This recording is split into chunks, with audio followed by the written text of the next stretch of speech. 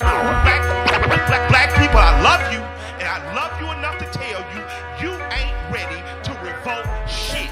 You don't feed yourself, you don't hunt your own animals and slaughter them, you don't prepare for your own meat, you don't own your own land, you don't have a seed growing in your window.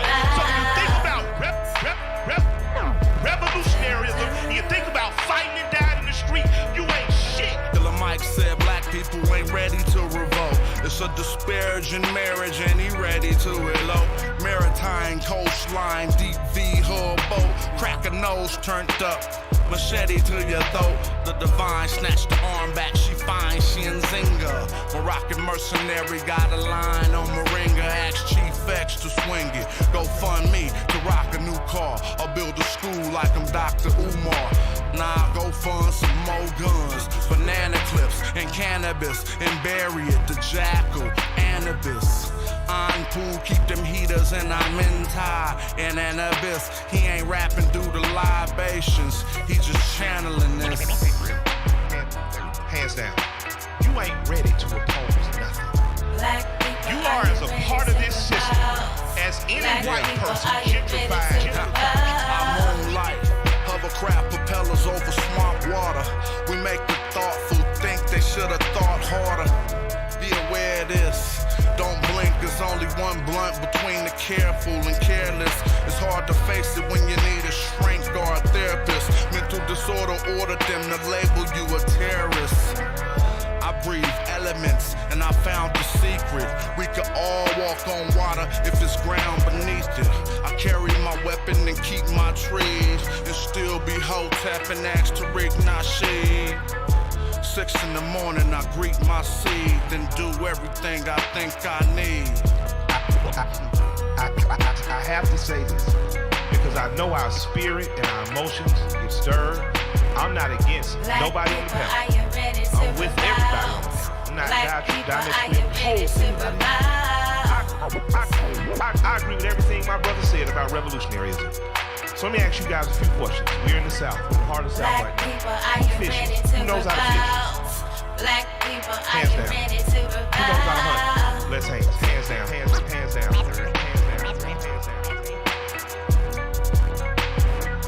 Black people, are you ready to revolt? Black people, are you ready to revolt?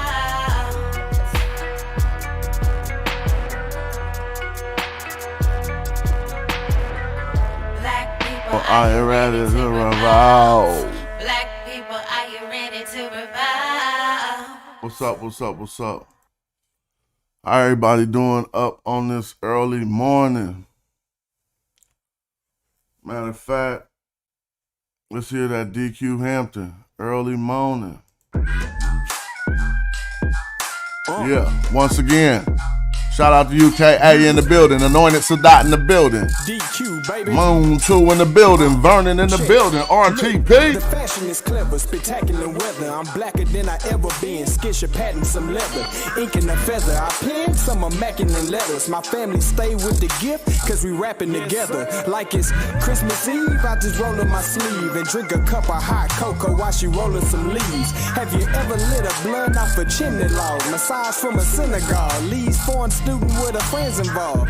No, you haven't, so I ain't trying to have it. I'm painting pictures that's lavish, getaway log cabins. Amazing the magnetism, a magnet in all facets. Check my discography, baby, it's all classics. Feeling like Carol Baskins, surrounded by all this pussy. Making this money of y'all bastards. Funny how I mastered the art of being a subtle asshole. On my dean, I'm shutting down y'all classes. COVID-19 flow nasty, Lamar Jackson with the stat time passing y'all asses. Catch me on the lake chillin' laughing, everlasting. My mind forever layer like fall fashion, nigga. Early morning, cleaning house, smoking that dough, making money, breaking bank, getting that dough. Grab a gun, but grab a book. Peace to the chat. If them boys disagree, then hit the dough. Early morning, cleaning house, smoking that dough, making money, breaking bank, getting that dough. Grab a gun, but grab a book. Don't be a dough. If them boys disagree, then hit the dough. Yup, and click the photo. The beat knocking like a piston missing in the Lolo. The chicks should know the mission is to get some more dough. And if the friction and the tension seem intentional, then it's a no-go. And as an OG, I'm telling them young brothers to be cool. They push bass and turn up high, like my EQ that's clipping in the whip. And they say, yo, shit clean, pushing 60 in the trunk. 415s, going blah-da-down, blah-da-down. About to bounce, I hit the gas and rip the engine out the motor mounts. Hit the house to go read Dr. Ben. Then this chick sent the text that said, lock me in. Hibachi grill, Wagyu beef, Lil Kobe slice, late night demo tapes like Lil Homie nights. I text back at 4 a.m. while your girlie yawning, cause she think it feel better in the early morning. Early morning, cleaning house, smoking that dough, making money, breaking bank, getting that dough. Grab a gun, but grab a book. Don't be a dodo. If the boys disagree, then hit the dodo. Early morning, cleaning house, smoking that dough, making money, breaking bank, getting that dough. Grab a gun, but grab a book. Don't be a dodo. If the boys disagree, then hit the dodo. What up with the people? I feel like some old hip hop, man. It's early morning chill. See what else we got. Something we ain't be playing all the time. Black like Osiris, who got the book? Who been reading? What's up with y'all? If you ain't got the book, go on and hit Amazon, type in Black like Osiris, Jonathan Owens. Get your copy. Oh, Tally Ho will be hella fun. But nah, I need to do some new episodes. Some new episodes. I ain't did no new episodes in hella long. What's up with the people? Brother Curtis, peace. What's up with Montu? What's up with UKA? Crude in the building. Gaddafi, what's up? Sakina, what's up? We out here. So my book was trying to add to the conversation and not take the rigid standpoint of a blackologist. Now, I don't make a lot of claims to be like, I made that up.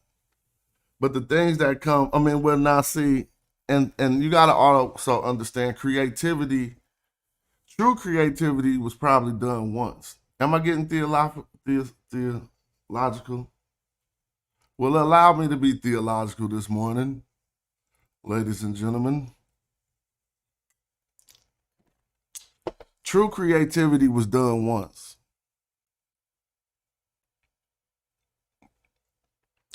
The essence and the nature of creation is like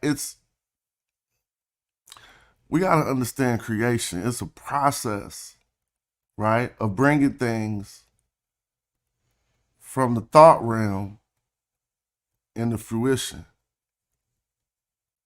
That's creation, right? Even if you say you want to have a kid, then you know how to physically manifest that because it's been taught to us through our human biology. How to bring a person into existence that was not in existence. You thought of them and then you said, I'm about to conceive this person, and you brought them into reality. Well, in a sense, this is why businesses are persons, entities. It is because that is the standardized process of capitalizing off of what you bring. It's one of the standardized processes of capitalizing off of what you bring into fruition. Business. Through copyright, patent, invention, if you truly create it.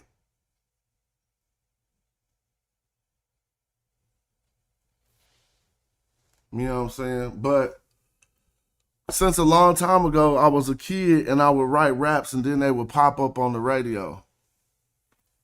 Not the whole rap, but the essence of what I was trying to relay. Shout out to Kofi. I appreciate you more. And let's talk, I guess we could talk about some page monetization and stuff too. Because all of y'all contributions been helping this channel to grow. And y'all wouldn't even believe how little I get for how much I contribute. If I showed y'all how little I get for how much I contribute, y'all be like, dang, YouTube. But it ain't YouTube's fault. You have to take that the onus of the content creator. If you want to talk about things that you endear to you, and if they're not that popular, that's the result you're going to get.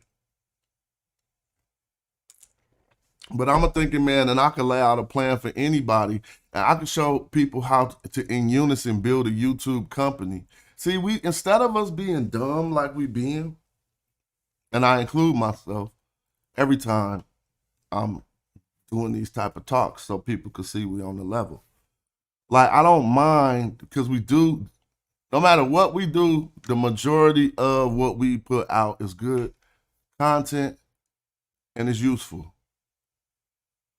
I'm not saying it's personally every day applicable to your life, but if you ain't got no string for getting any type of history, particularly sometimes we could even be touching on your history. It depends on how that worked though. I like that boomerang. And then the circle saying that thing coming back. That's that throw stick. Captain brought in a new one. The throw stick, I don't know how you did that, but that's clean. Let me see. Oh, people don't have to. I'm not. My statement ain't to say people should give more. Peace to brother Reggie in the building. Saber Reggie in the building. Reggie, you made me go look through all of my life conversations with my good brother Neb last night. Sometimes you gotta do that. Man, do you know how long me and him been building for on the good chill? I don't be minding little whatever, you know. When I look, and I invite him to go look too, just type my name in your Facebook and go look at all the stuff we done talked about and went through in this conscious community. Me and Neb was banging like together in the very beginning. Not the very beginning, but you know. But yeah, shout out to Brother Reggie in the building. So again, when we talk about that essence of creativity, it's not. Now, when I said I was young, I was too young. No one had ever had any access to my raps, and I wasn't getting my bars from other people. As a matter of fact, that biter thing was big, and that was one of the biggest rules in me and my crew life. Like, you just biting, what? You bit. That was just like the way, as a young man, that was the way to lose some stripes. So much so, y'all, think about this. This is real facts. Peace to Chris. Peace to Contrarian. I had a dream, y'all. This is real facts. I had a dream that I battled Rakim when I was young. I was a little bit more mature than elementary school, but I definitely wasn't in high school. I was in junior high. And I had a dream that I battled Rakim. Oh my gosh. Now listen to this.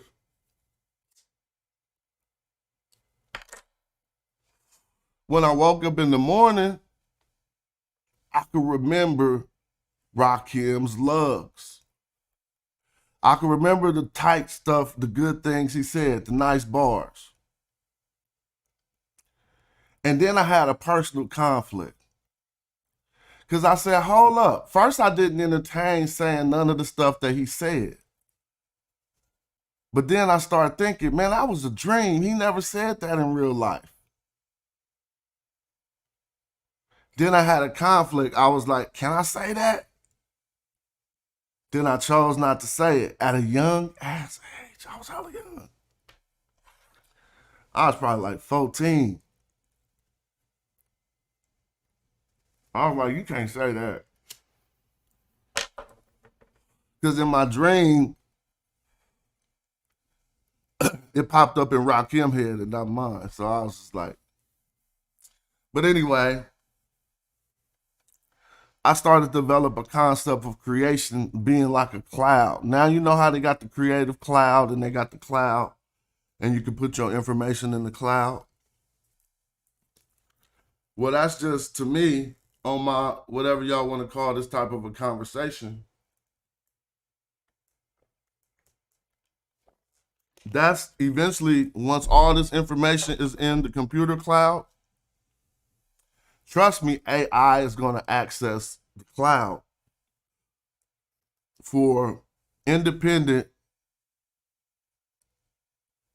for consciousness.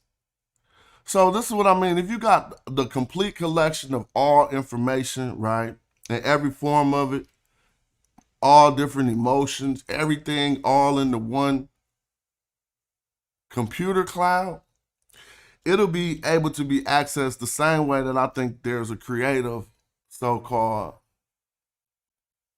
ether or whatever that people draw from. That's just one of my personal creative viewpoints. That ain't nothing that I could source or nothing. I'm just chilling. We talking about creativity.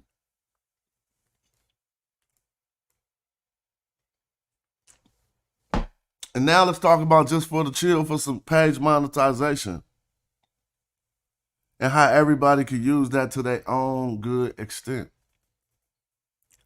And I'm probably at the smaller, I just had started getting checks like last year. There's $100, $200. I'm like, okay. But I think like a businessman. So I was like, your goal is to increase that $100 4 times. It got to be $400.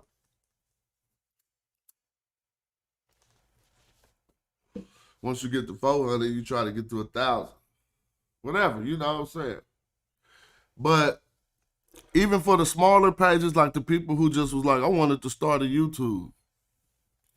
If you do it right and you follow and you look at their analytics, it's easy to supplement your monthlies with a YouTube.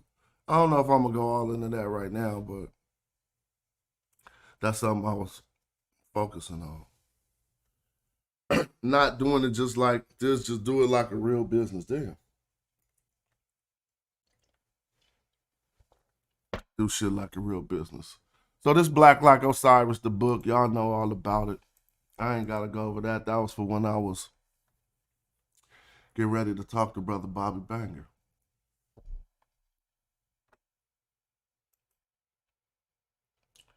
This was old school Lord Abba when he was saying that Osiris didn't mean the Lord of the Perfect Black 9 years ago. This time be flying while you had these arguments.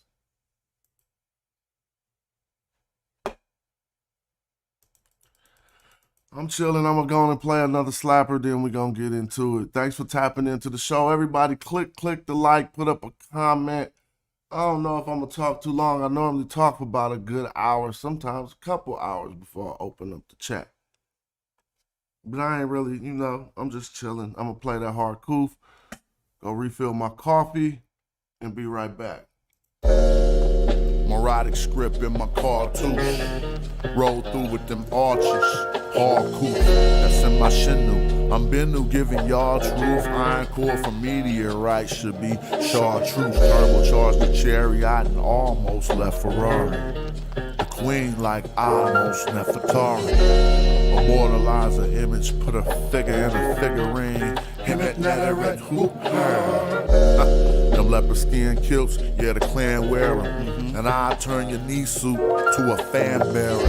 Have my servants build a new stadium where I'ma slaughter you, surround your tomb alive with boot cranium. Remove the organs, we preserve the dead, mummify them, then carve them a reserve head. And all your internet mans who lied with you, died with you, sacrificed their life, afterlife with you. Now I'm all in your spot, and I'm calling the shots while your soul get devoured in the hall of my eye. Ain't a night ballin' or not, care if you ballin' or not. I'm still gonna tell you guys, go to Kemet like El Shaddai. You ain't no king, you're like Cambyses the Persian who couldn't draw the Nubian bowstring. Melt the jewels in your crown into a gold ring. Refashion them after smashing the whole thing. You're like Pepe II. Too old, king. If you think it ain't black, then let me just check 'em. I know the syntax. Every morphine and phoneme. The scholarship top line, dog, and the flow mean. And my debater make the fraud quit the internet. Sometimes I wonder if I saw to fix this window yet. Yeah. That's what you call repairing. Repairing. They heard the king of Madjai was a scary man, and he is though. I'm telling you, you better contain him, man. He's busting arrows at all these Mediterraneans. We killed all the Mediterraneans. Now we ain't getting no views. Yeah, them flip flops look like Tutankhamun shoes, and y'all just wiki, thinking J Mill in the building. They turned Egyptian temples to churches and still say I'm in the. Hey, I'ma look at your latest photos, J Mill. They just wiki, cause they lazy.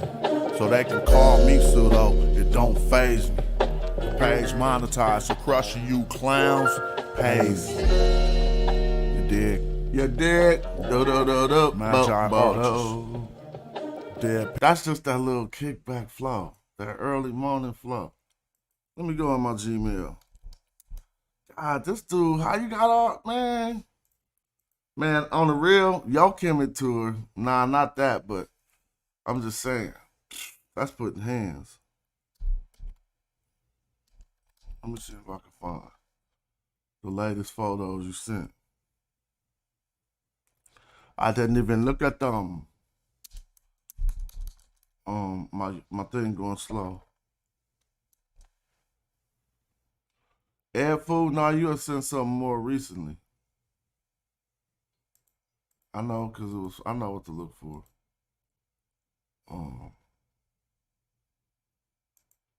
It was a different.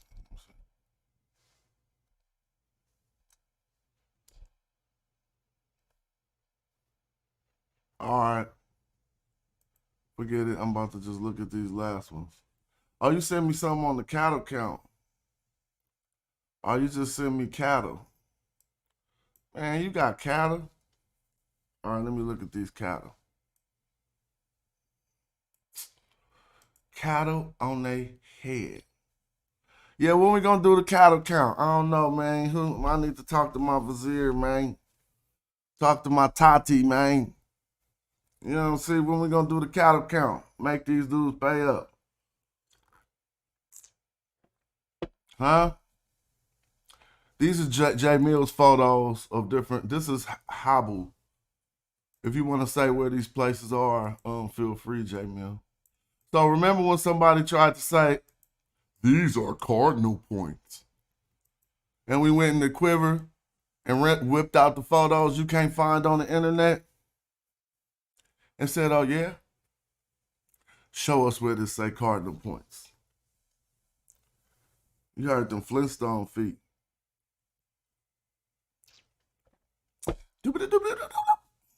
Straight up out of there.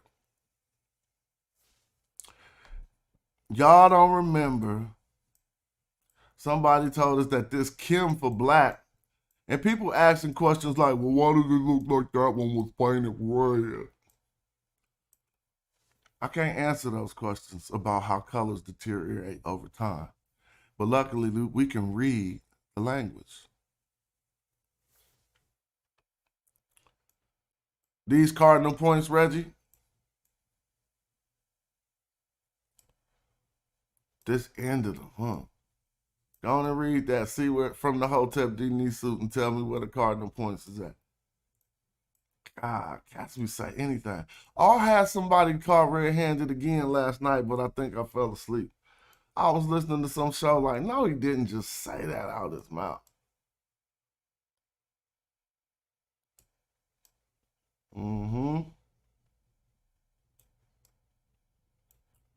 What else we got in here? The cattle folder. Another image of that. So Habu must be Abu. A wonderful image of this. Where we can read all of the Metal Netra. But this must be a different take on it, because this bottom cow is damaged.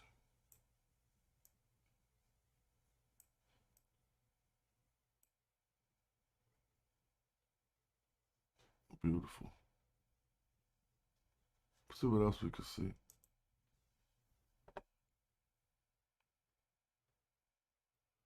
I wonder what cow that was. This is broken off right here. It got to be speckled or the white one, because it got the stem coming from it. Why they break that off, somebody? Natural deterioration? No, they was trying to make a hole just like this hole.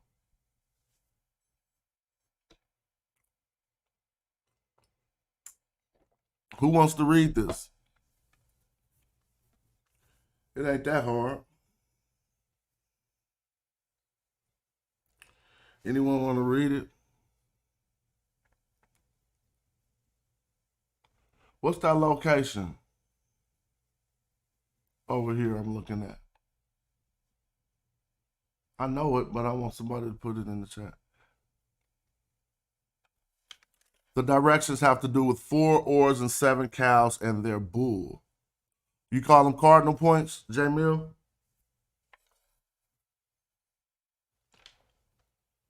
Is Kim at a cardinal point? Is Kim a cardinal point?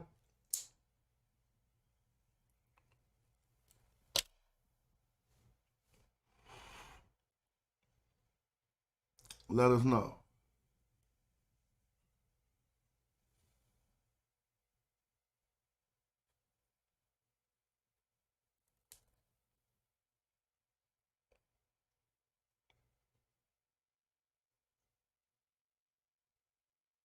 All I see is with the east.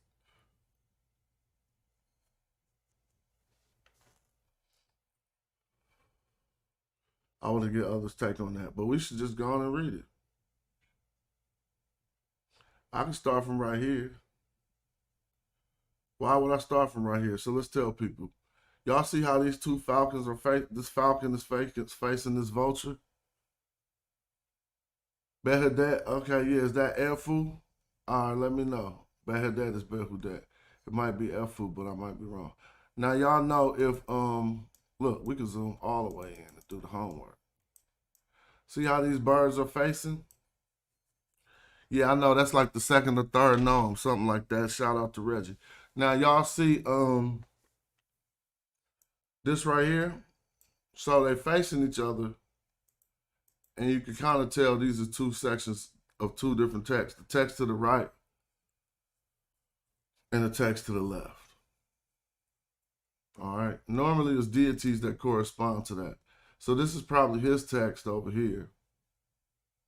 And this text is possibly for the cow. So if we was to start here, what y'all see first? Anybody want to put this? I'm not just going to try to do it like, I'm just going to make it, let's make it fun. Hold on, let me clip it. So that means we start on this. Let me zoom in. Oh, well. Well, so you see Moot with an Ankh with the neb. What y'all going to say? What y'all going to say? I ain't going to say Moot because I'm going to mess you up.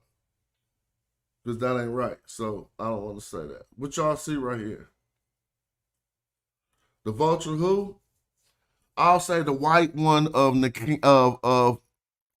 Heracanopolis of where? Heliopolis. Remember we looked that up? No, Nikin. This is Hajet Nikin by epithet, but I don't want to say what it say on the screen. You can't read that yet? We could break it down for you. But I want somebody to participate in the chat to see what they got for this. This is just who? I know y'all know who this vulture gonna be. Then she's holding an Ankh. I said she, so I probably messed it up. She's holding an Ankh. And I just told you one of her nicknames. Hajet Nakin. Hajeti Nakin. The shining one of Nakin. The great white one of Nakin. You want to say that? Well, tell me if I'm wrong then, because ain't nobody saying nothing in the chat.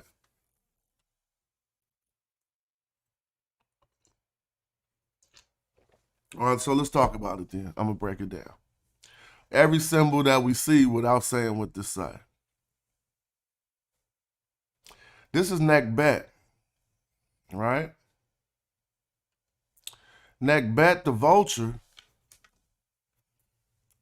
holding an ankh, right? So when I said Hadjet Nakin, that is an epithet for the deity Nekbet's name. Y'all can let me know again if I'm no. She's standing on what we would call a neb bowl here. You see, here's another one right here. You see? She's on top of a neb bowl. A neb has various translations, and you can't really attribute this one grammatically, because normally when the neb is following the word, it means all or every. I don't think in this instance they're trying to say all or every, yet they have Nekbet,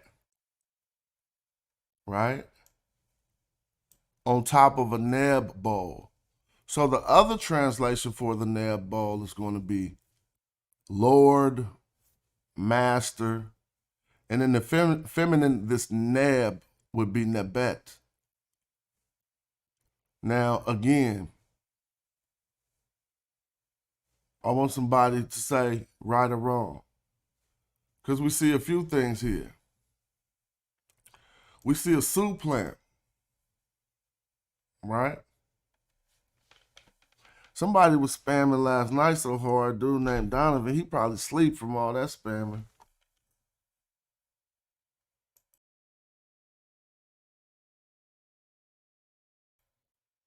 What say we about the soup plant here? So let's talk about it. The soup plant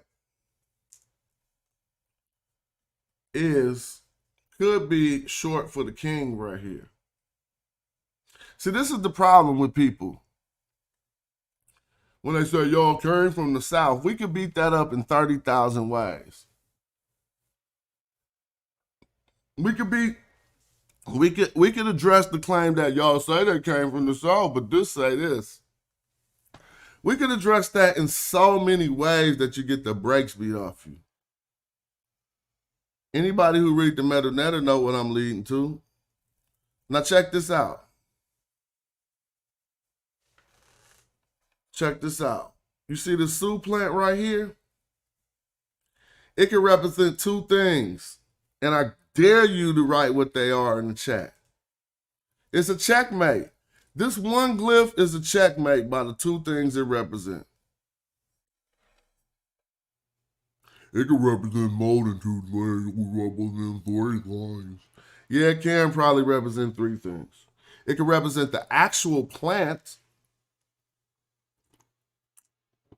If you see a single stroke next to it.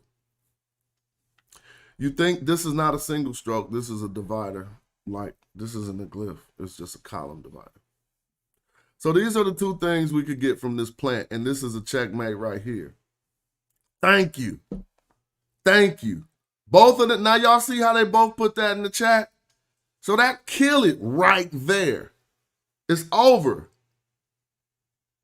The two things you get from this glyph is king or south.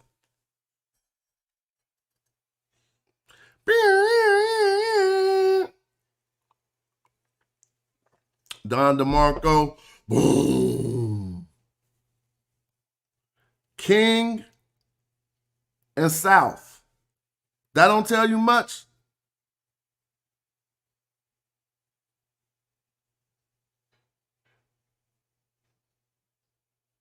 Now, since I don't think she's going to be talking about, anyone's going to be talking about south here, and let me zoom out a bit, probably about the king. So she's this is a protector of the Nisu, something about life, giving life, and this is the goddess Nekbet, or the mistress, or the lord, or however you want to say it. Now they're going to start talking about giving life. Let's look at that. So, and notice here we did partition this right, except I need to question a few things, and I'm questioning these things with you guys.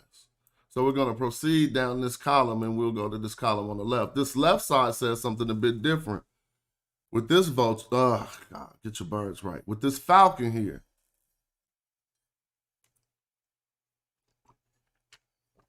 %80 of the chat know what they see with the falcon, but they're probably not gonna say this right. Because we got this behind it. Now, in order to say what I'm gonna say completely, this circle of the sun with the snake hanging from it, which is giving us an indication of Ra, next to Horus. Normally not normally, because this is indeed normal what we're looking at. But in a lot of the instances, when this circle is on top of the head, maybe of the falcon, close to the falcon like this, we might be looking at who? I don't even want to say it. Somebody say it. I'll be saying everything. And I'll be trying to see. Reggie, you one of the teachers, though. Don't say it. I mean, let somebody else say it. Yeah, Reggie said it. All right. So just because you see the falcon, this ain't really all about Horus like that. This is about Horus joined with Ra when he's in the form of Ra Harakti, as we just see Reggie put up. Reggie, one of the main teachers on here. Now what we see under that. Let's not misread this bull. I'm going to read the bull here. Why am I reading the bull? Because there's a bull and then there's a determinative under it. How do I know this is a determinative? From repetition, basically in this instance. Because if you didn't know what's going on here, you could, now some people might try to propose to read this in various ways. I'm going to tell you the 2 ways we should probably propose it. It should possibly just be read as Ka, right? Ka for bull. But since they're talking about the might of this bull by this determinative here, this is looking like some sort of a knife here, but I don't think it is. It's a different type of symbol. See how Reggie putting it? Since they got the strength for might here, this word is naked. As you see, Brother Reggie put Ka, naked. Now, you don't have to, and I would propose in this instance, I probably, if I was reading this, I wouldn't transliterate. I could be wrong by not transliterating the naked. You might have to, because you just can't say a bull, because some bulls ain't the strong bull, and this is the strong bull. Right? You see this thing that looks like an A? That's our mohar, merho, an agricultural tool, another one of the first symbols for kingship. I don't think it'll be the crook and the flail. I think we'll find these first.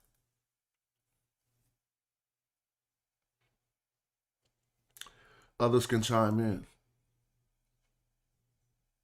So basically you got Ra Harakti right here.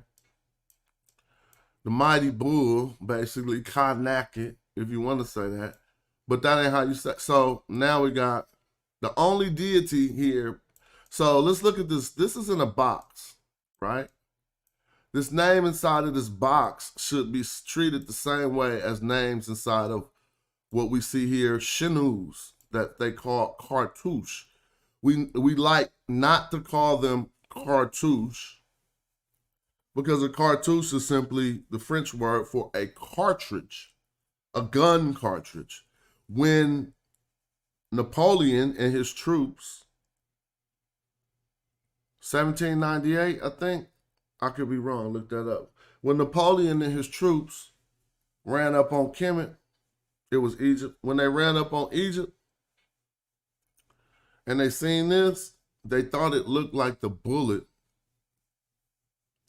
in their guns, the bullet cartridges. So they simply start calling these cartouches. Are you gonna say cartouche after knowing that? No, what to properly say? You could probably say a shinu. Shinu plural. Shin. But sometimes these are stated in the plural.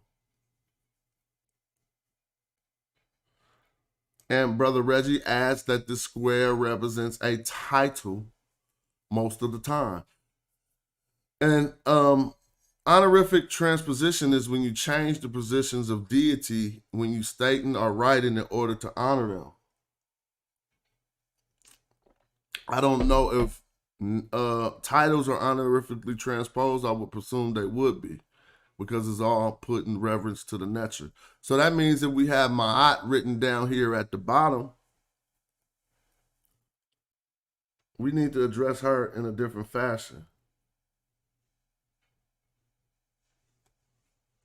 And she normally is said last. So that means this name ain't Mary Kanakit. This will be Kanakit Mary Ma'at. Mary Ma'at Kanakit. It ain't Mary Ma'at Kanakit. And this sounds like a name though, Reggie. Mary Ma'at Kanakit. Because the strong bull, beloved one. So this basically says the strong bull, the beloved of Ma'at. Y'all see that? Strong bull, beloved of Ma'at. Now back to this column. When we worked out the neck bet and the knee suit and she's, just protecting the king. We see here, it says that. So now, let's talk about this. Because this is a statement you hear a lot of people say in the conscious community, but they probably couldn't read it if they seen it. Peace to Sheffrin in the building. What's up, man? Go on live so we can have something to do. I'm doubling down. So we're going to talk about the monetization and why I'm trying to do 2 streams a day. Because basically with no contribution at the level that my page is at right now, I could get like $20 a day. Yes, that little. But if you think like a businessman, you take that and say, okay, you think like the year and not like the day or the week, right? Peace to DQ. So, okay, I'm going to talk about that. We'll talk about that, and we can show how the smaller pages could take their YouTube page with some consistency and turn it into something. Now, if I stream every day, right, I have to do 2 streams that get 1,000 people in them each to get about 20 bones a day from YouTube, right, or less. Now, if you take that and put it to the month, that's going to be a little bit more just to... I hope people don't think you're talking about the pages that's balling. Like, you know how much Shannon Sharp made off the Cat Williams interview? That he probably called Cat Williams and hit him with a cash app. How much y'all think, somebody put in the chat, how much y'all think Shannon Sharp made off the Cat Williams interview when it was at 45 million views? Don't use ChatGPT. Just chill.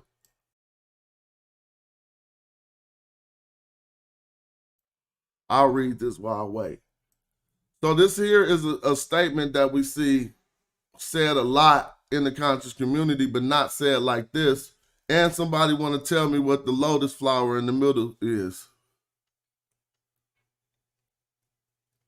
All right, well, when I looked this morning, somebody said 750,000, 500K. All right, let's get the calculator. Right, I'm about to do the calculator. Oh, that's the calendar. I type CAL. I ain't typing no more. All right, let's think about it. They said like $7 for 1,000 views. Yep. He got... Golly, hold on. So we got to take... I'm doing this real quick for us. Divide that by this, even though I should have did that in the head because they're round numbers. So they giving, now times that by 7. Yeah, y'all right. Somebody, whoever said 300,000 is right. Close to 300,000.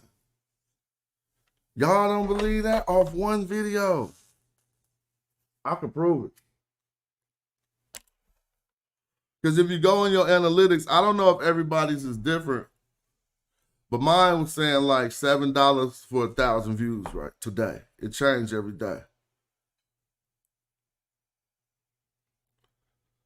Well, nah, the views is a view registers as 30 seconds, Reggie. So if you got that 30 seconds, that's a view. If they stay on for 28 seconds, it ain't a view. And so we can open up the analytics, but if you go look, he probably made over 300,000, but the math say 315 just off some rough math off what I seen this morning. But everybody YouTube might pay different.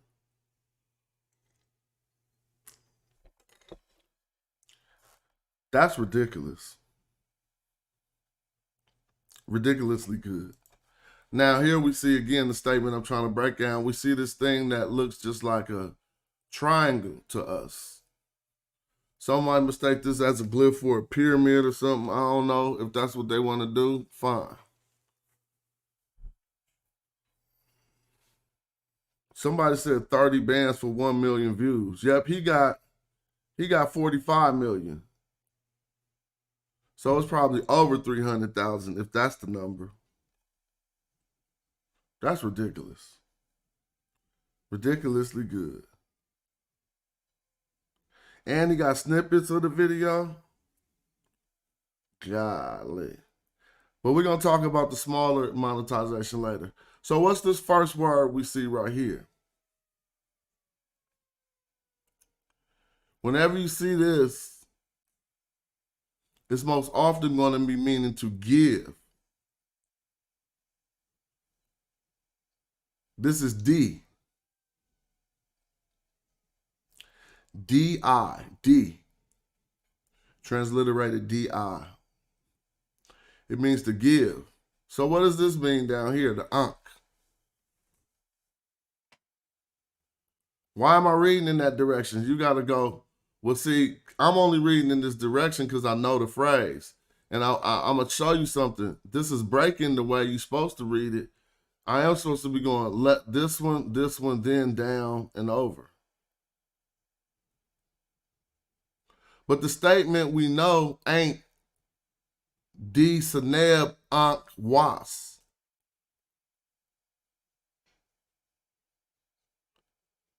Right now they're saying D Ankh give life. If someone can say that's wrong, then you're going to read D Seneb. This S is just short for Seneb.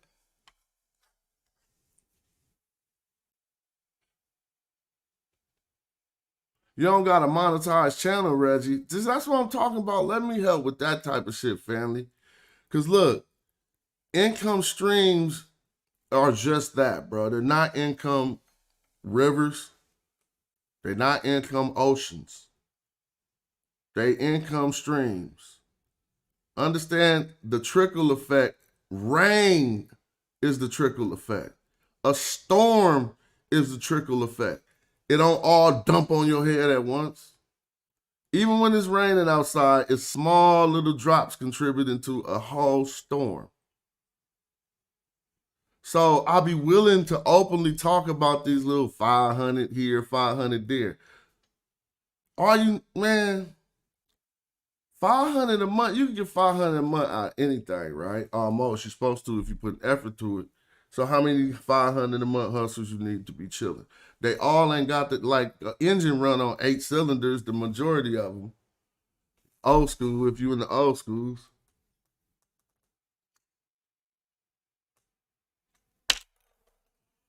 So if you got any of your pages, Reggie, are over 1,000 subscribers, which they all are, then go in today, set up your AdSense account, and start your monetization. All right, but now, the only reason why I'm trying to read this, distorted again, is first they separated this with a lotus flower. Anybody want to address that? See? Right? And this is a statement we all know, which is, I said, people repeat it in the conscious community. What is that statement? Ankh, here go the Ankh. Was, here go the Was, scepter. Seneb. It's not written that way, as we see. To try to be grammatically correct, I will go D, Seneb, Ankh, Was.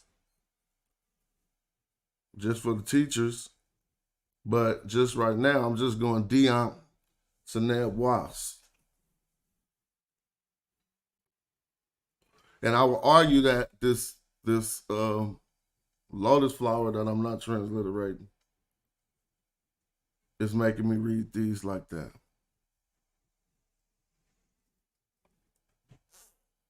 You feel me? Devin woke. Uh-oh, Devin. What's up? Somebody can say, no, you don't read that like that. Now we're going to get to what some people, this is what they labeled the spells. Man, y'all, we got to know all the tricks. I'm going to write a simple book to the Metal Nature. What do I mean by that? So when you see this snake right here, and the tail is bent like that, and then this line right here, which represents Medu, you know how we say Metal Nature all the time? Here go Medu right here. But this ain't a good version of Medu, but I just know that that represents Medu. Why? Because we understand recitations that they call spells. Who's they? Egyptologists.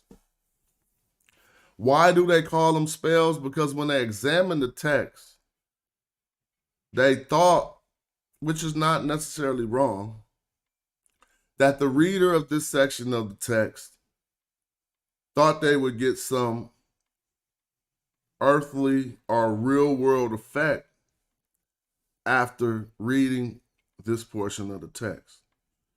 That's what they say, why they call it a spell. Because they say, oh, when you read it, something's supposed to happen, basically. But they might be overdoing that. Let's look at it in actuality.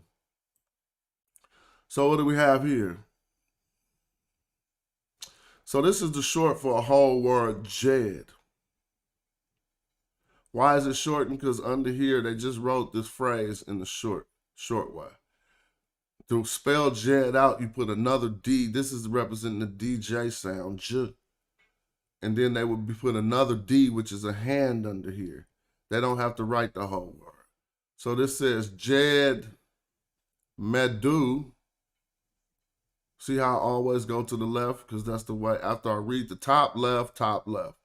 So it's Jed Medu An. This reed leaf and this N is giving us An. Hold on.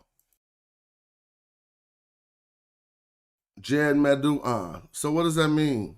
Jed is speech. All right. Hold on. Jed is speech. Medu is words. If it's at the beginning of the sentence, it's normally, not always, most often in some verbal constructions, it's going to be a verb. So it can't be speech. That's a thing, right? How do you take speech and make it into a verb? Speaking. See, this is why it's not speaking. Now it's not saying speaking words. Some say words spoken by in some instances, but this ain't intended to be past tense. We'll read and see. So this is why they say recitations, because that's, they saying recite. Sometimes you might see in some old Egyptian books, the word recite, they see this and they translate this as recite. But this actually says words spoken by, or, words spoken by, or now this end is on the word by, so we're going to go right under that. And what do you see? Ra, right? So it could be Ra and it could be kin, but it's not kin. It seems to say Ra in something. Now what's this? The Su. See, damn, this might be tight. So somebody tell me Ra didn't speak these words in the South.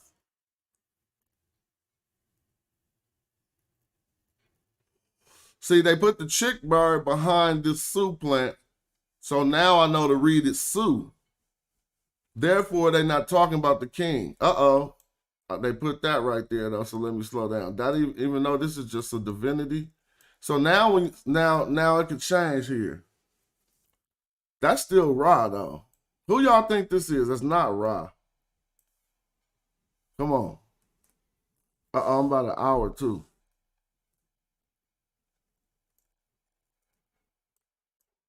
So I said, let's zoom out to read it. We know these words are spoken by somebody, right? Now look at this, though. Because this say spoken word and it say M, of. This is a place. That's like the East. Is that the East or the West? I think this is, the East. So how could a place, this is the people of this location then. Upon the hearts, Hori Ib, in the middle of. Hori Ib means in the middle of, or upon the hearts of. Now this is Ma'at, Min Ma'at Ra. Min Ma'at Ra. But this is the house of Min Ma'at Ra. Or Hoop Min Ma'at Ra. Now I'm about to open up the Zoom.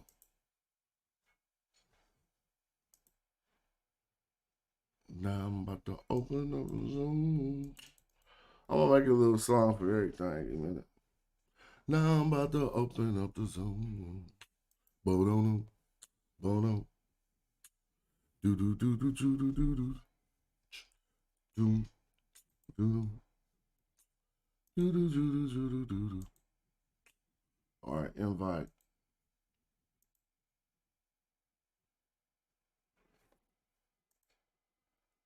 Man, I used to have songs just running through my head and I wouldn't even go make them. I'll be like, that's hot. See if I can find the chat. I gotta pull up the chat. All right, I'm about to pull up the link.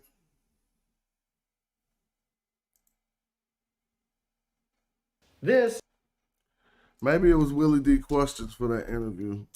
He didn't have no worse questions, but there go the link.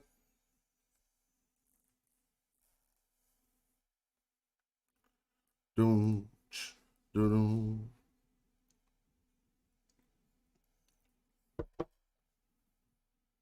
Hit the link if y'all will. See if they'll let me pin it now. Nope, still not me. Look, I can't pin it. You can see right there. Yeah, why not? Go ahead, DQ. I just shared the link in case somebody want to build. Feel free. I ain't tripping. Now, Zion Lex put my name in the video last night when I just simply asked a question. Now, he want me to talk about this all on my page? Then he talking about he want to debate me on it on Side Nana TV tomorrow in an hour. That was a bluff. You know how I know that was a bluff? Because when you do something like that, you make me start reading, bro. I wasn't interested in the topic of how Jews do circumcision. I asked a simple question because what he said was crazy. He gonna say you could get suction from a gauze. I'm like, what are you talking about? You know what suction is? It's normally air pulling, the pulling force of air. However it's used. I could be wrong, but you know, that's how I define it. Reggie, you there? Yeah, I'm coming in. What's up with it? Well, I want to apologize to you about your work. Oh So no, you can still be right. I just didn't. I looked to see if that was the case, but I don't no, want. no, I You was know what? talking about. Nethernet, one of the best researchers in the shit, bro. I've been supporting him and rooting for him to get better since day one. So saying that person, that's nothing. But Yeah, no. What happened I was, go ahead. what happened was, I didn't know. See, a lot of times we mentor people, we work with people behind the scenes, and so I didn't. And we share stuff. So I didn't know. You I just wasn't mistaked it following. for another one because you heard me say I got it from Nethernet, but let me show you which one you was talking about. And Yeah, again, he could get credit for that one. But the one yeah, I always make sure I credit him for, even though I got hella stuff from there, dog. I don't got no, like, I'll be telling people watch his channel. I try to get him to come back. But, you know, this the one that he killed it with. And I found it in my Facebook when he sent it to me. When y'all was having the argument about Andrew the student about to come in. Remember Rematch Kim and Sabi the Black? I got yes, them from y'all all the way, 100.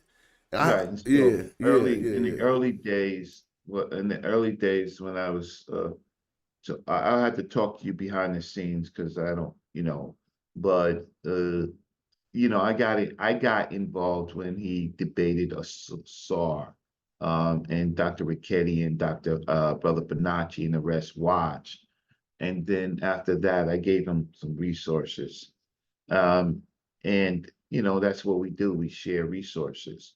So I have some back history I'll share with you, but not Oh, publicly. but I'm gonna send you that presentation. I was like, man, I can send you them slides. That ain't shit. I'm gonna send you that, cause I got it all to where you have each one in the PDF, so it don't have to be. It could be on the full screen, basically. You feel me? Okay. Um, so yeah. So I'll talk to you behind the scenes. I do want to let you know I have to find a time to talk to you after in general. There's a conference coming up that I want you to be on the next Friday. You're very good in talking to the experts. And so Tyson Smith is going to be on this Oh conference. yeah, I'm there. And you did very well with Shayla Monroe, right? And how can I say, I think that you're quicker and more direct with your questions than sometimes I am. And so I definitely want you to be on. It's invite only, and I'm not inviting. I would like to invite the rest of the public. I'm sure that they'll be happy to have, but I don't want to invite the people who spit on me. So uh, I have to invite only the people that I know can appreciate the work. I'm not going to invite the people that spit on me after I've given them so much. But I will give it to Smash and Asar and some of the other people. But I'm not kikiing with people that spit on me when I met them, they were zeros. They were just learners, right? So anyway, Smash, continue. I don't have a Hmm. good, they're not my Yeah. friends. And so when you're not my friends, you call me names, I'm gonna close the door. I know a lot of scholars, right? I will make sure that door is closed. You spit on me, you call me a name outside my name, right? I just act like I don't see you. I'll talk about you, but I'm not going to contribute to you. I'm not going to help you. But go ahead. So yeah, I was wondering, now this was word said by Ra? How do you read Where's that? it? Can you see I that? missed the thing with the Lotus. I still don't Yeah, know. that's what I was tripping off. But do you see this word? Is that word said by Ra or is it down on the Where screen? is it at? I'm sorry, I'm looking at the screen. Where? It ain't on the screen? Hold on, let me share the No. screen. That's how you know people paying attention. It should be on the screen, but it might not be in the Zoom. It's not in the Zoom. All I see, yeah, well, I just see recitations. Uh, okay, so the first Oh, you thing is, see something else. Let me reshare. yeah. This right here. Yeah, I saw it. The first thing is I still see the neck bed, right? All right, And let's go over that neck back here. all right, so we over here, okay, recitations to uh wow. Okay, go down to the next line. Oh yeah, just see. I see just the raw right there, right?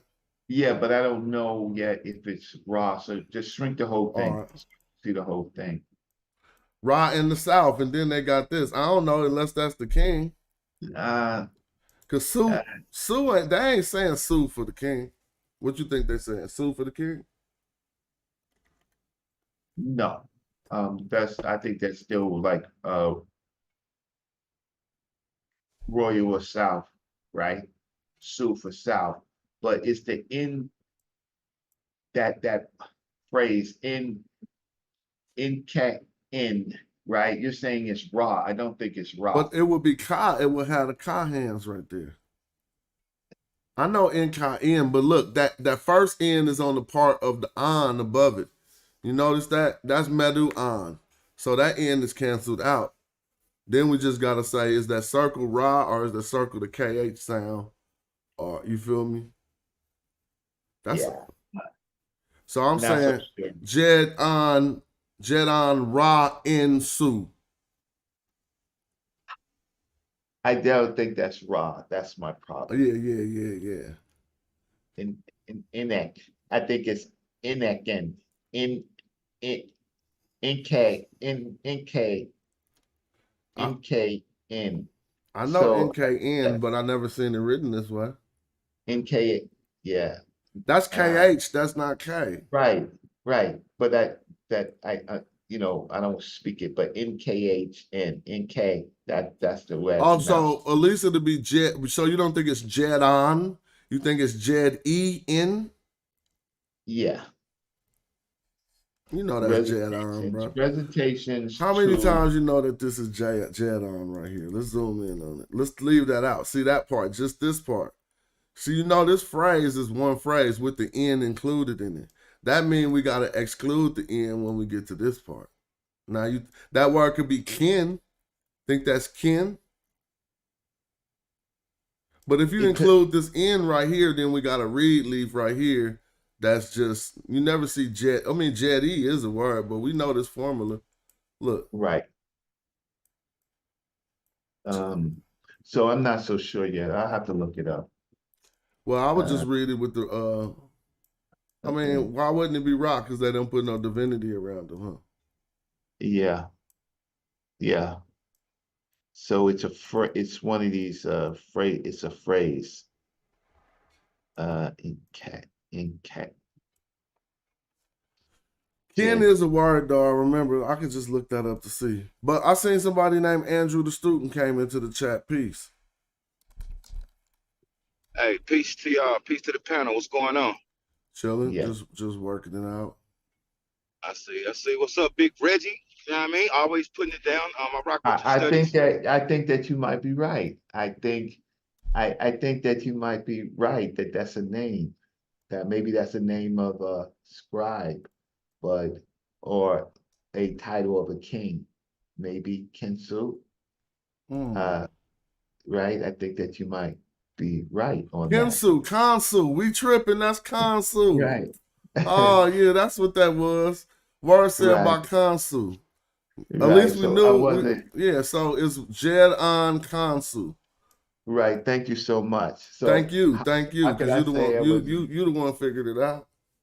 no, who? Not me. You just did by saying you No, think I was my right. good brother did. I never No, thought it was Kansu. I said there is it a word wasn't. It kin. was no, it was my brother that just came on. He What did it say? no, he said consul in there, and I The said you brother might said Andrew said Kansu. yeah, yeah. I think in his chat, yeah, he definitely did. So Andrew, that's you why said Kansu. Yeah, I thought you could hear me. My phone going in and Oh, you out. about to get some?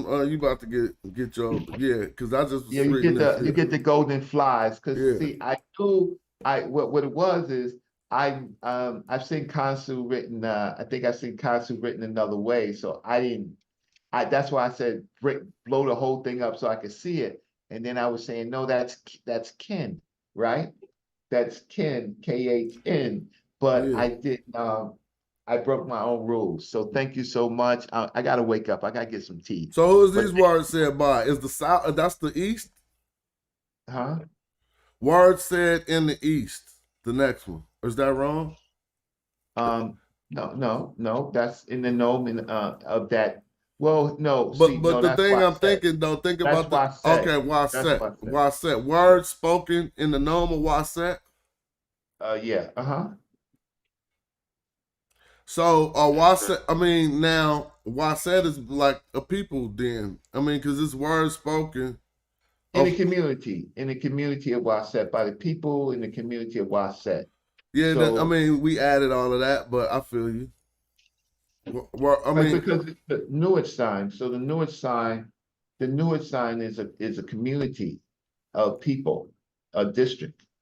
In the mhm, district, words spoken in the district of Waset. Waset is a holy place or sacred place for them. mhm. Now, are you reading this upon the heart or hori ib, which means in the middle of? Okay, so right in the midst of here he Yeah. is. So these words were Right? said in Waset in the midst of who? Min Ma'atra, the house of Min Ma'atra, Hoop Min Ma'atra, or what you see there. I yeah, I see what you I see in the hood in the temple of uh Min Ra Ma'at. Nah, Ma'at is less than Ra. Huh? Ma'at ain't as Okay, you great want as to Ra. do You, okay, you want to do honorific, yeah, you right? gotta say Min Ma'at Ra because Ma'at, Right. I mean, That's Ra gets fine. all the reverence here. But that's fine. I don't that's the convention. We can go with the convention. Go ahead. All right, where we at? Right. So now I hope people see the repeating thing. All three of these is repeating words said. This one said words said by. This one kind of like say words said in or of, why said in, why said. And this one is saying words spoken, given. I mean, how you gonna read this D? Are you reading this as Dion or Uh, D-N? uh, um uh Dash DN. Oh, peace, that's a SAR. Let me tap. I see y'all building. Y'all even call a brother, man. Y'all read and they call. you're supposed to get the Uh, notification. Uh so sometimes we have phrases like well DN given to recitations given to your then it's ek your neck right ek But that look that like it's saying, okay bring how can I say exploded so I can see the whole thing all right. this is how I messed up with consul and I had my little big brother help me out freaking okay so yeah recitations given to where we at and then it's kin kinet nah, Neck I don't connect. yeah neck yeah neck kinet neck kinet right with the determinative who's the Lord okay don't know not for sure. I mean, we could work through that. Jed Menu, Dion, neck connect. Neck connect is what we're looking at. Yeah. Let me see. Neck I'm about to go look at this connect. what is that? Henek nab after. Y'all can see the dictionary when I pull it up, right? Peace to Chris. Oh, right now it's still on this. It's on the picture. Peace, peace. Oh, brother Withers, we got all the big dogs is in the building. yeah hey listen I'm glad Chris is on Now I want to go back over some stuff, but I'm just looking at this connect. Let's see how you read this. Now we was wondering I'm on this. Look, I'm gonna go. I was seeing. Hold on, let me slow it down. First, we could go back to Jadon M. Waset Hori Ib Min Ma'atra, saying words spoken in the by Waset or words spoken of Aset in the midst of the house or the hoot. I should have said hoot Min Ma'atra. Min Ma'atra. How would you read that, Chris?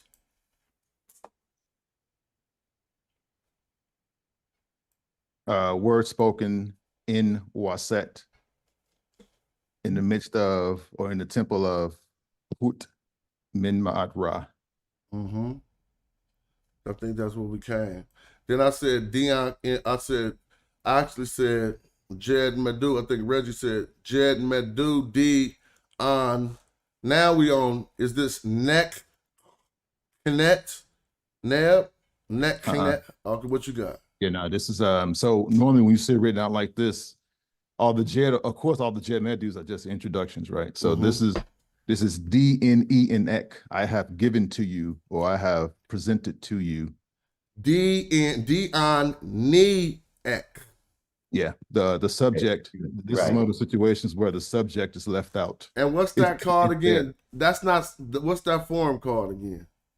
I mean, it's a Sejameth form, but it's just the subject here is left out. There's no space to put an E or a seated man or a single stroke or a reed leaf, so they just leave it out. And so say it the way you say it, because I said recitations given, and you said your Sejameth is, say it again.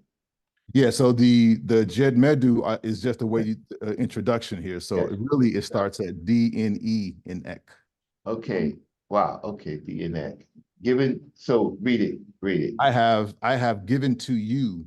Okay. I have given. Or I have presented to you. Yeah. So I was right about the given. I just didn't phrase it. Like given to you.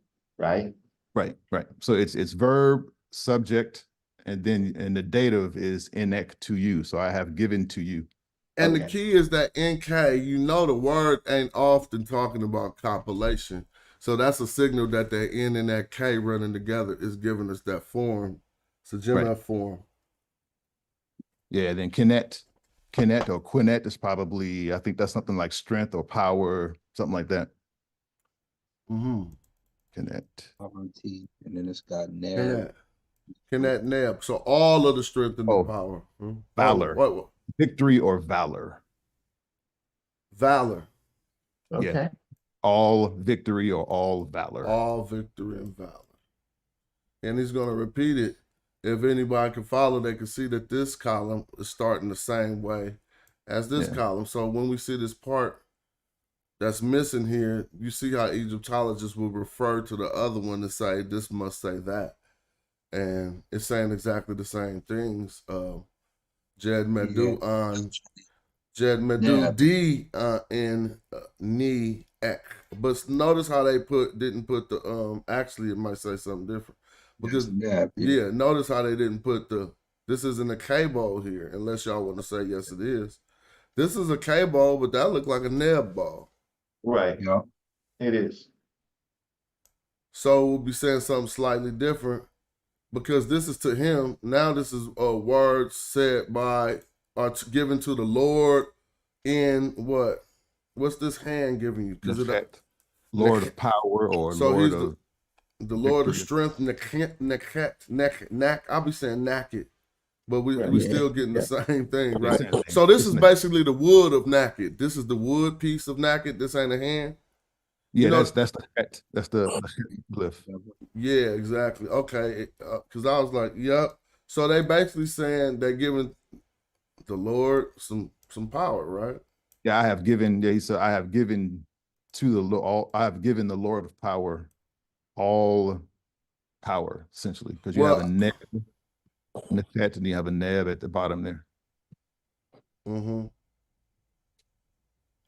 Yep. Is it? Does that give power or just submit to the power?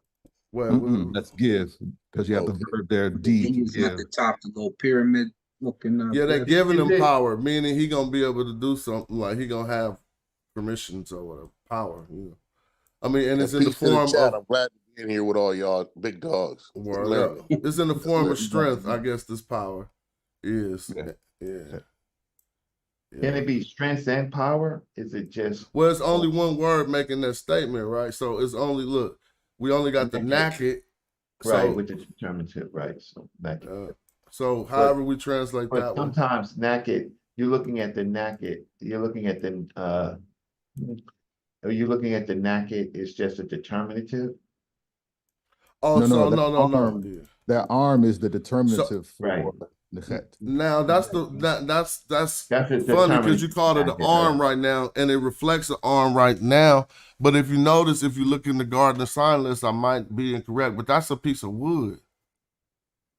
No, he's talking about the It's one a beneath. striking device, right? It's a substitute for the man with the stick in his hand.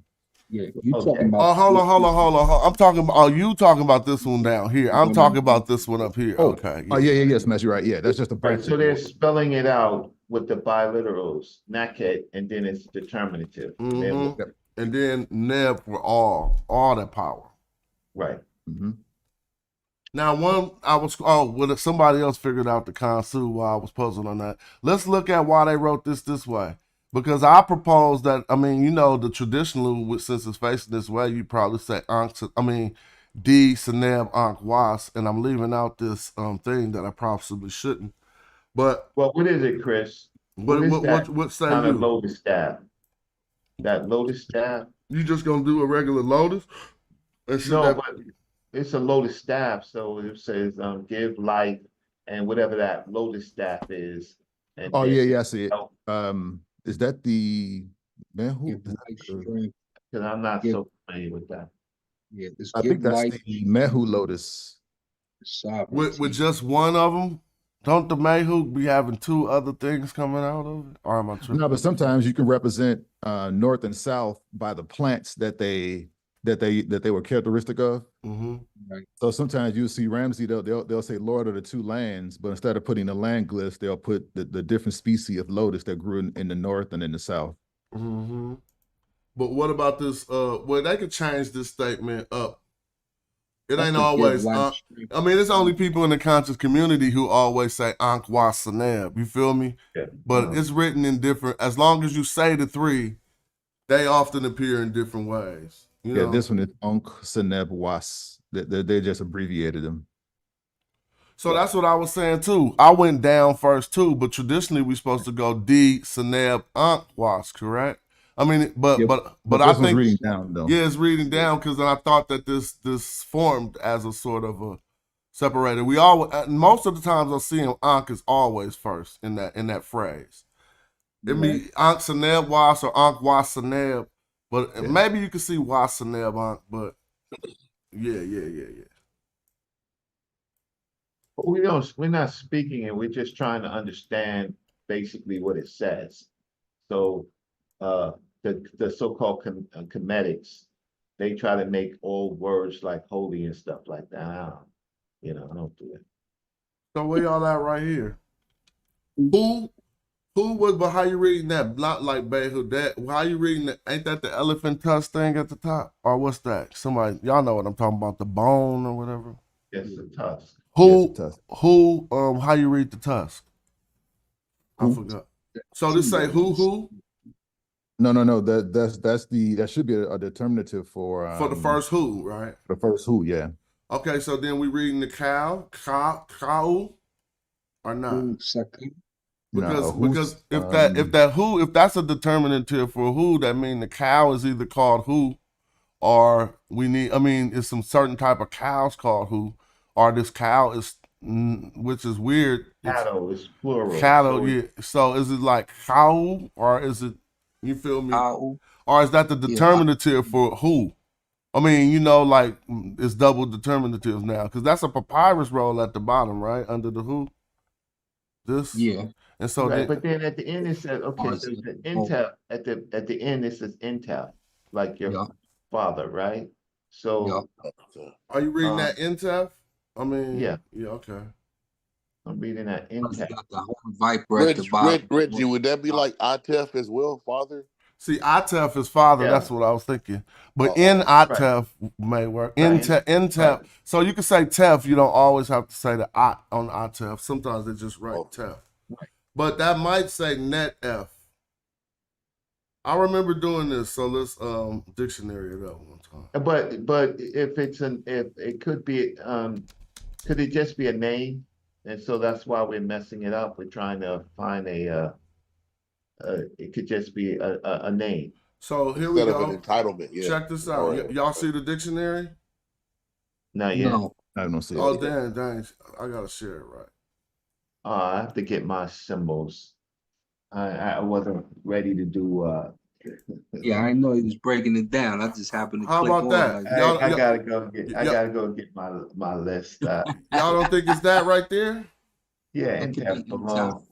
Intap belong. Okay, he belongs to him. Or Oh, his but now here father. go yours down here. Look, Yeah. it could be this. In act of, this is what you said to his father. So Right. let's see So if they I'm talk saying about that's that. I interpreted that as the name of his father. Smash. Look up second HWS. See if that's another word for calf or something, or Capital S H. yeah, HW, yeah, capital HWS. No T. Oh no, just put the T on there. Wow. This is all that's popping up in here, the abnormal heart condition. I'm gonna look at who. Yeah, they would say just try who then, yeah. Oops. Because there's Put a the baby T calf on the in end. here. If you I'm put the wondering T if on that's the the end form of real a quick, calf. because it might be Howet, and that's what I was thinking initially. There's so many who's in here. It's like 900 of them. Oh, wow. So we probably ain't gonna get to the bottom of that this way. Put the T on it. There it is, Howet. But is that the same? That's not the same. We need the bone though. We need the bone. Maybe if somebody could identify what Gardner code is the bone, I could pop. I can tell you it. Yeah, I can pop that in It's my here. damn sheet. I hate this. Because I usually see that T in I think in Bayodet. I usually see that. Okay, I found it. That bone in Bayodet. What is it? Go back to the picture, Smash. Mm-hmm. So in this instance, the tooth here does have a phonetic value of who, but it also has a phonetic value of behes. And behes means calf. Okay. So this is who behes. Yeah, so we'll get to the who part, but wait, I'm talking about, but it literally spells who right here. So I'm not talking about transliterating the bone as who, but it say who before the behes. You see what I'm saying? Or am I right? Yeah, no, I was going to go back, but I just found the behes is a word for calf. So everybody understand we talking about this thing right here, which is so why they using a elephant tusk for a calf? It don't matter, but it's just how it turns out. Yeah, it's the sound. They're just trying to make the sound. The sound. Right. They're not. That's just part of the word. So it doesn't have anything to do except for making the word. Oh, well, that makes perfect sense because now that does say his father at the end. Because when we zoom out, I could be wrong. No, his calf belonging to him, right? Belonging to him. Yeah, but so that's the calf belonging to him. This big one right here that they're talking about. Yeah, that one. And it's belonging to the pharaoh or whoever this person is to the left. Who behes in tap is what we got for the audience. Because you got that. Say that again one more time. So we got who behes in tap for the audience. So to remember the behes, it's because that's in Behudet, right? And they just put a T, and then we know we got that location. Or am I wrong? Behudet. Well, it's not talking about Behudet, right? No, this isn't talking about it right here. But if they put a T in the Niyut sign, that's the same way they spell Behudet, right? Yeah. When we see Behudet, you would see that bed right there. All right, let's see what else he got. I'm just looking. Oh, wait. Smash, one more thing. I think I figured out what the who is. Can you go back to the picture for a second? Let me just zoom out for a minute. He has cause the word so who you can see the whole thing. Yeah, the word who also means an offering or food. All right, so now let's talk about that. Because these supposed to be cardinal points. Yeah, no, it's not cardinal points because when I did the study, these are sacrifices, and so it's part of the funeral. But it's food for these two, I would presume. Or offering. It's used for the word offering too. So it doesn't, yeah, it's not necessarily, I mean, I know we eat, people eat offerings, but I'm just saying it's also used for that. No, but when I read the study, and I could probably bring up the study, when you have those 4 cows in this driving the calves, it's the driving the 4 calves ritual. At the end, they are slaughtered and they're made into a special meal. There you go. Thanks, Reggie. See, yeah, so yeah, it makes sense. Makes sense. Where did we get the cardinal points from? Where was that? So the reason why you get the it's not the cardinal points. That is a theory based on the box. There's this box of that's associated with the ritual, right? And they say it's the cardinal points because there's 4 sides of the box, right? But that has nothing to do with the driving of the calves. That's an association with the ritual. So I'll pull this. I'll go and find the study, right? And I'll tell you. Gotcha. Was that Andrew, the student who said who had came in and did consul? No, I think that was Chris. Oh no, that was before Chris. Chris or Andrew, I don't know, but thank you for the consul. Andrew, you there? Going to start this? Yeah, I'm here. Going to start this. I need to bag out for you, so you can see the direction of the characters, and then I'll just go into here and. Yeah, but I didn't want to take credit for it. I literally was guessing because I had my other phone open. So. Oh no, no. They're excellent works. What he's talking about, right? Because I was going back and forth from him, not zooming out the whole thing, and I should have seen the deity. And I don't have my I have other thoughts in my mind right now about these damn pseudo killers and their bullshit. And man. I bet you Yeah, I got you. All right, look what we got right here on the screen. Shit. Can you zoom out? Let's let Andrew do it. I'm sorry. Go ahead, youngin. I'm a baby in it. That's what I'm saying. So we all here. Everybody is helping each other at different levels. Show the whole thing. We all got different levels. So yeah. Can you show the whole thing? Yeah, zoomed out so you can see. No, zoom in. Yeah, zoom. Yeah, okay, there you go. So we can see it. We can see it right there. So you want to read it from that far away? Yes. No, you can bring it in a little closer, right? How about that? Bring it a little closer. Right there. Okay. Okay. So Andrew, that first Jed pillar is where we start now, right? Mm-hmm. You know that's that Jed pillar? Yeah. So that's I know you know. I was talking to Andrew. I'm saying I'm telling you, I know the gods. I can do Ra, Sa, Ka. I feel you. All right, so I'm gonna just say Jed Was Seneb. I guess this is Amax. How y'all say that? IMX or whatever. What's that word? Aut Ib. Oh, you saying Aut? So you say IWT? Yeah. This is not MIM. I mean the word Imach. that means Imach. It's not Imach. Imach is only one. It's half of that. It's half of that, huh? Yeah, the other rib bone is broken off. Okay, so if people look at what we're looking at right here. If they break off this rib bone or whatever, or one side of this rib bone, it'll be Imach. And you're telling me that it's complete, so the word is, and they got a heart under it, which is Ib. So what you're saying is complete. No, it's not complete. No. I'm saying when the bone ain't broken, is what I mean. Oh, got you. So Aut, literal translation of this means long of heart. Yeah, long of heart. And then we got Mehu. What'd you say? Mehu F or not? Mehu. Mehu F. Oh, I said Ha F. Ha F. Yep. All right. Ha F Neb. Ha F Neb Ra Me. What you say? High up Neb robbed me, but why is it just me? Oh, it was something under it that's broken off. Yeah, it's broken off. Yeah. So if people want to see what we're talking about, we go back to the top.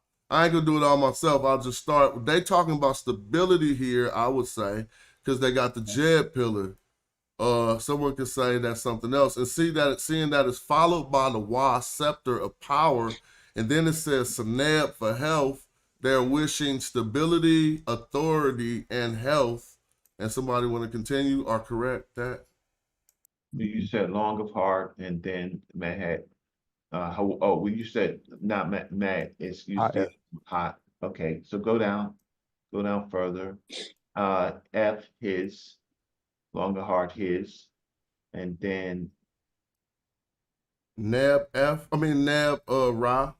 Neb like Ra, like Me, Neb Ra, Like- me, and what's this down here? Oh, eternity. That's gonna be Jet. You know how they say Jet. You see the snake from the Jet. like Ra. There go the snake from the Jet, and then there go the T, and then there go the papyrus roll. You feel me? It's just broken all up. Okay. So what Is this Luxor? What is this wall? This is Abu. It says Abu from J Mill. I'm pretty sure that's probably Abu symbol or Habu, one of the two. Abu is Elephantini though, right? Ain't Abu? Hey J Mill, what's Abu in your photo collection? Think that Abu is called Elephantini. I think I could be wrong. Yebo is Elephantine, but where you?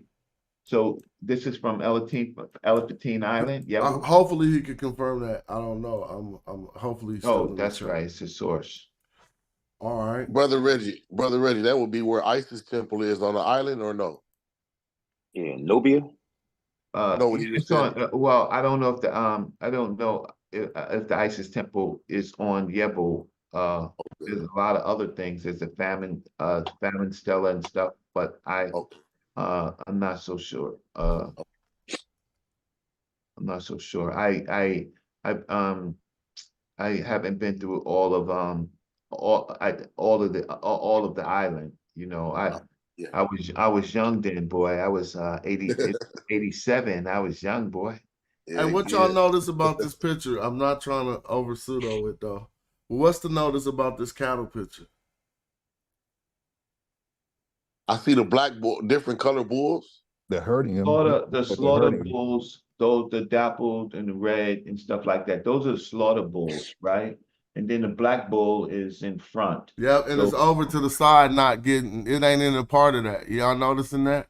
Even though someone could say the dude behind him, but it seems to be tied down to some type of thing over there. Hopefully, if we can see the rest of the portion, it might be a person carrying that one too. But I just noticed the black bull isn't in the group. It's just what I almost noticed. Well, no, he's separated. He gonna get eaten too. His meat is more You think he gonna get eaten? Oh yeah. He's not the apis bull. He gonna get eaten. What about the one behind the black bull, behind the guy? Yeah, he's just back there creeping. He creeping. Yeah. I mean, he about to hit a left real quick. He trying to see if he can cut whenever he can get up out of here. It's like a meat market, like and it's like they price in meat, right? So they separate in what they call the slaughter bulls, right? Versus the ones that have much more ritual and better meat. They weren't vegetarians, y'all. Don't be listening to the comedics. Yeah, well, now the longer picture of this seems to indicate what we're talking about more. I mean, it seemed like that black bull was, well, now I don't see the rope. So yeah, the rope probably going to the hand of this person. And he's probably just being carried off by this person. But you said, I think that black bull is sacred. I might be wrong though. He's gonna be sacred. He's gonna be eaten. Yeah, I think he's gonna be eaten. Don't be playing around. Now look, I don't know if this is about to be food, because this could be the cattle count. The reason why I say that, because look at these officials up here just sitting there. You think they ain't got no plates to eat? They're gonna eat. Just still at time. No, but I do think well, how can I say the cattle count happens in the where's the scribe? Abydos. I'm tripping. Abidu. Okay. That's what the last one we was looking at was Abydos. My bad. Yeah. Abtu, would it be Abdu or Abtu? Abdul. That's how it was spelled in the Meta Nature. But he had Habu before that, so I wasn't thinking right.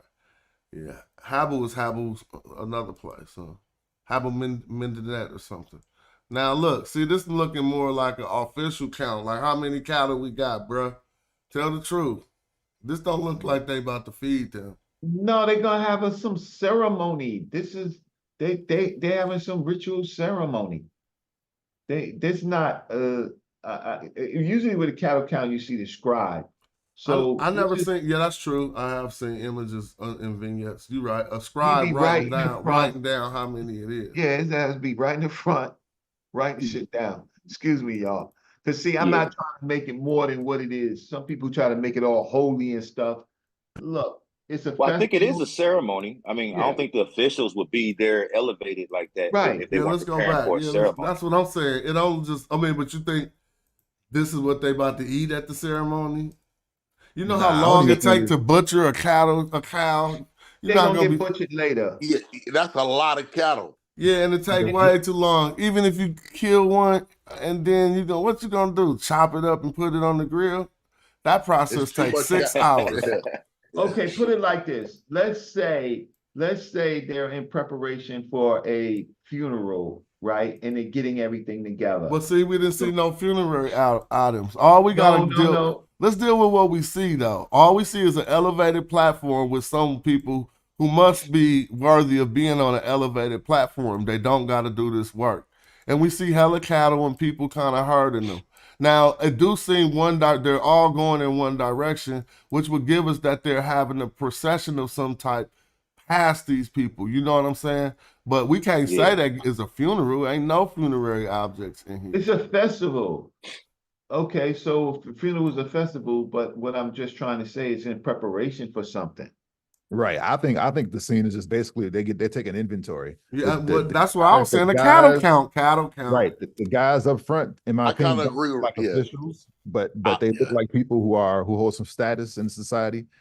They could be scribes because I see one guy, I see one, two, I see Yeah, three somebody people got something sitting on their down. lap. Like he could be writing on this thing to the left. Right. And they doing I'm overruled. I just don't. We speculating. We just trying to use. I think both of y'all got good points. I think it's in between both of them statements. One, it's the cattle like a festival, but then it is a count of maybe something going to be later on later date. Well, here's the thing. I thought the scribe's supposed to be sitting a certain way. Are those dudes sitting? Oh no, that's romanticism. Yeah, that's just you made that up. I mean, where you get that from?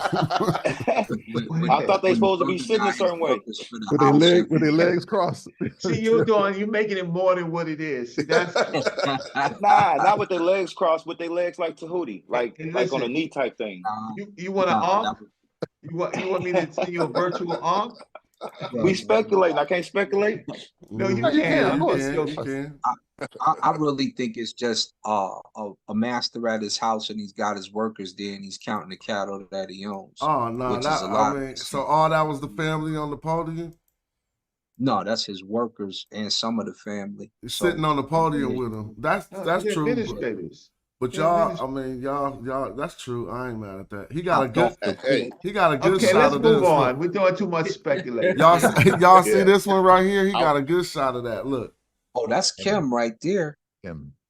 And the funny part is I'm zooming in on stuff like this. Somebody gonna say, see, it was red. Look. I use that against him like, yeah, I told you dark brown. I'm not listening to a saw in hotel. Right? You gotta change his name. I ain't listening to him. All right, here we go. This is some homework for somebody. All right. Who gonna get this homework? Let me see. Got to chisel it out. I know they got that. I'm looking kind of crazy. I ain't mad at seeing none of that. Riquetti. Quick question to the panel while you doing that, Jay. Would you say in the metadata, out of the 100% of the symbols that are used, can anybody say what would be the percentage would be indigenous African symbols opposed? I don't know. I don't get it. How many of the? I think all of them. Like how many of the things that you think that they? How many of the symbols we think that's in the glyphs wasn't from things that they seen while they was on the continent of Africa? Yeah, now all the animals and birds and Yes. Yeah, yeah, that all makes that up stuff is the fixed. meta nature. That Okay. Okay. it's almost all indigenous to the things that they observe. So let's reverse that then. What is there one or two things you guys see that's not indigenous? Yes, if you talk Long about long some of words. that, Yeah, go ahead. Oh, the owls, some of the owls come from Iraq, if I'm not No, mistaken. no, oh, no, they do not. No, wait it's a like minute. the ostrich is not indigenous to Egypt at that time. It came Right. from the Western Desert. So you have But you got a barn owl and you got that other owl. You got two different types of owls. yeah, So the other owl, if I'm not mistaken, is from Iraq, right? I'm not doing the Iraq shit. All right, so Yeah, no, check I don't this think it's in out. Iraq. It, Y'all see the TLA real quick? I'm just Okay. keeping it a buck. This is the word they got in here for ostrich. It's been in there since the old kingdom. And let's look, they don't got it classified as a loan word. So we would assume that it was in the primary lexicon of the ancient Egyptians and not borrowed from nobody else. So it would mean that whoever were these ancient Egyptians who came up with the original, they encountered ostriches and didn't have to borrow the word from nobody else who told them about them. I mean, I think that's what we all presume.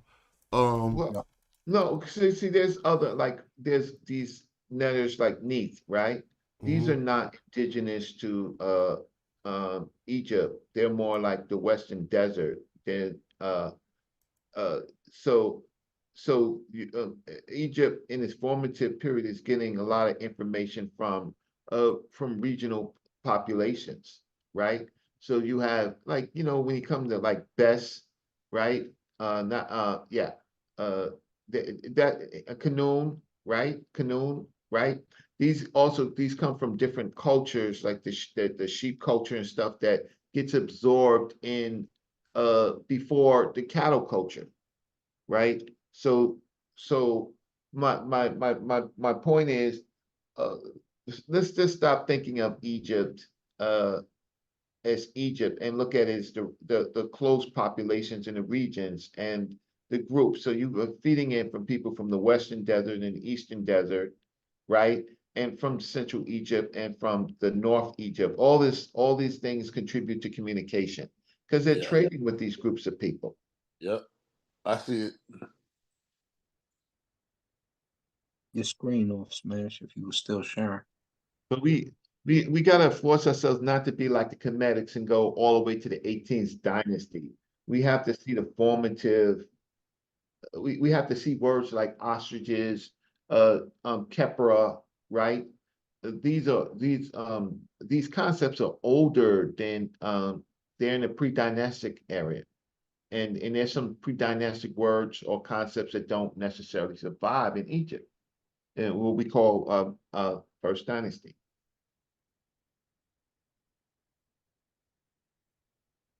This is a great hymn to the now. We could go into the TLA and look at where they recite, "Oh, happy who comes with treasures, who adorns the land, who restores the color of the people's skin." Now, Ooh. now hold on though, because if this was to the sun, it would kind of be like a checkmate. Because the Wow. restoration of the color of a people's skin done by the sun is darkening it. But this Yeah. is to happy the river. And I Uh-huh. just want to get y'all take and on it. One thing, if we do indeed think it's say the color of the people's skin, and we could deal with that. But I just wanted to put this on the screen for us to deal with. Asar M. Ka had said one. Asar, you remember you told me the name Asar meant like the water, the darkened water, or something of that nature. Oh, That could probably fit in right here. we When you, talked I about remember, the big black. Yeah, we talked about the big black. I'm not sure I mentioned it with the SAR itself, but yeah, the big black, yeah, and with these Set was red, the desert color, and Asar was water black, like water black. the big black when you go Kim Yes. that refers to the water. And so, the happiest part of that came out. So Yeah, the word so wedge, I probably wouldn't use restore. I probably would have used in living because or vitalize or something like that. Yeah. So you started right where I wanted to start scrutinizing this, and you can notice because I got it in red. And so now let's just be frank for everybody. If anybody wanted to relate this to blackness, it'll fall on their face because the closest word, well, they might have a better angle than what I'm thinking, but the closest word related to a color here is in the root of sawaj, where we get green, right? And so if it was anything literal, it'll say who makes green the color of the people's skin. So we know that don't make no sense because nobody's skin was made green and the scholars ain't considering that. Now we understand that this S right here on Sawaj is making it be causative. They're taking the color waj and then they're turning it into a causative word, Sawaj. So it's to make green. But if we take what making something green means, it's kind of like still our English metaphor with flourishing, replenishing, and these type of these things and reverberation. And so this is why the TLA extracted from Sawaj restore. But Chris was just pointing out that he wouldn't have put restore there. And what did you say you would have put there? Revitalize, refresh. And now and I'll second that because a lot of the times we see, and I even got it in my book when he's talking about the green Osiris, there's not a name for the green Osiris. The closest thing we could find is attestations of him being sawajed. That's funny because somebody just mentioned Osiris being green in the chat right after I said that. And so that I couldn't find like we got Kim for Osiris being the great black. We do have a Waj but that means the Mediterranean and it's never Osiris. So Waj here could be shipped out, but then we got Awin, or some would say Yawin, whatever, which is given us skin. So the scholars took skin and put it at the end here because they had to translate it, but they're getting it from this Awin word. If we look at the glyphs, it occurs right here where we see the bunny rabbit, the end, and this hair determinative. Now, so they definitely are talking about the people's skin, but here's the deal. This I win and this, if I'm not mistaken, this I win has two translations, and it seems like they're extracting two translations out of one word, because this can mean color, or it can mean skin, or it can mean skin color. That's what they're doing. So they're taking the definition of skin color for I win, and they just separated it like color and skin. Because we got, what do we got? Ha. What is this ha? Ha after that?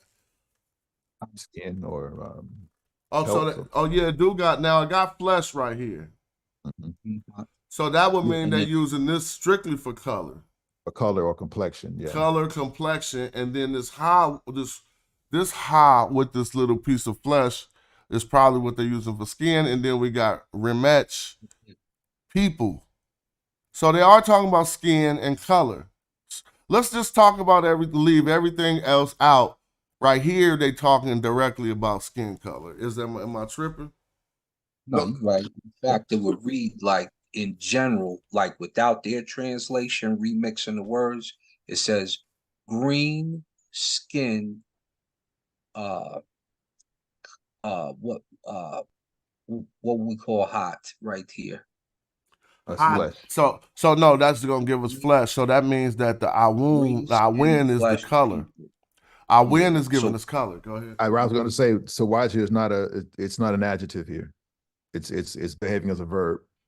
Or part because it's starting off this phrase. So we go regenerating,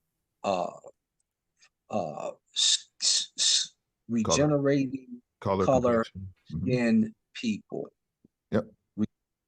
Regenerating the colored skin people. Oh, here you go. Oh, no. Yes, no, not so fast. Nah, you be quick to do that. So hold on. Why are you saying regenerated the color skin people? Nah, like And that's me messing with y'all, but Hold on, that's no, no, what no, no, no. I mean, I just want to exactly do. Let's right. do the grammar So on this is why that's right exactly or what it is. incorrect. Well, because regenerating is Sawaj, which they say Asar has the regenerative when he's green, he's replenished these. So I would say regenerating. You have Iwen, which is the color, and you've got the hair determinative to let you know.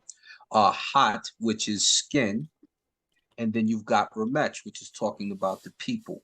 So that's what it's doing. It's regenerating the colored skin people, or the color skin people. All right, now, Chris, let's hear your. Refreshing, Hold on, let's give Chris the floor. revitalize. I want to hear what you. So you seconding Asar right there, Reggie? That it says. No, I'm saying that the Nile, this is the great hymn to the Nile. Listen, the Nile is refreshing for the people in the desert heat, right? In the heat of the climate of Egypt, right? And the Nile refreshes them. They're walking, they're dusty, they're it just makes them more beautiful. I don't Vital, think vital. anybody who encounters the Nile more the beautiful, as long as you stay away from the Sobek, who's gonna snatch your ass. But Yeah. but but if you can get some water, throw a bucket with a rope, and then you can refresh yourself, right? That's what happy does. So I'm not taking it no hocus pocus, no spooky. It's just I've been to the Nile. Many of us, several of us have been to the Nile. That water is just beautiful. It makes you think of refreshing yourself, right? Well, Splash on your but face. look, the ultimate question that this begs, and I've been setting this up for a minute, is then what color is the people's skin? Because they are addressing it directly, but we be getting the issue with direct. Now, I'm not saying it's no color here. And I said earlier, the only thing we could equate to a color right there if we wanted to go hard would be green from Sawaj. But this does beg the question, if it's restoring the color of the people's skin, when the skin is restored, what color are they? It doesn't give us any indications. I Well, could pull up the whole hymn. Right. It But don't Well, give the any people, kind of the indication. people's But skin, go I'm ahead, sorry. go ahead, Reggie. Go ahead. The people's skin is the diversity of the land. Mhm. So it could be any color. it could Right. be any color. So that's what happy does. It just if you dusty, you dusty, you're being dried up. And the happy is going to restore what's dried up from your skin. It's gonna Right. it's gonna It's gonna quench your bring back your complexion. Yep. right. That's cool. Looking nourished and Right. looking rich. Exactly. Revitalize. Revitalize. So I'm not doing a skin color type. I'm just saying that you dusty out there. I've been dusty in the Nile. You messing in the desert, bro. It's hot out there. When I use Mentuotep used the same terminology. We both see skin and people. Actually, I never did a Lemata or a Lemma search on skin and people. We could do it today. We both see skin and people within 2-3 words apart. Yeah, he just And said this we one and the can't last vote. one. So let's look at this one. This is Mentuotep still. A certain Yeah, section that says people are of the same skin. Yeah, we kin folks. We skin folks. Yeah. Like they say, all skin folks ain't your kin folks or something.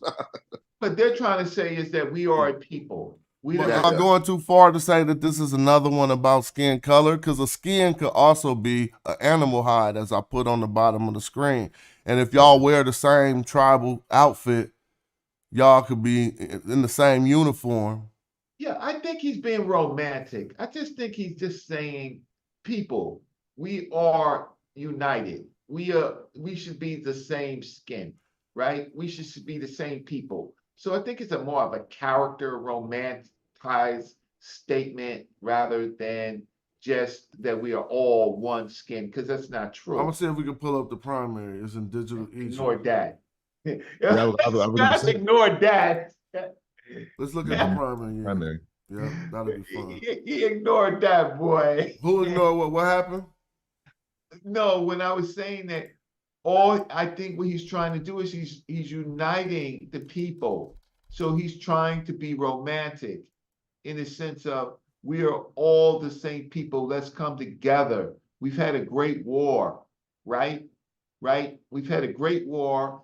We're moving from the intermediate period into what is it? Wahim Masut, right? We are pulling ourselves together. We are people, we are the same. I got it. I got it. Let me see. Can y'all see Hey, this right brother, here? Oh, that's a bad copy. Can y'all see this though? Yeah. Yeah. Let's see. Dang, yeah, this copy ain't gonna be nothing. Let me try to click it. All right, it's hey, not why that you? bad. Go ahead. Oh, that's bad. Yeah, it is bad, but if I can zoom in it, we might. Let's But so. shout out to Jay Mills. This Jay Mills stuff? No, that ain't Jay Mills right there. Oh. This is from right. I think this is in the museum. Oh. It's in This UC UCL. something. Yeah. Let me see. Yeah. Click here for translation. Now I use the TLA translation, but this at least let us know what line is close to being on. Let's see what they say about people of the same skin. UCL was good. Yeah, so that's what I'm saying. If you read the rest of the text, he's basically saying, I'm giving bread to the starving, right? You know, I made cattle exist, right? It's like, I mean, any pauper I gave bread to the hungry in closing. He's being romantic. He's pulling together. He's taking away the pains of a previous period, right? And to him who would pour out his heart and investigated this case, I removed this misery. They didn't For even, I don't even see them putting nothing in here. Like that's close to that. See how they be doing? Be worth more than him. Speech of common men is heard. Upper Egyptian grain and emmer. I don't see I think nothing about people or of the same. I was not consenting with the commoner, but I was not contesting with the commoner. No superior who is arrogant is beloved, right? And to him who poured the heart, I investigated his case. I removed his misery, for a man should be according to what is right for him. Furthermore, I was Hold up. I'm gonna pull it up right here. Yeah, See because how I'm they be looking, I'm doing? going. Now watch me pull it up Well, right on the primary on TLI. Great one of private charity, powerful man, love me of the bodies of the country, great ones of the place, and him who was in her. I was one of the doorkeepers, bowing Yeah, lower pull to it the up in the priest, right? TLA. Yeah, I know, but I be tripping off how scholars, when they know you don't read the metadata, they'll just leave some shit out. Because it's Judo. look at this, it's the same UC 14333. I could go back. UC 14333. Now watch me show it from another source and watch what it says. Says her rich consistent of the treasures I tell of you what gold. they do with Kemet. I mean, Kemet. Yeah, they do this all the time. Now let's go. Do y'all see my screen now? UC 14333. Now look at this different translation. People are of the same skin. He say, I nourish children. So it says there is no fighting against any inspector or seal bearer. Let's try to find something close to that in the other translation, because they might just be saying what they want to say. Something about inspection of a seal I bearer. nourish the children. Something so about if he's talking about nourishing children, that would be their, it looks like that would be their translation for it, as opposed to what we read, which it don't say children. I don't see nothing about, oh, here go administrators. Go back to 12. 12. To who would pour out his heart and investigated his case, I removed misery. Now go back to that line. We could go find about investigating the case in the TLA watch. But this line said there is no fight against any inspector or seal bearer in the administration. Incline your heart. That's the part. Do not be prejudiced against any petitioner until he has said that because of which he had come. That's kind of like them trying to say this. And to who pour out his heart, I investigated his case. So that means the line should be above that by a few, where they're saying something about skin color. And they completely don't got that on here. Because here go Kanum, and we can watch when they reference Kanum in the TLA. It's going to be a few lines above. Watch. Yeah, Kanum, I seen it. Well, let's see. It might be on the page before. Hold on. One whose heart is silent and suppressed. Kanum, number 8, no? Oh. Where at? I don't see it yet. 8, 9, it says, oh, you must churches be looking of the abode of Kanum. Are you looking on a And different here it page? goes, say, come to pass in it until high floods You came. just I touched it. nourished Yep. children with my donations. That's why I say that's the line that they must be talking about, which is 9 right underneath it. But Not under 8. I don't think dude translated the whole thing, dude. This is I like a don't, Yeah. I bullshit don't think so translation. either. Okay, Yeah. I think we made the point. So hold that on, because cats be like, we need to see the scholars, and we sitting here showing y'all with our investigation that we can see that whatever's going on here, it got to be more than 16 lines of it, and he ain't even. They say this them is the. dudes, Mm-hmm. the dudes that say that they don't know how to verify it, so they don't get no weight, We're about to go to the right? very beginning, but go ahead. So when we're able to verify, and have more tools. So people that be talking out their mouths, they don't have the tools, Here it right? go. Here's the proof. Look, it says, this is the beginning. An offering which the king gives and Osiris, Lord of Jeddu, the great god. But when we come back here, it says exactly that. A king's offering to Osiris, Lord of Busiris, the great god. That's Jeddu, Lord of Abydos. So that means he definitely couldn't have did this whole text because it's done at line 16. And this that we got go way past 16 lines. So he just didn't do that part. Yeah. So when they say, let's see what the experts Exactly. say. We can verify the experts. They can't verify the experts, so we can verify the experts. That was just cool to look at. Let's talk about this Kimmy Ayat, bro. I need to look. We need to get to the bottom of that because I ain't trying to be out here saying that don't exist. If it do, Okay, brother Jonathan, while you look that up, peace to the panel. I'm about to leave. I just wanted to say to you, I just finished Theophilo Binga's book, African Philosophy, and I'm starting yours tomorrow. Next week, I have some commentary. Peace to the panel. word up. Peace. Nobody finishes Theophilo Benga's book. Are we No, about to I ain't deal with finished. that? You're right, Reggie. I ain't finished it. I've been at it for like 10 years. He like I'm finished. He finished reading it. He ain't finished First the book. read, Reg. First read. My bad. Okay. He finished reading it. Brother. Oh, I use Canva too, John. Kimmy Ayat.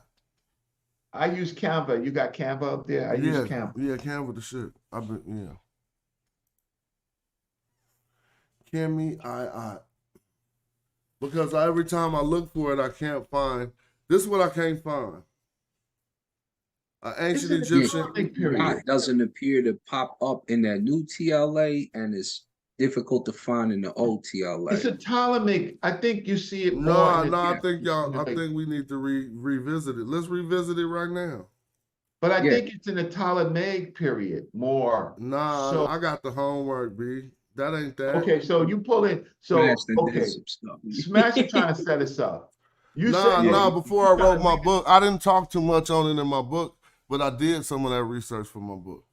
And I couldn't find, because I was trying to stand on my claim, and I would like it to be falsified if it's the truth, because I need to get to the bottom of things, that there is no primary attestation linking blackness to the soil like that.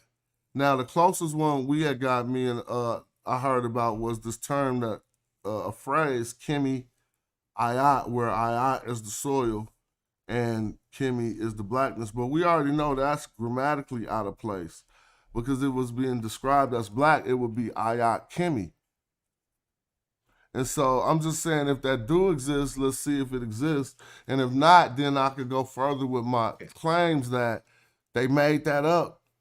All but right, I ain't just trying to claim. So the Europeans make the claim that everybody we debate, everybody we talk to say that Kemet is called the black lamb because of the fertile soil, right? So when we look through the text, there's not many attestations that link Kemet, the word, to anything about the soil. Chris had found two, and it wasn't the word Kemet, it was a variation of the word Kemet, like Achim, which meant like banks of a river. Hey, Smash, can I get your primary for that real quick? Yeah, primary, give it to me. All right, hold on. So what I got here, it says the earliest form of the word Kim.T have the Allen Gardner sign N23. The determinative, it is a sign of irrigated or cultivated land. This is from, hold on. How do you win out, This is baby? from Ogden Golit in his essay, Kemet and Other Egyptian Terms for the Land. It says Kemet made its Speaking first to your mic, appearance Eddie. as a name designation for Egypt in Dynasty 11 during the rule of Nomarch Nahep Mentenhotep. Yes. So it says basically Eddie. Kemet and Mary make their first appearance during the 11th dynasty. Eddie. Before then, there really wasn't a primary for them. That's not a primary, bro. Hold on. That's not a primary. So that's not a Okay, primary source. I'm gonna It's known as the residence or the interior. Everything you just read is a secondary, and that's all the information we're dealing with all day. A primary is ancient Egyptian. I can't hear you, Smash. You can't? Can anybody else hear me? Yeah, we can hear you. Oh, I don't can know. hear you, but it's like you real like, hold on. Well, you gotta fix your thing. But that wasn't a primary, and I don't disagree with nothing you said, but it's not addressing what we talking about. We want to find ancient Egyptians saying, "Ooh, this black soil now is cool to do our thing." You know, this black soil, this the reason it's so important. So can we? So this is my thing too, Smash. When we talk about it, it's like a lot of times we say the word Egyptian, we use it as a catchphrase, like they used it. What can we just, for my sake, Smash? What is the actual geographic land that we are calling Kemet?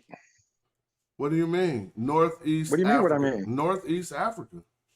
No, can I explain? If you ask them where the geographic area is the region, the Right. northmost, eastmost for the Africa. Can I explain? Go ahead. Yeah, but before you explain, Reggie, let me give you a little clarity why I actually even said it. Because when we look at the word Egypt, a lot of times it'll say Kemet and then it'll say Egypt. But I know that that's not the transliteration of the word Egypt. Egypt doesn't transliterate back to Kemet. It transliterates back that's to, what I'm saying. You point that out every trans- show, right? Yeah, and we I all do. know those nuances.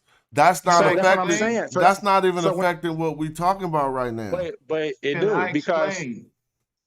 but yeah, it do because if we're saying that Kemet is actually Het Kapata, then we gotta actually No say one that. ever like, said. No one explain? ever said that. Let's let Reggie Last talk. time. Let's let Reggie talk. Okay. Last Okay. time, right? We have the eloquent peasant, right? The eloquent peasant, and we have King Keti, King Keti's advice to Menkaure. In both of those stories, Kemet is a town. The whole Egypt is not named Kemet at this time. It's so Be right. Right. So we have it as now we have another term called Well, I don't want to Tameri. say it's a town, but it's a region in the area. You're right, though. You're right. It's a region Somebody will in the try to area. attack that. Yeah. So it's a town within the Nile Delta. Yeah, it's within- inside the Nile, but it ain't all of the area. Meaning that we got people who would be considered an Egyptian inside of the borders of what we know as Egypt, saying they going to Kemet. Right. And So you never Menkaure, have Egypt as the whole location until after dynastic periods existed. okay. So I'm gonna share my screen. I mean, I can give you what I can give you is what the scholar said. The best scholar on the subject was Alexandra Nibby, right? She was the best scholar on this subject, and so she did a study where it was a town, it was basically a town or a city that was it was Tameri and Kemet, and somehow Kemet got out of the control out of Tameri, right? And then when that happened, it got ultimately it got united. So if I can actually find this article, I will bring it up in a second. All right. And I think it would be helpful. So Kemet comes to be more of the whole land during the later time period of Mentuhotep, Amenet, and Senwerset. At that time period, it becomes more of the whole land, but not in the earliest part, not during the Keti part, right? And the eloquent peasant part. So I Let me hope ask that you, Reggie. yes. When I think it was Kamos II said, didn't he say they have Avaris, we have Kemet? Or what did he say in that part? I think he said they have Avaris, we have Kemet. And he used Kemet like it wasn't even the all of Egypt. Right. It's But I don't So know if I'm just was asking you. Go right well, ahead. okay, so let me share my screen and I can give you so one Yeah. second. I am Yeah, he said he has the Northerners. He surround the Asiatics in the north and the Kushites in the south. No, When he no, was he didn't say referring to that. that when he No, was he located didn't in say that. He Thebes. said they got. He didn't say north and south. He said Avaris and Kemet.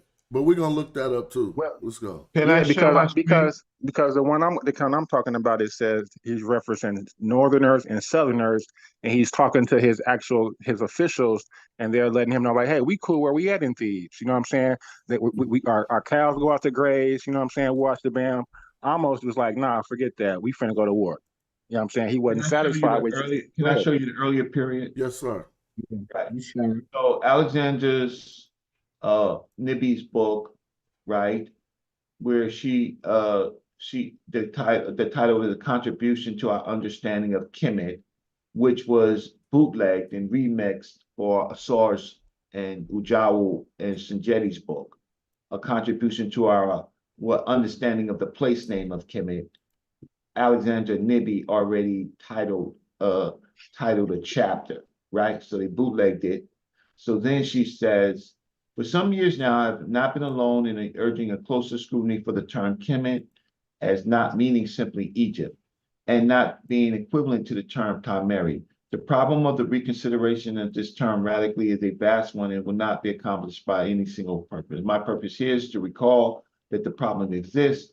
It says, in the first place, one must stress that the writing of both these terms usually carries a determinative, right, which has been completely disregarded by us in the last 100 years. The Waterbush shows Kemet is usually written with two town determinatives from the 19th dynasty onwards.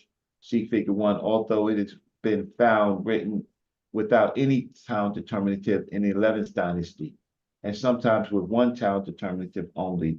So she goes, it is significant that the pyramid text for the word Kemet, Kemetiyu, right, which we studied, right, while Kim word means the great black. Okay, that's not what I really want to talk about. What I really want to talk about at the other end of the time scale, okay, so at the other end of the time, Kemet can be written inside the town. So this is in the Ptolemaic period, and I think I talked about that yesterday, right?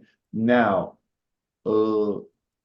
so he says that in 1983, the young French scholar Pierre Gondet gave a paper to the International Association for the Study of Quranic Law in Paris, discussions of Egyptology, in which we made a distinction between Kemet and Tameri. In Tameri, he saw cultivated land and the area administrated by the Egyptian state, while Kemet, he saw general geographical designations for this land. However, this exception of Kemet does not explain the town sign, which is usually written. So the two town signs, which indicates finds that Tameri could indicate that its main administrative center is perhaps north and south. A glance of Tameri must include a quick reference to this line, right, from Sinual, right, but that's later. So let me get to this part right here. Okay. Okay, they talk about setting aside his error and accepting Wad's war as see here. It's surprising to find that Gardner assumed that the hill country. Okay, don't want to talk about that. What I want to talk about is, I think this part over here. Some examples is this: both Tameri and Kemet are found side by side in the text so that they cannot have been exactly equivalent in meaning, right? One example is in this Middle Kingdom date from Wadi Hamad, right? And what the hell happened? We What still the with hell you. happened? We still with you. Oh, it just closed. Yeah, but I'm still here. my screen, I gotta get back to the That's okay. But if it says that right there, it's telling you that there are two separate locations within a larger region. Yeah, sorry. but beloved land with reference to a land, a greater, broader land. I'm asking specifically where is Kim.T. That's what I'm asking. Hold Well, on, It's I like got that. Wait. You asking what again, my friend? KM.T. What about it? Where is that geographical location at? Like It's in the South. It's that's in what the I'm South. asking. It's in the South. It wasn't. It was the land of the blacks, and I'm about to prove it. But see, Smash, when you say that, you're going against everything that what you call scholars No, and I'm not. All they the said was the consensus black say. land. They said it was the black land. Which scholar went against what is Because I'm saying Smash, right now it's the land of the blacks. Can I prove it right now? yeah, but look, Smash, listen. When you do that, that's when we're going. Because look, that's when we have the issues. Because you're going to take us to Don't Nubian have an now. issue. We Listen, because definitely you're don't have taking an us to issue. Can I Nubian now. finish? Can I finish? Go ahead, and then let's hear from Go ahead, Ed. brother. All right. So here is the scholar. This is Alexander Nibby, right? She is the scholar. She addressed it after the Diab conference, right? She says, at the other end of the time scale, in Ptolemaic times, we find Kemet written inside the time determinative. The catalog of Ptolemaic signs shows that this was clear common practice at this time. Clearly, the idea of enclosure, whether by town or a fortress, remained associated with Kemet throughout the dynasties, regardless of the passage of time. How can we ignore it? In an effort to understand what is meant by Kemet, we should perhaps try to interpret it as a meaning, the Black City, which is perhaps in Atribis or perhaps another town, right? Okay. Then they go. We can stop right there. Okay. We can stop right there. Hold on, let me do what nobody else has done before. Let me prove that Kemet mean the land of the black people. But no. Not even. I'm not even arguing the meaning. The location means a lot to me because I'm trying to prove a point. So when he mentions these walls, this guy it got to be Kapata. What are it you got to be the white talking walls, about, bro? It got to be the red. You just be talking. What walls? I'm not just talking. He's saying the location of Narmer building the white walls. No, we know, but we know what that is. Hold on, the white walls don't got nothing, dude. The white walls is associated to Memphis. But and listen, Reggie just said. No, Reggie, you stopped me because you didn't let me finish. In lines 2 and 3 of this passage, Ramses III tells us that Ta in Kemet, written with the town determinative, was thrown outside. The meaning of this term was studied by Jean-Marie Cochin, who showed that there could be no doubt at the meaning of this passage, which he's translated. So Kemet was thrown outside of Ta-Meri, right? If we distinguish between Ta in Kemet as the land of the Black City, presumably the land adjoining that city administrated by it, and Ta-Meri written here with 2 town determinatives as referring perhaps to see the legitimately controlled areas of the Egyptian state. It is possible to make some sense of the passage. When the text says that the land of the Black City was thrown outside, we could accept it to mean that it fell outside the control of the state of Egypt for some reason. So Kemet, I hate that we can't say that Egypt at this time. There's no Egypt. But you being too semantic, dog. Like you slowing down the conversation. Like if you can't get past that point, you got to get past that point someplace else. No, but Smash, I'm trying to find. You're not even answering. Where is the location? I answered it, but that was Reggie talking. That was Reggie talking. Yeah, Reggie just said blah blah blah blah blah. Egypt. That's the whole point. Where? Reggie didn't say Egypt. You didn't hear nothing he said. Let me reread what she just said. She said, when the text says that the land of this black city was thrown outside, we could accept it to mean that this fell outside of the control of the state of Egypt for some reason. Right. Now let me ask you, What should she say if she's not going to say Egypt right there? That's what I'm saying. This is a scholastic document. No, brother. Listen, she has to let us know. If she says Egypt, my mind automatically goes to translating that to the head kapatah. But then that's why that's why your scholarship is flawed. Because every time somebody say Egypt, they're not referring to the translation of Huk kapatah. Before you learned about that, you wasn't referring to the translation. But listen. No, listen. So listen, brother. Listen. Let me finish, brother. She called Kemet a city, and he's saying, "Where is that city?" That's a simple question for y'all. Yes, that's what I'm saying. And they cut me off to let me build on the question. Answer the brother's question. How is that not a simple question? Listen to the answer. To it as a city. You're not listening. I'm the one who did answer the question. But it's Reggie turn talking. When I get to start presenting, I showed y'all I was gonna answer the question and show y'all that it means the land of black people. Did I not say that? Yes, you did, man. But let me expound, please. Saber Reggie read to you simply in her text. She said a threebus. We can go further. It says a threebus was. So nah, she don't say that, brother. She don't say that, and I follow. She said a threebus was once. Listen. Show us what she said. This black city was a threebus, Reggie. Go up a little further. Does she say that or not, Reggie? No, she does not say that. No, she don't say that. It could be a threebus or some other city. It could be a threebus. That would be a location of Kemet. Now, Smash is already. Wait. No, we're not done. Listen, he already called it a region, and it already tells you it engulfs more than just that location. So a threebus would obviously be a part of that. That would be the 10th known. So if you know anything about it, so I'm not trying to interrupt you, but that's not right, bro. They're not talking about no Threebus when they talking about Kemet right there. Exactly. That's going against the whole argument we just had for 3 years with Asar, Imhotep, and Ujahu. When they were saying, when they talking about Kemet, they was talking about a Threebus. Exactly. Well, so listen, that, but they tried to leave out the black Kemet, the black land part. So we had checked them on that because we know what. All right, let me share the screen, man. I'll be doing the research that I mean, I don't know. That's why I'm asking the question. I ain't saying that other people don't. I'm just saying, why we arguing when I got the primary right here? Brother, I'm not arguing. But didn't you ask? I have not been able to speak on my own show yet. I don't even want to mute y'all. You asked the question, you badgering for the question, and won't be quiet to hear it. Because now you're going to say why. You're going to give us you're going to give us the reason why you're not being quiet. No, because I'm giving you the reason why your answer is not acceptable. I haven't even gave an answer yet. You haven't let me. This whole time I've been saying. Can you just give me 1 minute just to speak? Nah, bro, you've been talking the whole time. Since you got here, you've been, and you still can't stop. Look, and you still can't stop. I gotta use technology to control you. Go ahead, bro. I'm listening. God, you ain't let me give my answer not one time.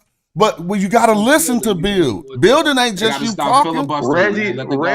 Reggie said what he said. Now I'm trying to respond back what your Reggie said. Reggie said some stuff that I don't agree with, so I'm trying to get further clarity. But you ain't did that yet. The whole time you've been telling me I haven't, bruh. The whole time you've been telling me I haven't answered the question, and you won't allow me to answer the question. When you asked me, I told you not only am I gonna show you where it's at, prove where it's at. I said I was gonna prove that it was the land of black people, right? Right. I already know where you're going with it in Nubia, brother. I already know where that's at, brother. I'm not going to Nubia. So now instead of allowing me to do it, you about to predict what I'm about to say. You just can't control yourself. Just let me show you. So why am I still why are we still having this discourse about you allowing me to speak? Because you guys are trying to take it out of the Nile Delta. Are you serious, bro? Are you still talking? Mute everybody. I don't need to mute everybody. I'm gonna see when this brother is going to show some self-control. Like, golly. Now let me do what I said I was gonna do. All right, we're gonna go to an 11th dynasty, 13th, 14th dynasty. Papyrus called the Tale of the Eloquent Peasant. After you learn about this text, you will know where Kemet was. You will know it didn't mean all of Egypt, and you would know it very well could mean the land of black people. And I'm gonna show you this. All right. Now I'm gonna have to read a lot of this story and do a little bit of moment of teaching so we can understand exactly how this goes down. But how does it start? There was once a man whose name was Den Anubis has protected. It says he was a farmer in Wadi Natron. Okay, so that's where we stop. Wadi Natron. I'm gonna open this up and I'm about to pop in Wadi Natron. And what is that gonna say? And we need to look at where it is for our own selves. So we're gonna go to the Wadi El Natron, which is still there. I'm gonna go to a map, Google Maps, so everyone can see where he lived. All right. Now, dang, maps. Well, maps right here. And this the shit I love, man. I love geography. Will allow me to do it. Let me see now. Wadi Natron. Now y'all see. So look. This is where he was from. Let me zoom out. And we using primaries to prove it, and we lining it up with maps. The Wadi Natron is inside of Egypt, right? Y'all see that? It's so close inside of Egypt. It's right out to the west of Cairo, so to speak, or the Delta.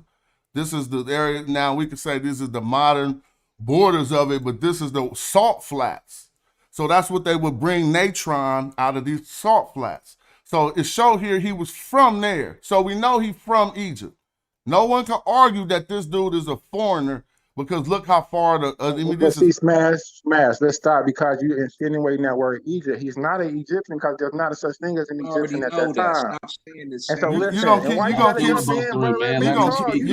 saying can't filibuster the narrative. I ain't even got no place close to where we need to be into the story to form a refutation. Because listen, let me set the premise. I know where that location is at. That's like right there, Libya. That's not Egyptian. That's not Libya. Stop it. Hey, hold on. He don't know what the hell he's talking about. Smash, mute him. He in the waiting room. Yeah, he gone. He just said this. Do y'all see how far this red dots are from Libya, y'all? Like, seriously, though. Like, seriously? He trying to say this is Libya, which is retarded. All right? Now, I mean, it's just crazy. Like, golly. You just trying to talk on a show. You don't even want to learn what you act like you want to learn. Admit. Now let's go. So this is where the Wadi Natron is, and they told us he was a farmer in the Wadi Natron. It says, then there was his wife whose name was Maret. Now this mentioned farmer said to his wife, behold, I'm about to go down to Egypt. Do that make sense? He already in Egypt. So just like Eddie, if he would be quiet and see what I'm about to show you, this don't make no damn sense to say, behold, I'm about to go down to Egypt from the Wadi Natron. So he was saying he going down, which is south, to the black land. Now, people say, okay, he going because the land is fertile. This story is about to contradict that. He's going down and getting robbed in a particular area of Kemet in the south. And I'm going to show you exactly where the area is because he gonna tell us. So now, Eddie, let me ask you a quick question. If he lived in the Wadi Natron, which we see is right here, and he say he about to go down to the black land or Kemet, we could disqualify that he not talking about Egypt. Can we or not? I'm here, brother. I'm just waiting for you to. It's a step-by-step process, Eddie. If we have, go ahead. But this is my problem with what you're showing me, and I'm telling you, this is a wrong transliteration on whoever their part. What are you talking about? The transliteration say KMT. Yeah, brother, because the transliteration is misleading you. Because if you're saying it said Egypt. And then if you looked over, it said Kemet, right? Kemet is not. We're not even talking about Egypt right now. You're the only one talking about Egypt. We're talking about the use of the word Kemet. Why can't you understand that, bro? I'm telling you that. He can't understand that we talking about KMT. Let me show y'all on the screen. Man, she's spending too much No, but this is a good point. People still getting to learn the point. He's just making it take longer. In the ancient Egyptian, they wrote KMT. What I'm proving is that KMT wasn't the whole of the country. You keep focusing on the translation, say Egypt, and you want to prove a point that Egypt translates back to Hukapata. Why are you not noticing that's not relevant to what we're talking about, bro? Kemet is what we scrutinizing. Okay, you see this KMT? My point I'm showing you is if he lived in the areas of the borders which people said that Kemet was all of Egypt, correct? If he lived within those borders, pardon me? If he lived within, oh, somebody got a mute or something. If you live within the borders of what we would call, whatever you want to call it, some people said it was all called Kemet, then why is he saying he going down to Kemet? Behold, I'm about to go down to Egypt to buy food for my children.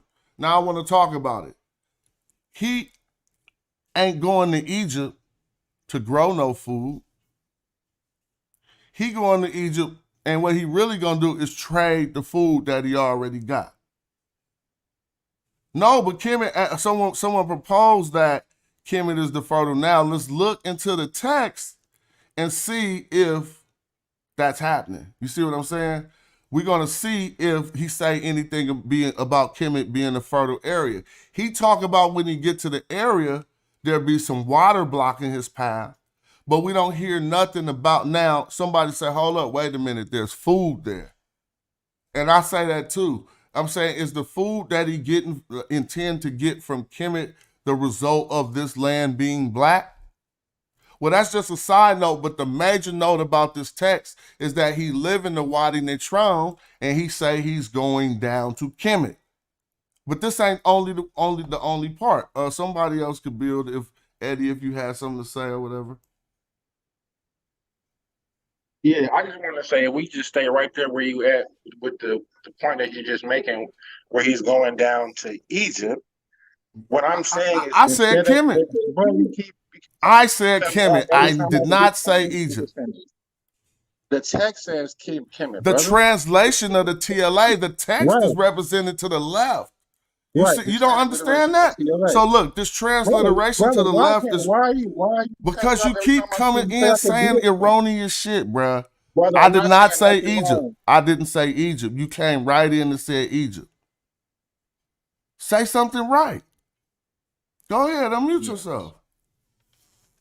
So instead of it saying going down to Egypt, and that's saying Kemet, brother, it should be saying going down to Hekapata. Why are you telling the ancient Egyptians what they should have written? Listen, I'm gonna get off this show, right? Listen, I'll come back at another point. Nah, you don't get off. He getting off, bro. God, I'm gonna go listen, I gotta get a plate of food. My blood pressure's messed up. When we have somebody on here, right, on the left side is the transliterations, which we can verify. On the right side is the translations, right, that we can use the transliterations on the left side to verify what it says. He does not understand. He didn't understand. I wasted my whole time trying to show you what Alexander Nibby said, that it was a district that was thrown outside the administration or the state, right? The state of the land, right? He's harping on stupid word Egypt, which did not occur at this time period, right? And you see no Hawat Kapata. That is not even in this period, right? If you know anything about Atrebus, right, and this whole concept, this occurs in a later time period, not in this time period. You're not gonna find that in this time period.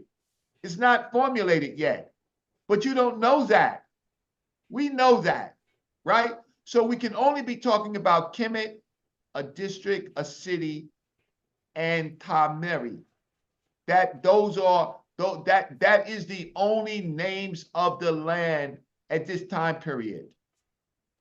That's the only names of the land, right? But you want to say what you want to do, you don't understand that Kemet becomes the name of the land, of the whole land at another period, but not the period that Smash is reading. Smash is reading it when the place name is first formed, then later.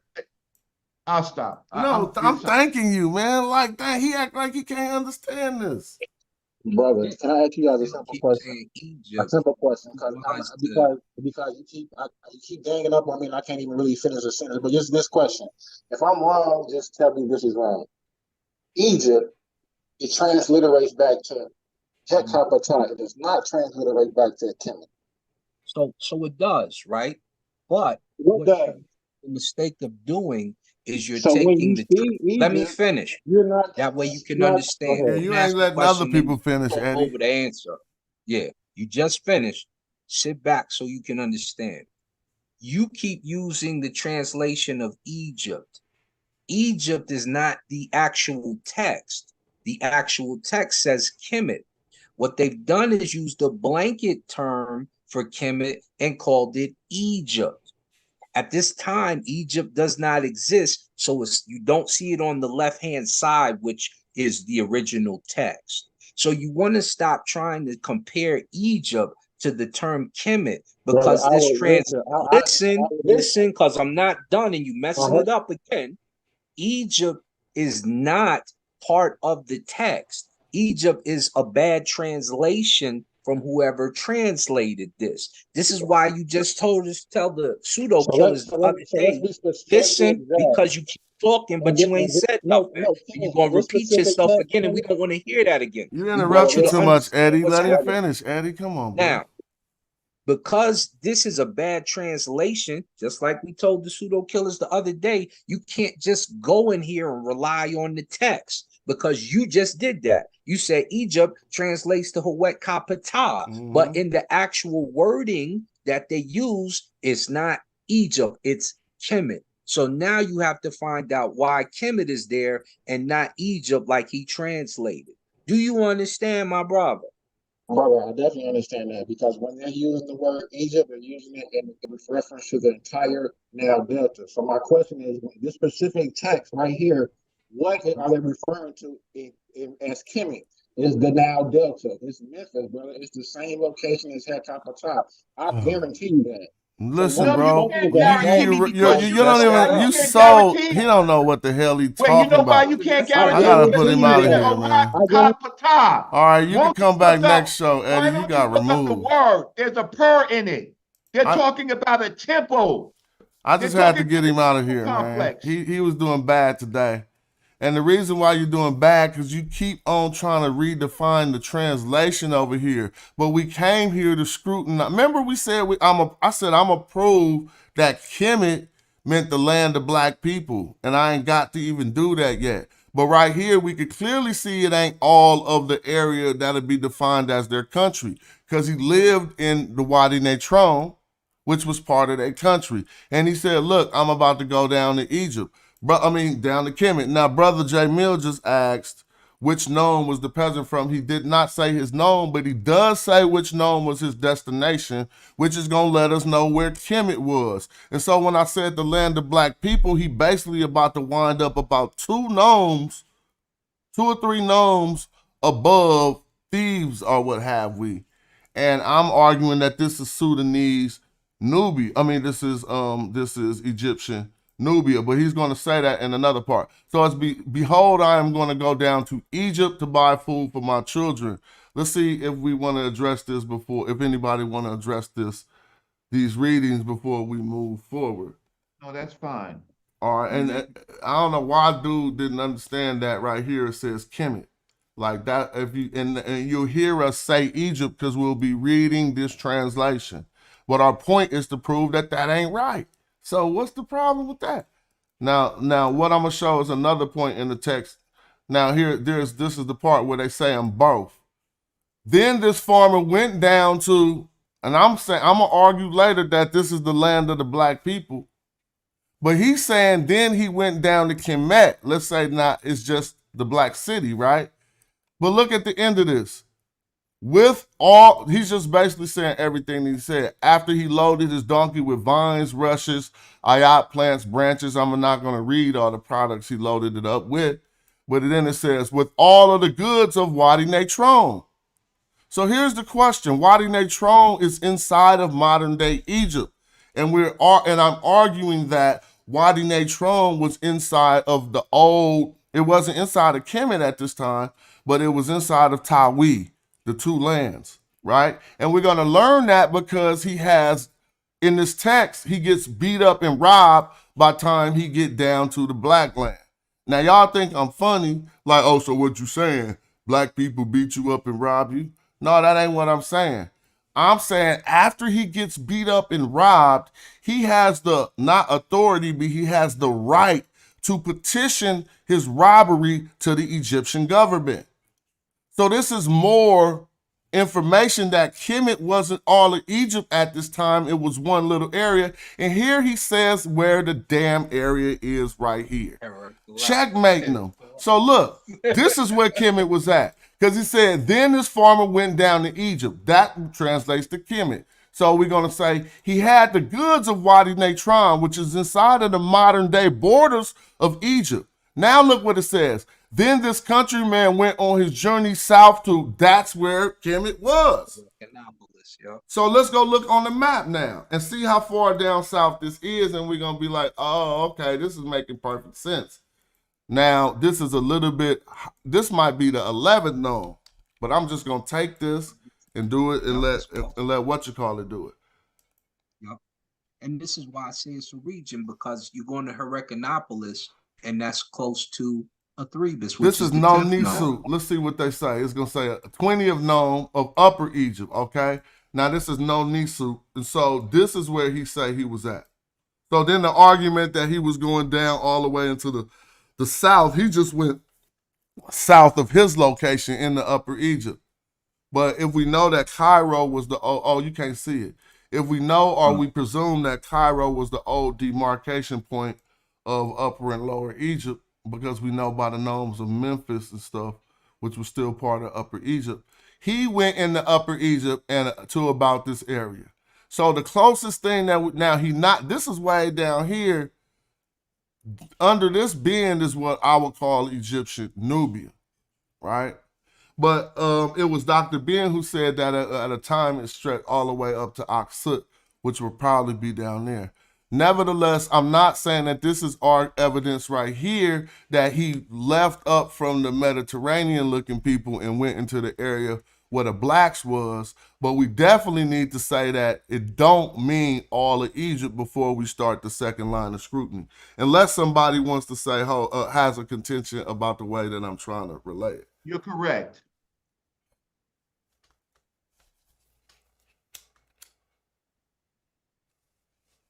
Well, if he was just going down to right there and he said, I'm going to go down to Kemet, and that's where he stopped, is this Kemet or is the region in the area? What does he mean? I don't want to be rigid with my interpretations. Can somebody else give an interpretation of just this right here? Like, look, he say just this. Then this farmer went down to Kemet since Eddie was mad at us for saying Egypt. Hey, I just put you on a longer timeout, Eddie, if you want to come back. Google me, text me on Instagram in a week. Now, right here it says, then this farmer went down to Egypt, but they saying Kemet. Now, he says he has the goods of Wadi Natron. Is there another way to interpret that besides me saying that all of the area was not called Kemet? No, because you've solidified what you're saying, and you solidified the location he was going to, and we know he called it Kemet. Otherwise, he would already be in Kemet if it's the whole land. It doesn't make it, it's not even worth explaining. If the whole land was Kemet, he wouldn't be going to Kemet. He would be in Kemet, right? Right. It doesn't make any sense. And I tried to show with Alexandra Nibby, but he doesn't have these sources. Listen, I got high blood pressure. I'll be back. I got to get something. Take care of your health first, but make sure you come back if you get time. It's good. We build. This is not worth our time, right? Just not worth. And this whole Hawaii Kapaka, he doesn't even. Why don't you pull it up in the TLA? You're gonna see a purr there, right? You're gonna see a purr. It's a temple. So it can't, Hawa Kapata could never even mean Egypt itself. They just assume it, just like the black silk. It's just a convention. There's no proof. Let me ask you this, because he kept going. He said, then this countryman went down south to Heracleopolis magma, and then he reached the district or the area of Parfeti, north of Mehudet. Now, here's the two things to interject that we don't want to be overdoing it. No one says he didn't. We don't know in the story whether he reached his destination or not. I read it, and he got robbed on his way, and then he started having to petition to the government. So that part of the text proves that he wasn't a foreigner, because he gonna say it right here. It was Nimti Naked, and last time we went over it, we say his name sounds shady, but it was Nimti Naked when he saw this countryman's donkeys, which pleased his heart. He said, if only I had some magical image that I could use to steal this countryman's things. So this is where he gets robbed in the area of what is this, Medinet? Now, anybody know where this is? I'm about to pull it up, but do y'all know already? All right, let me stop. I'm about to see. Dang, it ain't popping up. Okay. A gnome in Egypt, 22nd gnome. You on Wiggy? I'm just looking to see. They say it's the 22nd gnome, so we're going back to the map. Yeah. You should pull that map up anyway and blow it up so that people can get the 22nd gnome. Let's see if this lines up. No, how would that would have to be, because that means he went down then up. Sakara Dashur, 22nd one right there by Memphis. He all the way by Memphis. I mean, how did he go down to here? Ain't this Heracleopolis? Ninisu. So this is where he went. Yeah. So now this is where he was at when he said he's going into Kemet. Now this is what I'm arguing for him.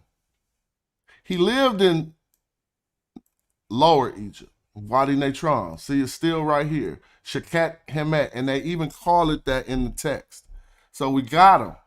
He lived right here. You see, this is a town, Egyptian town, no foreign land determinatives. Wadi Natron, right? He said, I'm going to go down to here.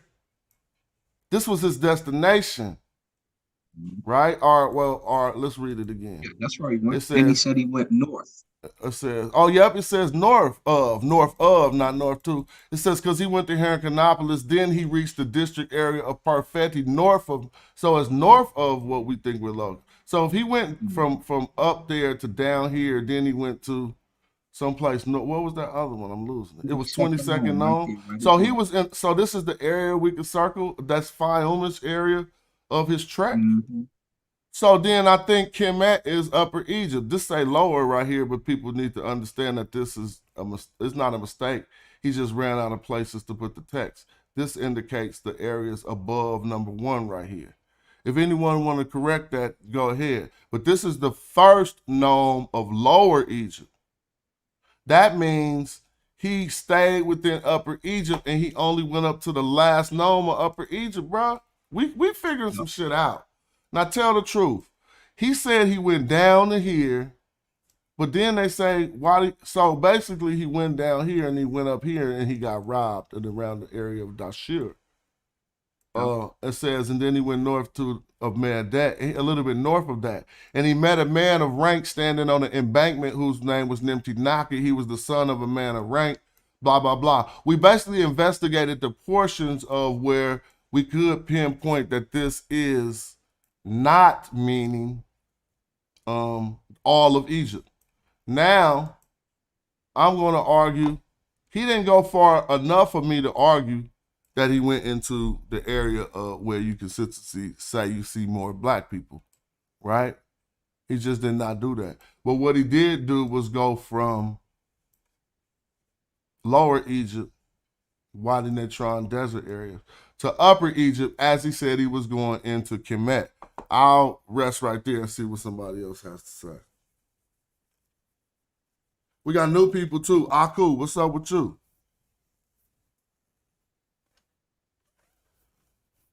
If you want to speak, you got the floor.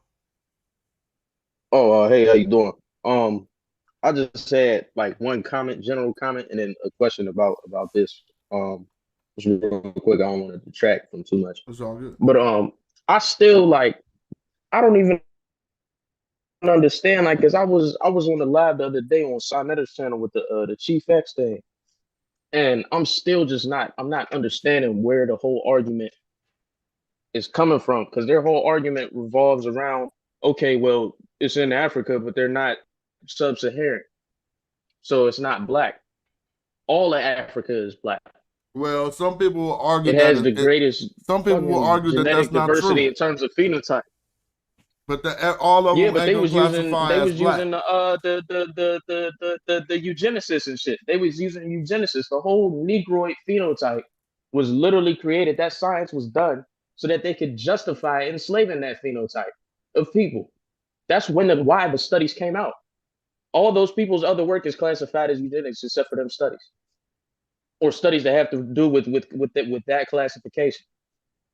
So when they say that the skulls is even different, Africa has the greatest amount of genetic diversity in the human genome.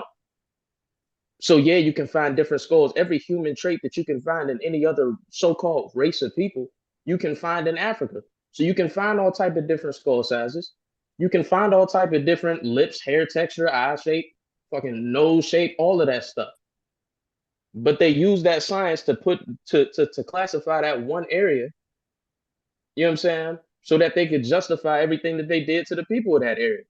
But all of Africa is black. That's what the whole Pan-Africanist thing is about. You know what I'm saying? So I don't understand why, even if they, you know what I'm saying, like they using them studies, but yeah, them studies is made by eugenicists. He even said, yeah, this when they was doing the stuff for scientific racism, they found that the skulls was different. Like that don't make no sense to me. But the question that I had, that was just a comment. The question I had was where does this fit into the general chronology of the of Egypt or Kemet itself? You know what I'm saying? This is 12th, 13th dynasty. So this is right after the term come out, and it's multiple attestations. It's two tales. This is one tale, and there's another tale that let us know that Kemet wasn't all of Egypt. This is my first claim I'm trying to argue with. I'm about to put up my Cash App because I think BL Black Lion asked. Shout out to you, Black Lion, for asking. Let me find it. But yeah, this is 12th, 13th, 14th dynasty ish. Where the Cash App go? Oh, it's Smash Rock. And so now I wanted to point this out because every time I notice things, I don't just show what helped my argument, but I don't think this will help people's argument who's trying to say that Kemet was about the Nile soup. They always talk about, again, I got a direct attestation that says they thought that the life regenerating properties came from the water. I think when when Egyptologists had to deal with this black reality, they opted to pin that together. And I've said that so many times publicly, and then nobody just came with the one text that said, nah, here it go, right to the soup. But this is close, because when he got to the area, it was a tight area. He's trying to walk down this road. It wasn't wide, the landing site. It was the site right in front of Nimti's house where he's going to get robbed. It says it was only the width of an apron. We could probably look into that translation. It says one side of it was underwater. The other side was under barley.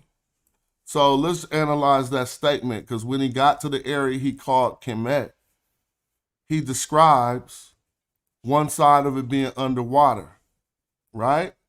Now let's be fair about that. He say one side of it's underwater and the other under barley. Now, if he would have said, now I stop, I'm at my destination, I can plant my crops because this is the soil that we be chilling on, then I would have been like, damn, they got me.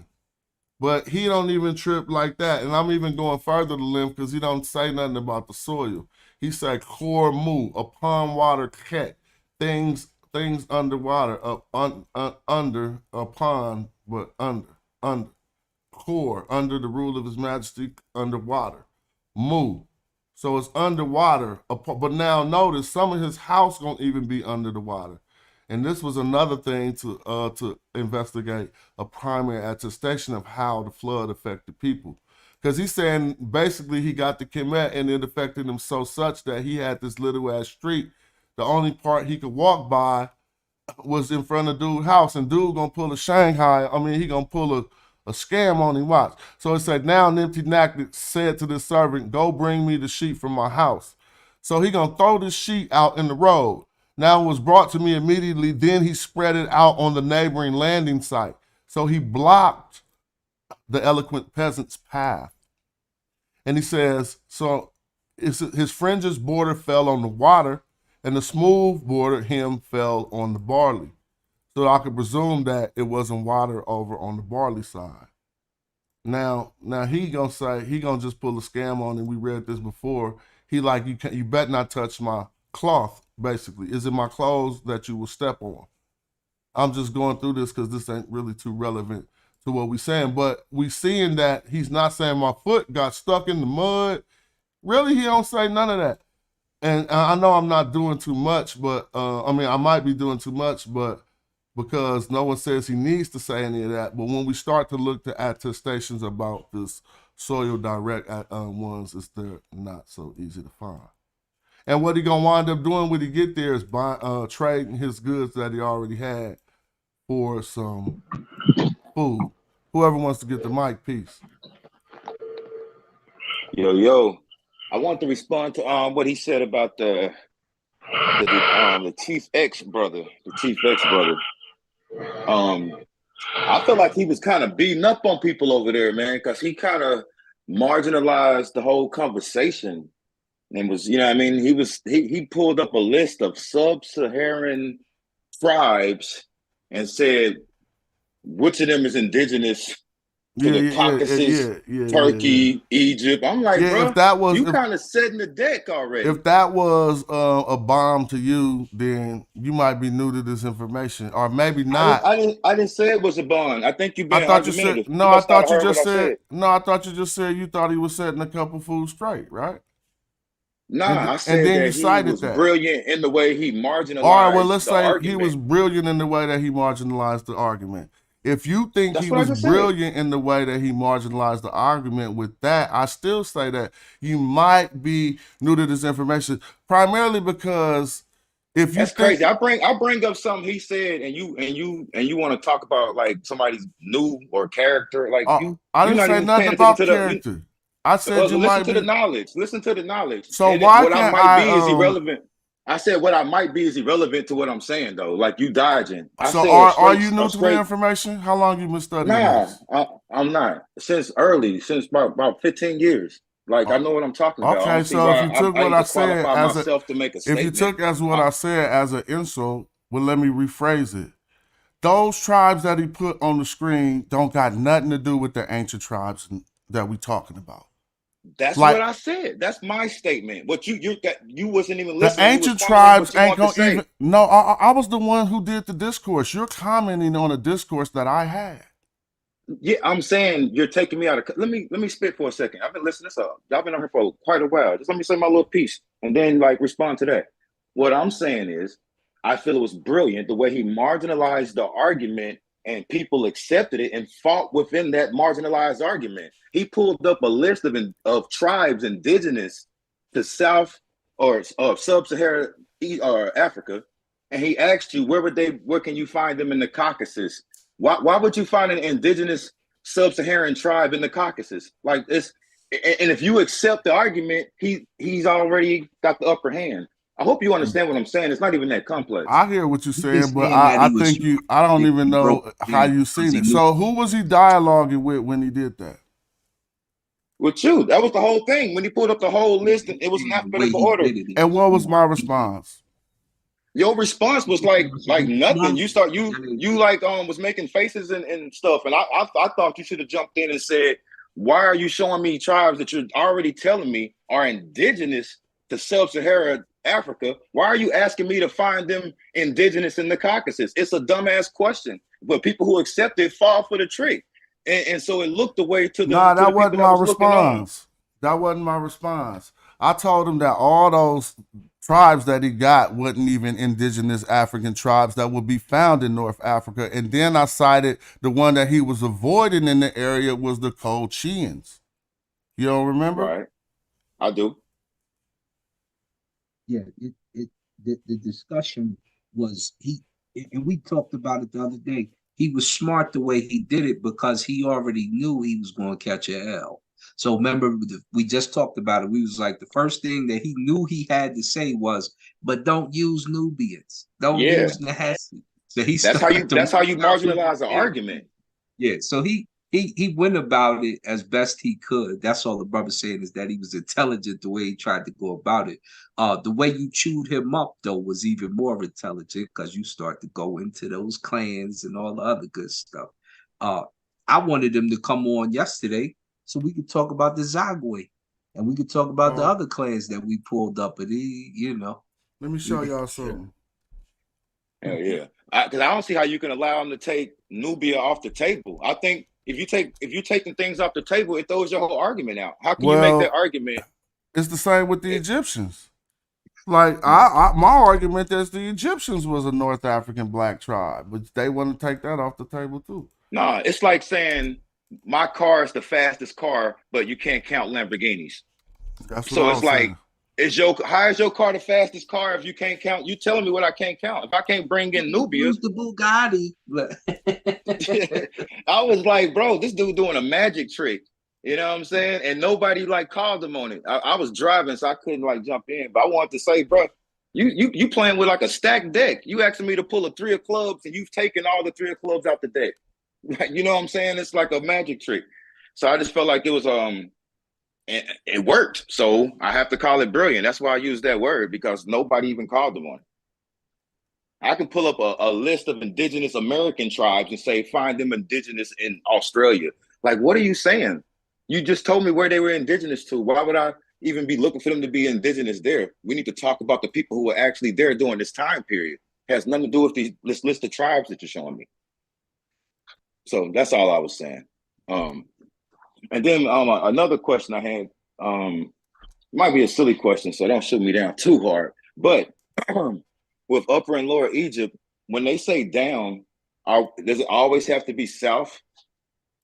Because of how, upper, and I know they call it upper because of the rise is higher, elevation wise, but did they always mean south when they say down? That's my question. No, they generally meant up when they meant south. In the translation, though, he's just saying I'm going down to that location. Like, no different than we say, I'm about to go down to the store. So that's how we used it. So when it comes to directionals, they usually use south as up, and they usually use the north as down. Okay, so when he's saying I'm going down, because I was assuming when I was reading it that maybe he meant he was going north, but y'all deeper into the actual reading of it. I'm just reading other people's works on it because I can't read the actual metadata. So I want to ask, does down mean south or north? So you're telling me down does mean north? Yo, can I answer that? Oh, go ahead. Yo, does the river always run north? No, sometimes it runs south, the Happy River, which makes it unique. And so it runs south, right? Yo, they call it always runs south, right? Yeah. So that's they also well, we answered you already, but now so yeah, it goes south as well, right? So the question is crazy. Yeah. And then also, Upper Egypt is where? It's the south. Yeah, that's why I said it. North. So you had your directionals correct. He's just saying I'm going down there, like you would say, I'm going down to the store. But he's like, is it always going to mean that? And I'm saying the river always going to run a certain way, so it's always going to mean that. You know what I'm saying? But he ain't talking about a river. He said that he went down. He didn't say the river went down. That's why I don't understand why you throwing the word river and standing on it. He's going in the same direction. The river is going in the same direction. But the river's not in this part of the text. I'm not even bringing up the river direction. No, but you said But you I, said I brought up if upper and the lower. you know what I'm I saying brought the up upper reason and why it's upper and lower, the reason why the direction has changed is because of the direction the river is flowing. You know Oh, that, right? I'm trying to get some clarity. So you talking about the up south orientation of the ancient Egyptians? Is that what you're talking about? yes. All right. So yeah. So he wasn't talking about. It wasn't a river centric statement. Basically, he would be going upstream if to get to the directions he was going. He'd be going upstream if his statement was river centric. But since he was coming from the desert areas of the Water Hamat and saying he's going down, he's really going more towards Upper Egypt. Now, we could go look at that term down, and I'm glad you wanted to point that out, and we could see it. But real quick, I just put I want to ask people, would they consider this a tribe or not? I own to you. Bow people, nomads from Nubia and from the Sinai. Yes or no? Are you? Well, yeah, because they're also Bow people, right? I'm saying, like, is the Bow people a tribe, or is it just like it ain't a profession, is it? No, I said, well, It appears to be a tribe. yeah, like a group of people. A people. Okay, so some of this stuff I'm just about to illustrate first. Whether this was a tribe or a group of people, us who know the grammar, we're gonna focus on this TU. We know it's some type of a collective, right? And then we see this I win, and it's leading us back to these pillars. Nevertheless, they say Bow people from Nubia or from the Sinai. We know where the Sinai at, and we know where Nubia at. I just want us to just look at a few things real quick. Y'all see the same root right here, IW or the JWN for Heliopolis, Atum, but that ain't the one I can stand on with no scholarship. One that is further south, area, not Heliopolis, but it's one that's farther south, Hermanopolis, I think, or the one that is like the fourth or fifth known, right, of Egypt, where they called it the Anu people. Do anybody remember anything about the Anu people? These Negroes who supposedly Flinders Petrie and then Diop used the mistranslations of this term I'm showing us to say that these people were called the Anu people and they set up Egypt. Y'all, anybody remember that? Yeah. Yeah, I remember you saying that the other day. But anybody remember that source before I said it? Like, I don't want to be the source of that. I could show it. I'm gonna Google it right here. Anu. This is how you use Egypt. Flinders Petrie. Look, Yeah. I put Anu Egypt, and right, look, now this ain't the right Anu. Anu Egypt people. The Sun folk. So basically what I'm gonna show right here, the first settlers of the Nile Valley, whatever, I don't know, I just went to any old site and to get this portrait. Because this portrait came from actually from a Flinders Petrie book, if I'm correct. Yeah, it says Emile LaRue did it, but he worked with, well, I don't say he worked with Petrie, but I do recall having another source on this. Now they translate this as Net Anu, the cities of the Anu people, right? Y'all see that? Mm-hmm. But y'all see that these are just three pillars right here that now we know it don't say Anu.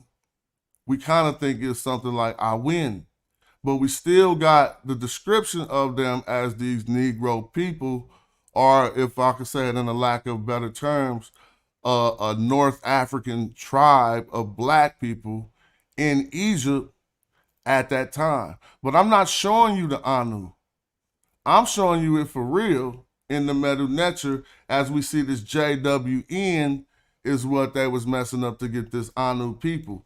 And so now I don't think even if, and my brother said it eloquently enough, to where if anybody fell for the rules that Chief X tried to pull to say, here go all sub-Saharan African tribes, a list of them to say, show me one of these indigenous to North Africa. I didn't see that as brilliant. I didn't even think that the average person with any type of thought would have thought more of it than that. But that's just our difference of opinion. And so I just thought like, huh? But when explaining things to this magnitude, where do we think any other place in history that we could pinpoint or identify a tribe like this that would have been in ancient times in North Africa if we ain't in the hieroglyphs to do it? You know what I'm saying? And so sometimes it requires a little bit more to even show people, look at what this is. And if there's, I've been talking too much. Go ahead. No, you No, right. I was gonna say you should have pulled this out. I mean, you should have. This is Well, what I you ain't got got on the no screen right shooters now. because 83% of the people, you only one of the 17% of the people who said he won. That's I didn't all. say he won. Well, I didn't say then he you won. not I even. said But they. look, then you're not even one of them. So that Yeah, I don't even means think it was here's the brilliant either. thing: everybody know they could do better what a nigga gotta do. That's bottom line. Nah, But none of y'all I ain't do it. saying nothing No, like that's the that. I truth. ain't. Can I just say my I know, but piece? Let me say yeah, my you just piece said you because just said it's been you stated just said like I I'm said a lot. interrupting You can everybody talk. else, but I'm having a hard time speaking on my own show. Everybody be like, I would have went left. I would have put a layup. Why you just didn't do this? Why just you don't go on Sonetta TV and do what you proposed that I should have done? I got you. I waited for a pause because I didn't want you to feel like I cut you off. But you had just said, "Hey, I've been talking a whole bunch. Y'all can go ahead." And right when I started talking, you came in to further clarify, which I thank you for. Thank you for your clarification. But let's get what I'm saying like clear. I'm not saying he won. I actually felt like you won the conversation. I'm calling what he did like a trick. I thought it was dope for on his side that nobody called him on the trick. That's all I was saying. And I was also saying what you're showing on the screen right now is brilliant. It fits the model. And I was just saying if you would have brought it up then, it would have been even a bigger highlight reel. You know what I mean? So nobody's saying you lost. And if you do lose, you still shouldn't respond like that. You know what I mean? You should just be hearing See, random people's criticism. I don't know you. Everything you said up until that point was cool about to how I should respond. I don't see my response anything else but a well-articulated defense of my stance. But since you can't be quiet long enough to digest it, it starts to get argumentative because we start raising our voices. I'm simply telling you, I told you pure facts. If you did think he won, I said you were one of the 17% of the people who voted for him. That's not, what's that, a shot or something? Is that slippery? Am I being greasy by saying that? That's a A simple little bit. fact. I mean, that's you How already would know. that be greasy, bro? That's a straight stated fact. That if you did think that what he did was brilliant enough for you to think that it helped him prevail in the dialogue, that it could I be think that it would you. be greasy. Only reason I would call it greasy is because it's a Sonetta poll. So you know what I mean. Like to act like that's not relevant. You know what I mean. That would be silly. But that still doesn't change my stance. I said you won. That poll is like don't mean really No, nothing we to got me because past the we. one part. We got past the one part. So you now Yeah. brought up a new issue saying that I won on a Sonetta poll. Yeah, I ain't saying that's an issue. I'm just saying I wouldn't. That's But like you a just Fox mentioned News it. poll. You said it. You brought up the numbers. You No, quoted I the said a 73 and poll, and 17%. then you said, but that poll was a Sonetta poll. Yeah, you said how was it talking greasy? And I'm saying if I was gonna call you on talking greasy, I would say that's a Sonetta poll. That's like a Fox News poll. You know what I'm saying? So Like are you standing behind that statement, or are you just saying theoretically you would say that? Because are you saying that now to discredit the yeah. poll? Well, I'm then why? saying that Yeah, go ahead. the poll, and what I feel is two different things. I can't conflate them as one. I don't see why we getting stuck on this. Like, No, I we was work. We talk. one. This ain't. I just thought we was discussing it on the show. We just be talking and shit. It ain't no. We ain't stuck on it. If you don't want to talk about it, we don't have to. No, we good, but I'm just saying, like, let's speak. I speak facts, man. By the way, this is Andrew the student, Big KMT. Check me out with LD Yara. We be doing the podcast about 2 times a week. You know what I mean? Check us out. I rock with your teachings, homie. I've been checking you out for quite a while, so this ain't no knock. I respect everything you do. I was asking for an email so I could sing you some of my music because I Casual. got Oh, bars, that's all. big That's a bars. whole separate game. That got nothing to do with what we talking about now. You You still know can what I send mean? that. Hey, yo, you say you don't Casual agree at with the poll, hieroglyphics. yo? Whenever you want to send it. Yeah, I'm hell looking for yeah, people. No matter what we talk about on the information, ain't got nothing to do with financial hell pursuits and yeah. getting that issue. So that's all gravity. But That's still, what's I'm up. still trying But to I'm get to the saying, as Andrew the student, I speak what I feel is real, and in this conversation, I'm saying a Sonetta poll doesn't hold that much validity because it's a consumer base. It's like a Fox News poll. You put up something about Trump, he gonna get high numbers because it's a Fox News poll. You go to MSNBC and put up a Biden poll, Biden gonna win because it's MSNBC. I'm saying the consumership is already baked in. So don't stand on the poll. Just stand on the fact So that you won. That's all I was saying. how could I determine whether I won if I don't stand on the poll? Well, because you would just have to ask that you answer his question. Was you able to show him a tribe of people that would fall in that category? That was the there in first that thing time I period? did, but the whole time you raised your contention today, you never mentioned that the first people I mentioned was the Ethiopians and Garamantes. I played a video. Yeah, you did good. And he tried to cut that off, and he didn't accept your answer. You put up a brilliant source. You put up Herodotus' map and showed that the part of Ethiopia that he's referencing is not even on the map. So you killed him there. But hey, yo, like, I'm kind of confused. I'm kind of confused. Me too. All right, go ahead. I'm kind of confused. Go Hey, yo, ahead. homie, let me ask you a question, G. So you said that the poll was, just like in layman's term bullshit, right? So, but the poll said he won, and you just said he won, right? I'm asking you a question. No, I guess what I'm saying is that poll is always no, going. No. Listen to me. Listen, I got just that. heard I'm your just asking you question. a question, yo. Did he win? Yes or no? I've been saying yes, and I was telling why he Okay, so won. I how don't the see how you poll was confused. bullshit because the poll said he won. I didn't say the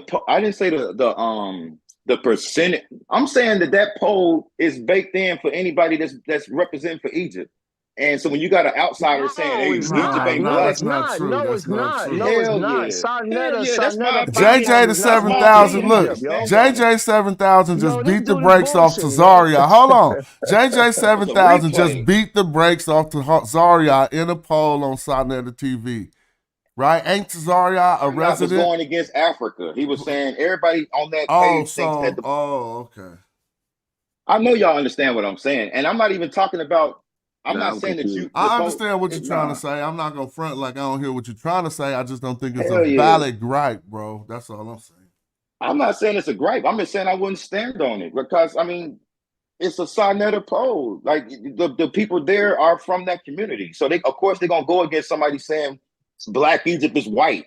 Like that's So a it was just a wild ass coincidence. statement. So it was just a coincidence that Smash actually won, showing the evidence, and the poll said he won too. It's just a coincidence, right? No, those two things are two separate issues. I think you're confusing it because you're trying to make them one issue. They were watching what he was doing, right? They were No, I'm seeing the saying same thing he was presenting, right? Here's a good way for me to explain it. We had a different debate on there, and we also had a poll. It was Nepal versus Christina Nick about the Amen priesthood. Nepal fumbled, didn't drop the ball, Nick had a safety. She lost, and she should have won that argument. But what did the poll say? Literally lost, came back on. They played it again. You can see, but what did the poll say? I'm not mad Stop at that playing point. with me. That's Everything I be saying that's is not facts. a bad point, bro. Like I asked you a That's simple why I'm bringing it up. But look, I asked you a simple question, and the answer you provided wasn't better than using the poll, whether we think it's skewed or not. I said, if we don't go by the polls, what should I go by to know whether I won? You said my opinion? No, I said that the way he presented a question. If you won is if you answered the question. He like, yo, show me these people from this place. So did you do that? I did that hella years ago. I just reiterated that my first thing out the box that I gave him was the video that showed that the scholars agreed that the Garamantes and the Ethiopians was indigenous to North Africa. Yes, and I said, so that means what? That means you won. I even brought up the Herodotus map that discredit him talking about Ethiopia. Everybody knows that that's just East Africa. Like, bro, it's not even on this map right here. I'm not trying to. It's not my intent to get you to say I won. I'm trying to see what your intent is, because you say I won, and you said the poll said I won, but when you first came in, you was talking about how brilliantly you did. But you was talking about one facet of his argument. I understand that. I got you. He pulled a little trick that I didn't expose.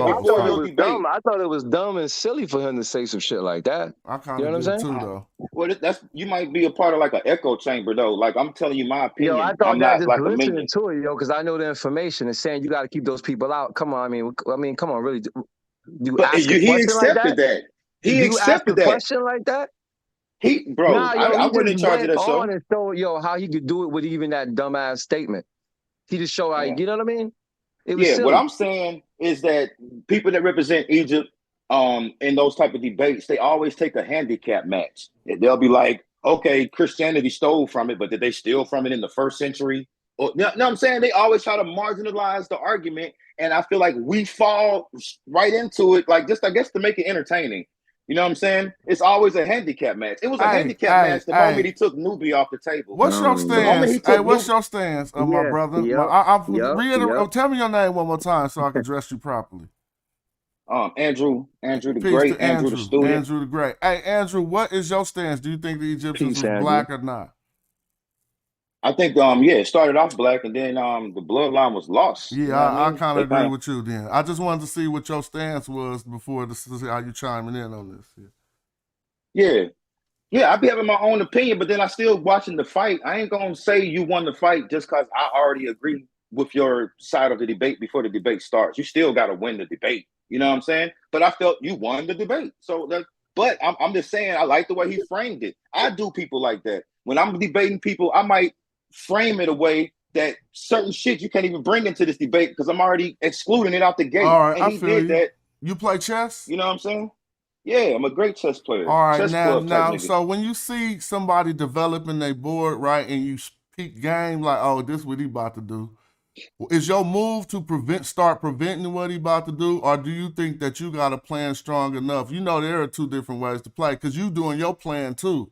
And you sometimes you be in a position like, well, if I get to pull off what I'm about to pull off, everything he about to do gonna be fucked over. Normally, when you get in those situations on the chessboard, do you address the threat, or do you think your aggression would be enough to address the threat? You know what I'm a conservative player. Yeah, I do. I'm a conservative player, so sometimes I'll accept their movement and work around that. Like if he puts this piece where I can't move my rook, if I move my rook, I'm instantly in check. So I gotta leave that there, unless I want to sacrifice another piece. Sometimes you gotta give in and just don't move the rook. And I'm saying that's the way he kind of he did that. That's all I was saying. Yeah, that's why I wanted to put it in those terms. So big. No, it ain't. It's a good point of analysis, yo. Like I hope you don't think I'm mad at you or nothing. It's cool. I want to see. It just seemed like I like to get into the mind of somebody who have a 17% opinion. If that was, but you said you didn't. You was with the 83%. Like when we got 10 people who say something and then 2 people like I don't believe y'all. I'm trying to see what y'all see. That's all. Well, I saw debating tactics, and I thought that was a good tactic. And then when you brought up the map, he didn't even accept it. It was like you didn't even say it. You know what I'm saying? I feel like you said Chief X has some debating tactics. Well, it's like this though, bro. He was cutting people off using Sonetta not to stop, bro. Those are all the things that helped him lose. You feel what I'm saying? Because the real people are in the crowd listening for information and stuff, and I'm banking on that. And so I'm really banking on, like I said about the chessboard. I could lose a lot of games like this, but the games I win, I ignore your advances because I think I'm already into my advance enough to where you're going to have to start addressing what I'm doing. And so eventually when we speak about the point of me putting a map on the screen that clearly showed that they didn't even know nothing about sub-Saharan Africa, you can't make a grown man do anything. But what I can do is show the crowd that you got a checkmate right in your face on the screen. And that's what I just was like, I got to consistently. I've been talking to Chief X about this for hella long. He's never, even though scholars, he discredited every white scholar who said that all of these black people are indigenous to North Africa. So it's not the debate, you ain't going to make your opponent do something. It's more or less about what you show the crowd that they can't respond to in the face of. You know what I'm saying? Hell yeah. I guess it was almost like I'm watching a football game. Is clearly superior, but somehow this is still kind of close going into the third quarter. Like, bro, y'all should be blowing them out. You know what I'm saying? You might have been up by 14 points, but it should have been a dub. It should have been a dub. You know what I mean? You should have to put the joystick down. Yo. I guess it's on the perspective because I thought he lost with the first answer. I was like, it's done. It's a wrap. Right. And then things got wild. People start calling in, saying other stuff, taking the conversation different places. It got wild. So a lot of the brilliant work kind of got lost in the sauce a little bit. But that was just me, like at work, bro. I'm at work listening to this. You gotta have some entertainment, you know what I mean? This is literally just my opinion. I ain't mad. I now it's good. Shit, I ain't mad. Anybody else want to get in the word? Yeah, I had one thing to say. I was gonna say I find it interesting, like how he even said on the thing that he wouldn't debate somebody like Ngozi on genetics. You know what I'm saying? Because he doesn't know genetics, right? He's not an expert in genetics. But here he is debating you, and then he trying to debate what Reggie say when he come on. You know what I'm saying? All of that. You know what I'm saying? People who have qualifications higher than his, and he's a generalist, whatever the hell that means. You know what I'm saying? That that that didn't make no sense to me at all. I know, Nah, I right? feel that. He said he don't know genetics, but then he started going against people with genetics. You know what I'm saying? I was like, okay, he a slickster. He'd be And nobody goofy called him. Like he won't go against so-called experts and stuff that agree with his points, but he gonna go against experts and stuff that disagree with his points. and most of these dudes can't even read metal natural. Be the bad part about the whole thing. We supposed to get into that EOT though. Oh yeah, that's what I want to do. So for everybody in the chat, we're going to talk about whether we can find some attestations linking or talking directly about the black soil, however it weighs into the conversation. Let's do a cool probe. So Asar MK, you got the floor. Let's go to the thing so they know what we talking about. You can share your Kimmy screen. EOT. You can share your screen. Yeah, let me pull up the Wikipedia joint so they can see the one that. Let me get it first. Hey, good brother Aku. What do Aku mean? I was told it mean ancestor. It's supposed to Are you be coming from the committed. Hebrew or the Kemetic? No, it's from committed. All right, that's not Supposed to be bad. it's Aku Sebian. Yeah, it's not bad. That's not Yeah. bad.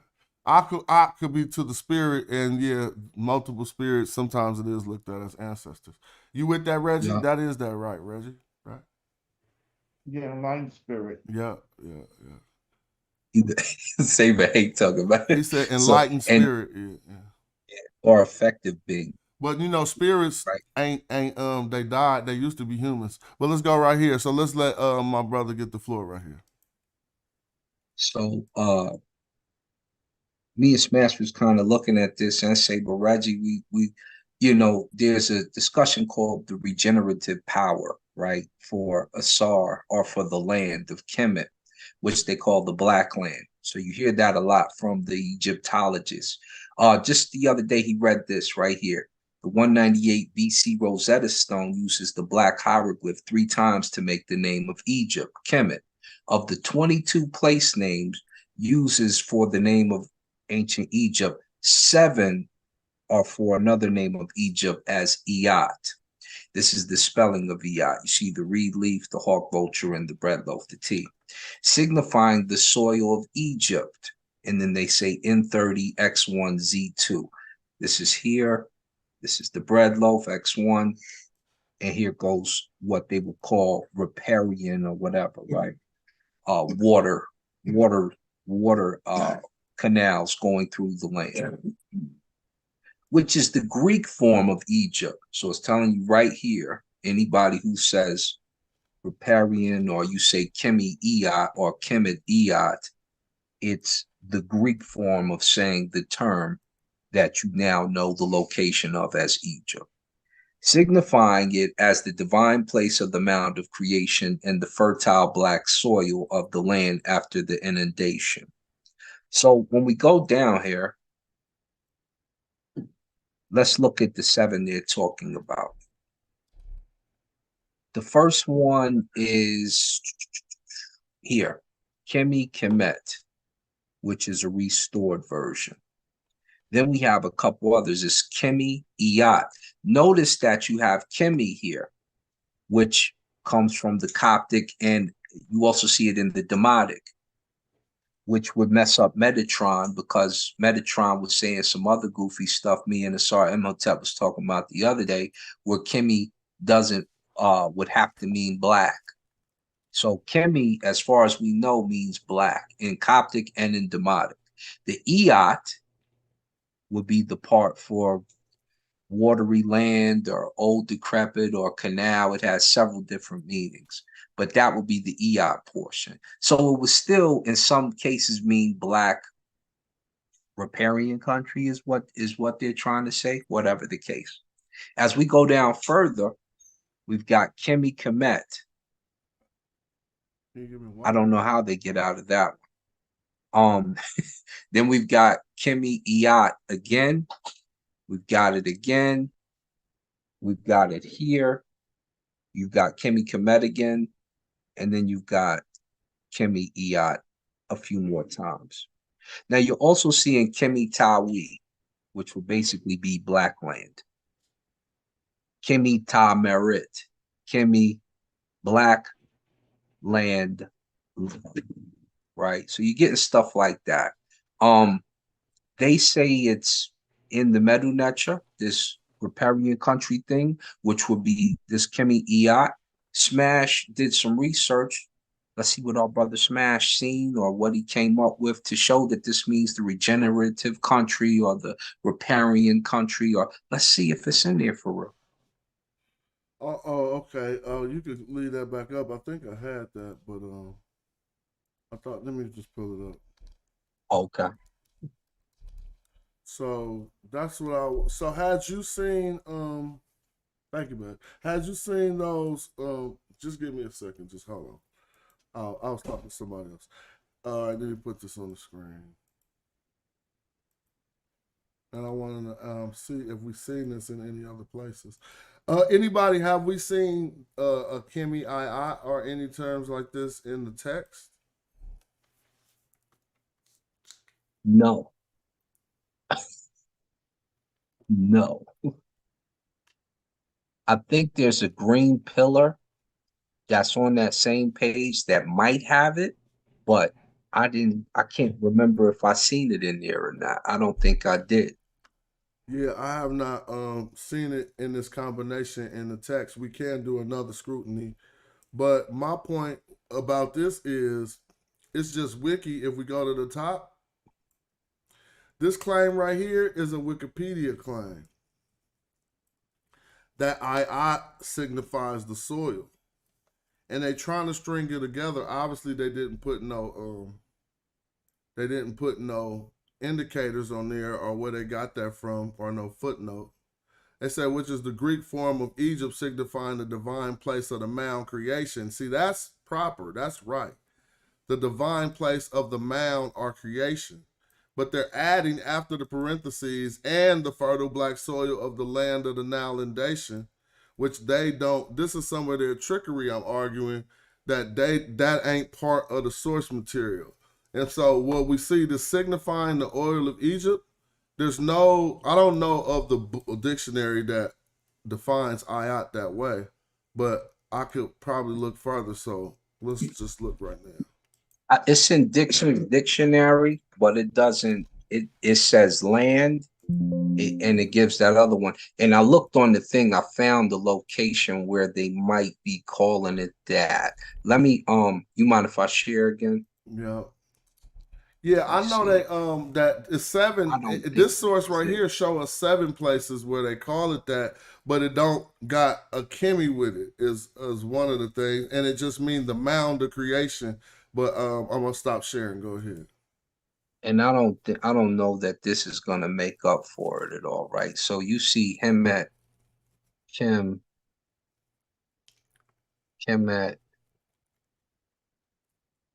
Yeah, I don't think this is gonna do it for him. This is on that page, on the pillar. So it's got a Tekken column on that page. And if you click it and then you blow it up, which I did here, this is what we're seeing. Kemet, and it's not giving us that. So I don't know. I don't believe that's Kim.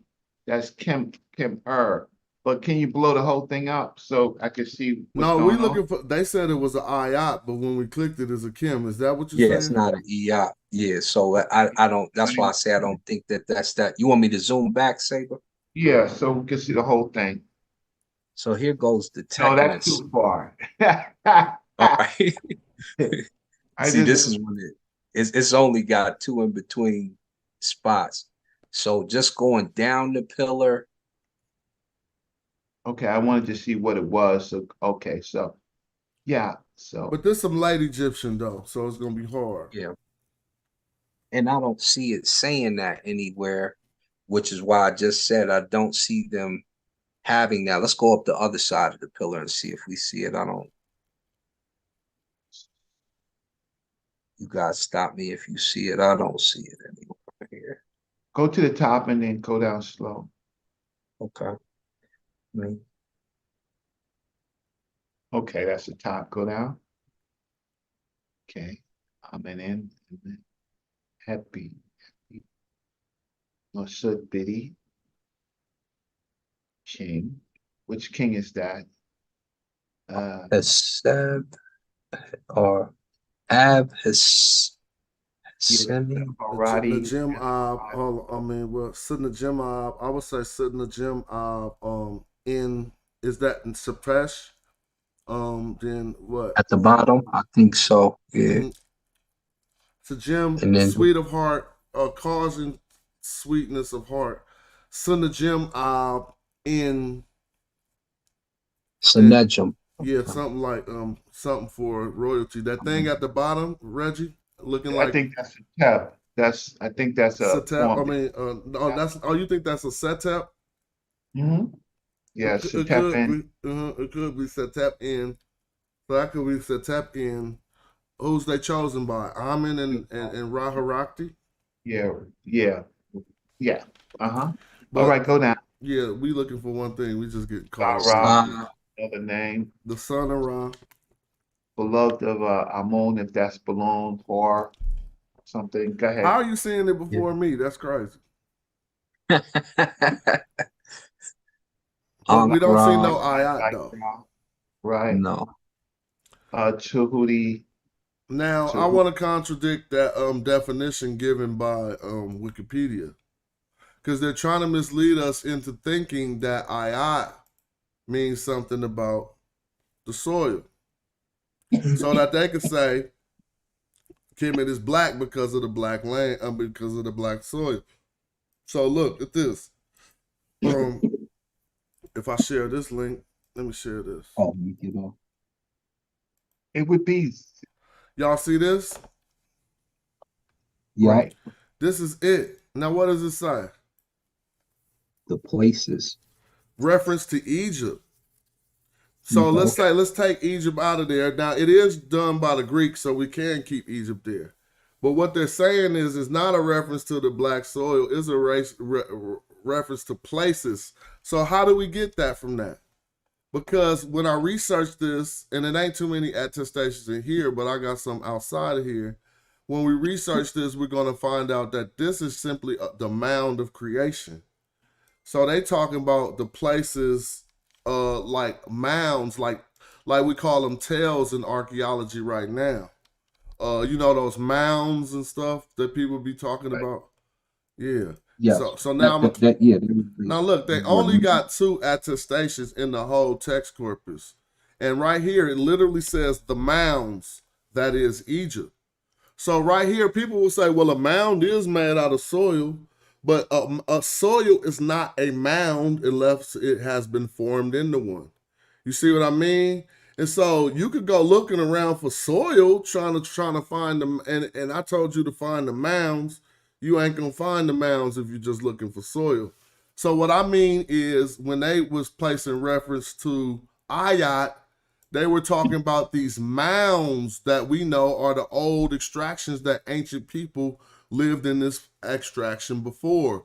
It forms a mound when you keep building on top of an old ancient city. This is just my argument against the argument that this meant the fertile soil. We clearly see it say the mounds here, and so what does this have to do with the fertile soil? Anyone? And what we don't have a color for it. Where did it get black out of mounds? Exactly. I mean, there's mounds, so it's mixed. It might be tree shrub, growing over it, plant shrub over it. It might be green. Well, it's So only two attestations, so let's go look at the application. And they both Ptolemaic. Look, what's this first one say? Ptolemaic Roman. So we know nobody in the old period, at least from the limited attestations in the old TLA. Somebody might find more in the new one. But right now, since they can't get out of the Ptolemaic terms with this term ayat, and we never find it next to nothing saying Kemet, that we would say that the wiki stretched it to say that this was a reference to the fertile soil. Because let's read it. The perfect God, Horus, servant of the great God, the God bearer of Behudet, who passes through the divine places in the throne seat. Guess what, y'all? We already went over the term. See, they calling it divine places here. So I'm going to show you. Because if I put Ayar, the mounds, and what's after that? Netaru. See? Netarui. So these are the divine. So these are the divine mounds, sacred mounds. It don't say nothing about black. The ancient Egyptians wasn't referencing the Kemet over blackness over no damn fertile silk. This is my ultimate point. Now here's the other attestation where they're using ayat or whatever right here, the mounds, to say Egypt. Well, let's see what they really are. They talking about the silk of Egypt? Well, it says Ajed has appeared in her or pay Messin or whatever Edfu as it is in Budapest. It says, and she spreads joy, excited, rejoicing, and she delights her majesty in her enemies. She is the eye of Horus that entered the sights. That's the soil? No, they talking about these area of the places, the locations. They say the sites. They say in the eye of Ra that united with the two lands. Now, if I go back to the wiki on this KM and say Egypt, we're going to see they tried to tell us that it means something about the fertile soil because they want us to believe that the blackness in Kemet is about the fertile soil. So, I mean, I'll turn over the mic right there. Anybody want to hit the link, feel free. We still chilling. Well, so was I going too far? So let me explain this again. This is my stance on this, and we just have to get a proper reading on this. Look at what it says. In the Demotic Egyptian text of the Rosetta Stone, the Demotic for Egypt is Kimi. So we got that. It's not Ayat. There are 3 uses of the actual Kimi, but 7 others reference to Kimi refer to Ayat in the hieroglyphs. And so now what does this mean? It means at this point in the Demotic, when we looking at the when we look at the Demotic of the Rosetta Stone, it's gonna say Kimi. But when we go look at the hieroglyphs in 7 places, it says Ayat. Some people confuse that to say that it says Kimi Ayat. Do y'all am I being confusing with that? No, I think you're clear. And it's Ptolemaic time, and so that wouldn't be a good argument for ancient Egypt. It wouldn't be a good argument. It's in the Ptolemaic time. And that's what I told them. But the other thing would be also to add to what they're saying. If it's saying Kemi in one script and it's saying Ea in the other script, what's going on? Okay, so now I see that interpretation, and that's a very good point. So the meaning of Kemet in Kimi now, right? In the one script, everybody's saying land, but y'all. Nah, what you mean? We are saying land. But we analyzing something different real quick. Chef, peace to you. Now look, right here, the definition of Kimi, if we was defining what it mean, it would be like the black one, right? But we know the black one is Egypt. The definition of Ayat is the mounds. But we also know the mounds are Egypt. So in theory, that works clearly for them in Demotic to write Kimi, because they talking about, in that time they were talking about Egypt. And to write in the Medu Neter, why they changing the Medu Neter is a more appropriate question.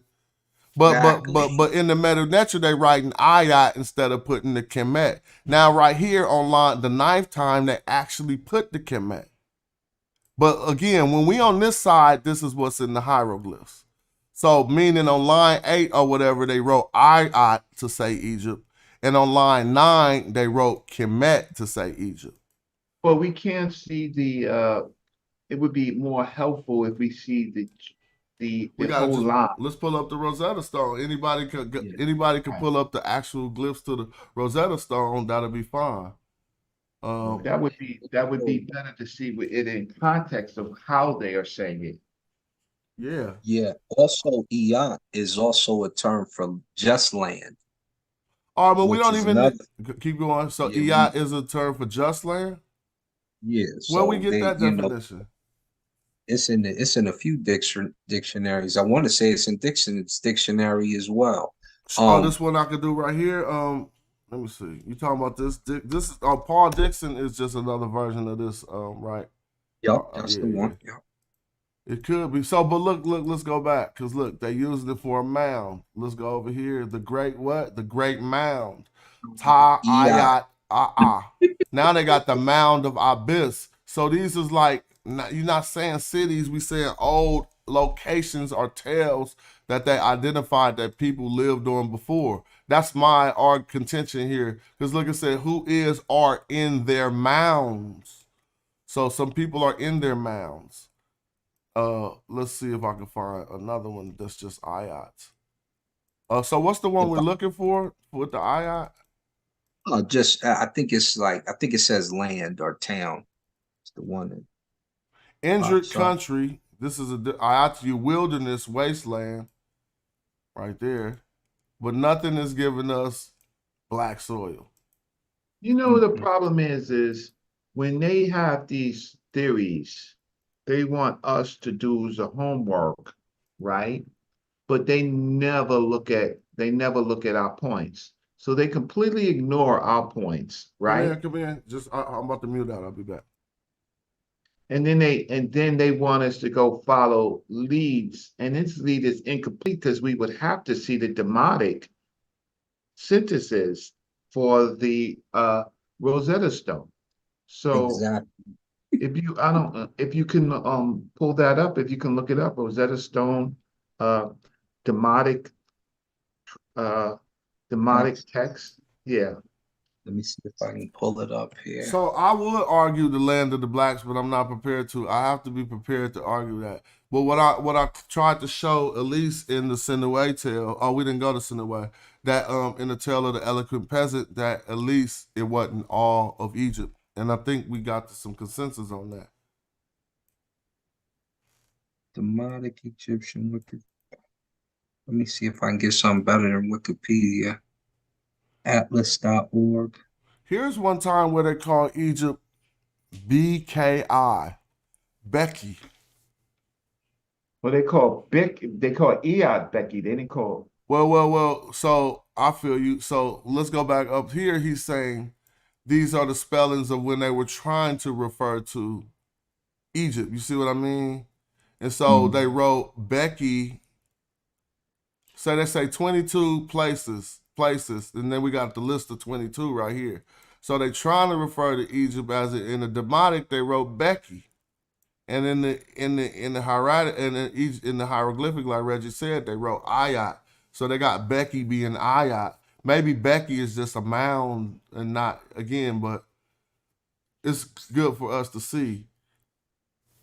Yeah, and then where the mound comes from in the first place is from the old Kapara mythos, when he says, I make my he calls Ma'at the mound, the sacred mound, all that stuff. So I'm not sure where they get it from. I have a translation of the Rosetta Stone up, but I don't have the actual text we can compare. If you got the translation, you could at least read the first time you see the word Egypt, second time, third time, all the way down to the seventh time, because that's the first time Ayat pops up. You see what I'm saying? Okay. So if you do see Egypt mentioned once, then noted twice, 3, 4, 5, 6, 7. By the time you get to the seventh one, it's going to be the one that they said Ayat on, and we could at least see if it says what it says in the translation. We definitely could pull up the Rosetta Stone, but I'm just over here looking through other stuff. I want to show something else. Because I have a screen of the demotic. Oh, you got it. Okay. But I I'm not good at demonic at all. So I don't know no demonic. right. No, I'm not good enough to I get need busy a with. translation. I need a translation. So real quick, for Year while you 9. looking for that translation for Chef and all the other people, we just showing what it say, bro. Like you say, they say it say land, but we looking at the real homework. I'm not going off what secondary sources say. So look, the root of it is a mound, Chef. Ot, right? Ot, mound. Now this is the term of scrutiny. Yart, a place or a mound. Obviously, that's going to be on land, but if I say go look for land, you won't find the mound. You're going to be like, it's some land right here. Now, go ahead, somebody. A mound of ruins right there. The mounds is Egypt. So the collective of these mounds is what we call Kemet. Place, a mound. None of these is saying the soil, and none of these is saying what you call it. Now, my argument is that we know mounds are made out of soil, but soil don't indicate a mound. If you don't put the soil into a mound, it ain't a damn mound. A pure mound, and these mounds aren't for growing. These mounds are for living. As this pure mound is the burial place of part of the body of Osiris. Here's the mound of Osiris. So some of them may be like tumuli, and some of them may be like just earthen mounds. But when we read the Esna text, who made man? Khnum.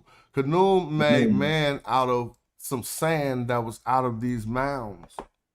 And so I'll rest. Or by the tears. Or by the tears. Ain't that the tears of Rado? That's somebody else, huh? Yeah, you fall like the tears of Ra, you become the Remench. So year 9 Candicos, day 4, which is equivalent to the Egyptian month, second month of Peret. That's the first Egypt. Let's go to the next one. Whose might is great, who has established Egypt, causing it to prosper, whose heart is beneficial before I'm the gonna put this on gods. the screen while you're reading. So hold on real quick. You said you did the first one. So and they said that was a Kimi and a Tamari in the glyphs. The second one is a Kimi and a Tamari. Go right ahead. I won't interrupt. I'll just highlight them as you read. You will stop me once I finish reading. Oh well, I ain't sharing the screen, so maybe y'all can see it all along. Oh, Here we go. Okay. Let's go down further. It says you on the third one? Scribes of the divine book and the scribes of the house of life and the other priests who have come from the temples of Egypt to Memphis on the festival of reception by the let's rulership. stop that one, because this one says Reshi and Mehudet in the hieroglyphs. So they really saying coming from the south and the north, as we see they got that in parentheses. But in the Demotic, they simply wrote Kimi. You feel me? So they literally basically just trying to give us another way to say Tawi, right? Because they say Tawi next. Go ahead. The next one is won't do many favors for the temples of Egypt and for all those who are subject to his kingship. He being a god, the son of a god and a goddess, and being like Horus, son of Isis and Osiris, who protects his father Osiris. We go down a little further. Since he has given much money and much grain to the temples of Egypt, he having undertaken great expenses in order to create peace in Egypt and to establish the temples. It's going to go right into another one. And having rewarded all the forces that are subject to his rulership, and of the revenues and taxes that were in force in Egypt, he had reduced some or had renounced them completely in order to cause the army and all the other people to be prosperous. So the next one is Ayat. This next one we about to see should be Ayat. So what does it say? It says, as king, the arrears which were due to the king from the people who are in Egypt and all those who are don't even say it. So no, but you said the areas, right? Yeah, it don't even go there. Well, so look, they say that the areas. Go ahead. No, it says what we said. The king, well, as king, the arrears, which were due to the king from, so his tax is the things taxes, that are due to him, which were due to the king from the people who are in Egypt and all those who are subject to his kingship, and which amounted to a large total. He renounced the people who were in prison and those against whom there have been charges for a long So time. was he only taking taxes from the people who were standing in the dark, fertile soil? Like, this just No. falls apart when we start to investigate it, bro. Like, so the ayat is they right for saying it's the places within Egypt that people are at, it seems to be. Like, you know, the mounds are the places, but that was the 8th one, if my counting was correct. We could read them all, but I don't think we need to. We can get a few more just to All right, I'm drive gonna the keep point. counting. So that was 8, so keep going. Now, here goes 2. The second one might be, so. This one gonna be a disturbance- Kemet. The next one you read gonna be a Kemet, and the next one gonna be Hor Tawi. So go ahead. Yeah. In the disturbance that had occurred in Egypt, that they should be returned to their homes and their possessions should be restored to them. Here's one that might be something. It says, and he took all care to send foot soldiers, horsemen, and ships against those who came by the shore and by the sea to make an attack on Egypt. But that's funny, So he's because talking this about one is shores Hor. outside of Egypt. This will say Hor Tawi though. You feel me? So when he started referencing them coming upon the shores and he called Egypt Hor Tawi. So he really saying they came from the shores upon the two lands, right? Y'all see my screen? Right. Yeah, so this the one we on Hor Tawi, and let's go to the next one, if you will. Yeah. In order to ensure that the temples and the people who are in Egypt should be secure. That was the next one. See, that's making a lot more sense. That translation ain't good, because right here it say they encroached upon the two lands, and the next one he said Tamari. Then here comes 2 ayats. So let's see how this works. So as we go down, they Well, say, let me give a prediction for the people that's listening. If everything is, our patterns are developing correctly in these next few sentences he's about to read, it's going to be indicative of places inside of Egypt where people is at. But let's see what you read, because it should be 2 ayats. So let's try it. Right. He said he went to the fortress of Second, which is a place in Egypt, which had been fortified by the rebels with all kinds of work. But he didn't say the word Egypt. Did the word Egypt come yet? Not yet. Okay. It's coming a little further down. There being much gear and all kinds of equipment within it, he enclosed the fortress with a wall and a dike. Now the dike is water, but he enclosed it with that. Around it, outside it, because of the rebels who were inside it, who had already done much harm to Egypt and abandoned the way of the commands of the king and the commands of the gods. So that Egypt was an ayat, okay. And then this next one is an ayat. I mean, well, I'm not seeing why they are choosing to say it in different ways, hella times within the same text. They must have been meaning to relay something a little bit different about these place names, and it's not being relayed that way in the Demotic. It just keeps saying Kimmy, Kimmy, Kimmy, Kimmy, Kimmy, Kimmy, Kimmy. You feel me? Right. And then this one says, although the previous kings could not have done likewise, and much money was expended of them, he assigned a force of foot soldiers and horsemen to the mouths of those canals. Did it say mounds, or you said mouths? Mouths. So like the openings of the waterways. Go ahead. The mouths of those canals, in order to watch over them and to protect them because of the rising of the water, which was great in year 8. So that one right there. Somebody said we sped past the Kemet one where they was talking about people, but I think we wasn't trying to look for whether they mean Kemet for people, or I think we know it's a location here. We're trying to see if the location is ever referenced and mentioned to the Fertile Nile Silk, because they say this is, you know, I ain't found not one, bro. The closest one was the one Chris brought. But yo, we at about 4 hours right now, and this was a good morning stream for a morning build. It's also afternoon where I'm at right now.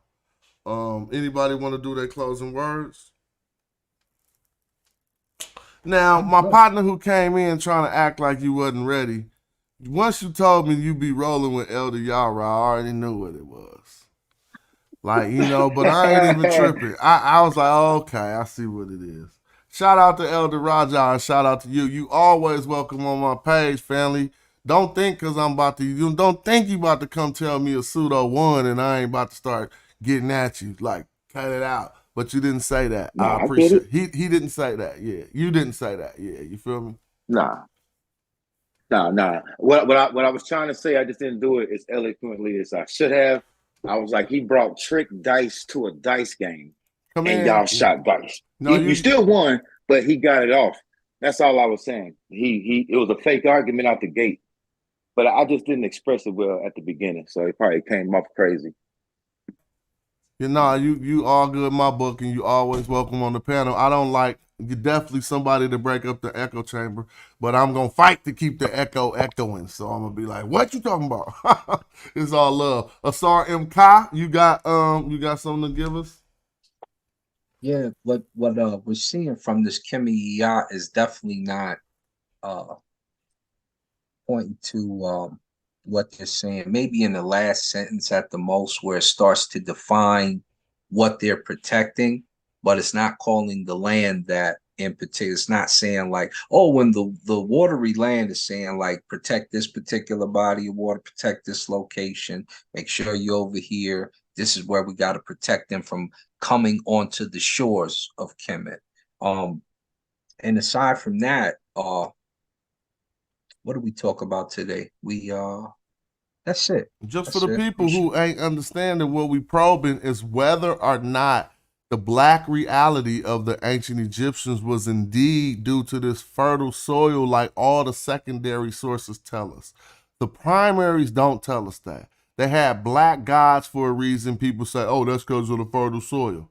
They had, they did have black fertile soil. That's a reality too. And they did have concepts about regenerative properties, but all the primaries say different than the Egyptologists. And I've even looked to find the Egyptologists who sourced that claim. Just like on the wiki, they all just repeat it like it's dogmatic, prescribed catechisms of being an Egyptology. You know what I'm saying? I mean, being an Egyptologist. You know what I'm saying? Like, oh, in order to get the grade, you got to make sure you say that they black because of the fertile soil. Right. It's like that was implemented in the curriculum. And don't forget, y'all, the Zagawa people, right? With the Seifawa dynasty, rulers that displaced and disbanded, people, them in particular, when they used to control what they call sub-Saharan, but what we call Saharan caravan trade routes. So those are your people from back in the day that are indigenous to North Africa. If Chief X try to get y'all to woo woo, you dig? Word up, brother Reggie. You still in the building with us? Yeah, I just put up your cash app. What's your cash app, Reggie? You always giving a nice contribution. Sorry, I'm kind. Anybody, people like, I don't need no cash app. Nah, we got contributors on this today I channel. didn't do a lot of work. I got a little upset. What the brother said about the trick dice in the dice game is absolutely correct. Yeah. When we ask them to present, right, their points, if we give them 5 or 10 minutes or 15 minutes, they do what Chief X say. It's a lot of words and no sources. They can't even substantiate or even find things like Kimi Ayat outside of Wikipedia. They don't go to what I showed from Alexandria Nibby. You can't Google that. You got to go into a library to get that. You have to get the actual book. When I'm talking about driving the cabs, you can't Google that. You have to go to the 2-volume study in the library, right? That's what we actually do. We have to leave our homes, make appointments with the libraries, and then get the text. And hopefully the library that we go to has the text. But they don't have the same burden. But yet, in these conversations that we have, they have a lot to say. So putting on Chief X when he has this conversation, you start listening to him, it's a lot of hyperbole. It's a lot of words that's all over the place. Never any source, anything, any direct. This thing with Eddie making so much mistake. I would like, if you go to the TLA, can you find Hawak Kapata? Can you put that up for me? Because that's another problem. He keep Let's on just go find messing that. that up. All right, let's do that real quick. Yeah. So should I just find it with no hoops? HWT, capital HWT. No, if you put up a wide, it will. You got to put up a. You got to put up a. WTKA. Yeah, but yeah, then we're gonna find a lot of Hawats. I So know. we I'm gonna gotta. put hoop What's the Let's see what hoop translation? give us. It'd be better to Nothing. put in the translation of it, But which that's would gonna be Egypt though, so that's even worse.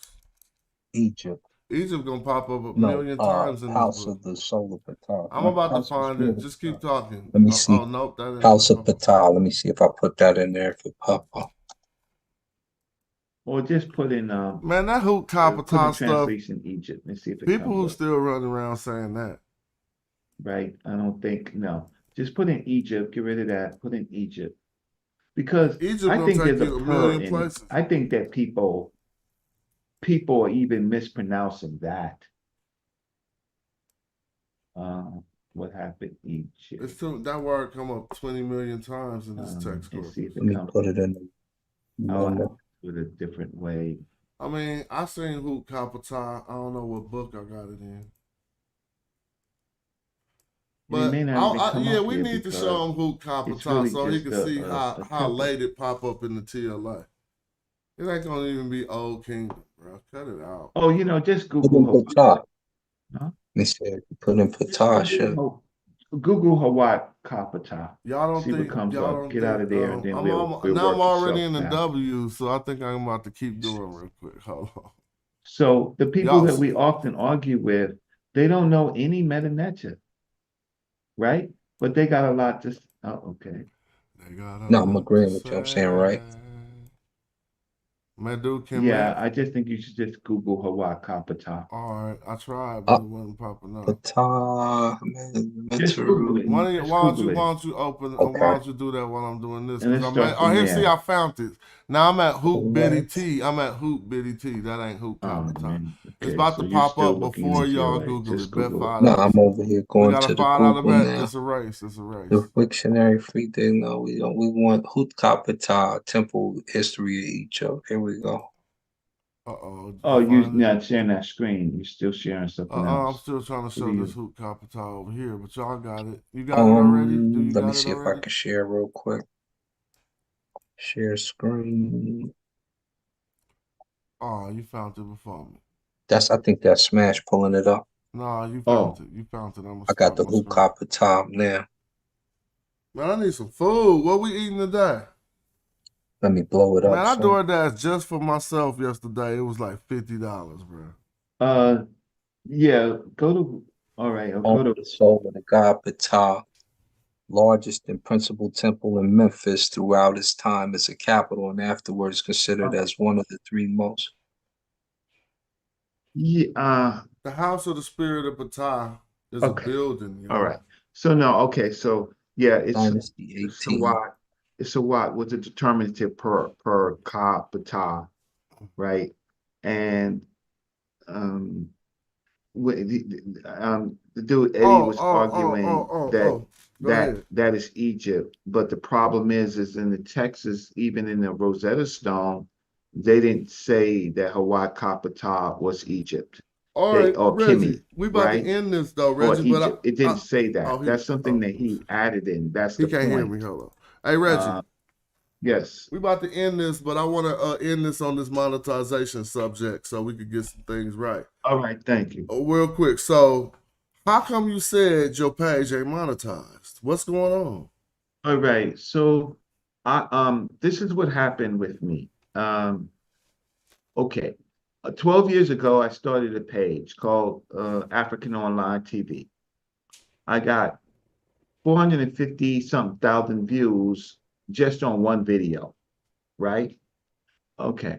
The problem is that first I was monetized, and then the video was only 10 minutes. The video is only 10 minutes, and I have other videos, but I haven't been working it. So I made all the requirements except for the hours on the show. So they only so you saying that you got a page that's been running for long, but they won't let you monetize the page yet because you don't have enough hours on it? right, because right. All Well, you need is 1,000 subscribers. no, I have that. It's an or, but when is 1,000 subscriber or the hours? When was the last time you tried to No, monetize it? okay, so what I'll do is I'll try to bring up that page, right? Yeah, we And gotta I'll get that show right. and it's part my fault because I contribute hours and hours on other people's pages, right? And then Sonetta gave me his channel where how can I say, and I'm very thankful. So I'm very thankful of it, but I never built it. I never built a channel. So I mean, not that I never worked on my channel. So let me pull this channel up and look at the analytics. Yeah, share it if you will, if you don't mind. Yeah, I am. I am Oh, right we're gonna now. get that all right. And Chef too, if you ain't monetized, but I got the quick way to at least, if you're getting 1,000 views, you could be getting at least 300, 400, 500 a month. Again, we talking about income streams that we're gonna try to build in the rivers and oceans, but you gotta start small. Okay, I'll be there in a second. It's just my thing froze for a second. That's okay. Channel dot analytics. So I just have to wait for it to come up. So my problem is that I haven't. Okay, so here's the channel. You're not So sharing the screen. I am. Thank you. I need a good lunch. Hey, y'all cash app so I can take the whole family out and not even have to go into my thing. I'm taking all my ladies out today. Forget it. Like, hop in the car. We out. We gonna go eat something fat. And I'm gonna do it on the house.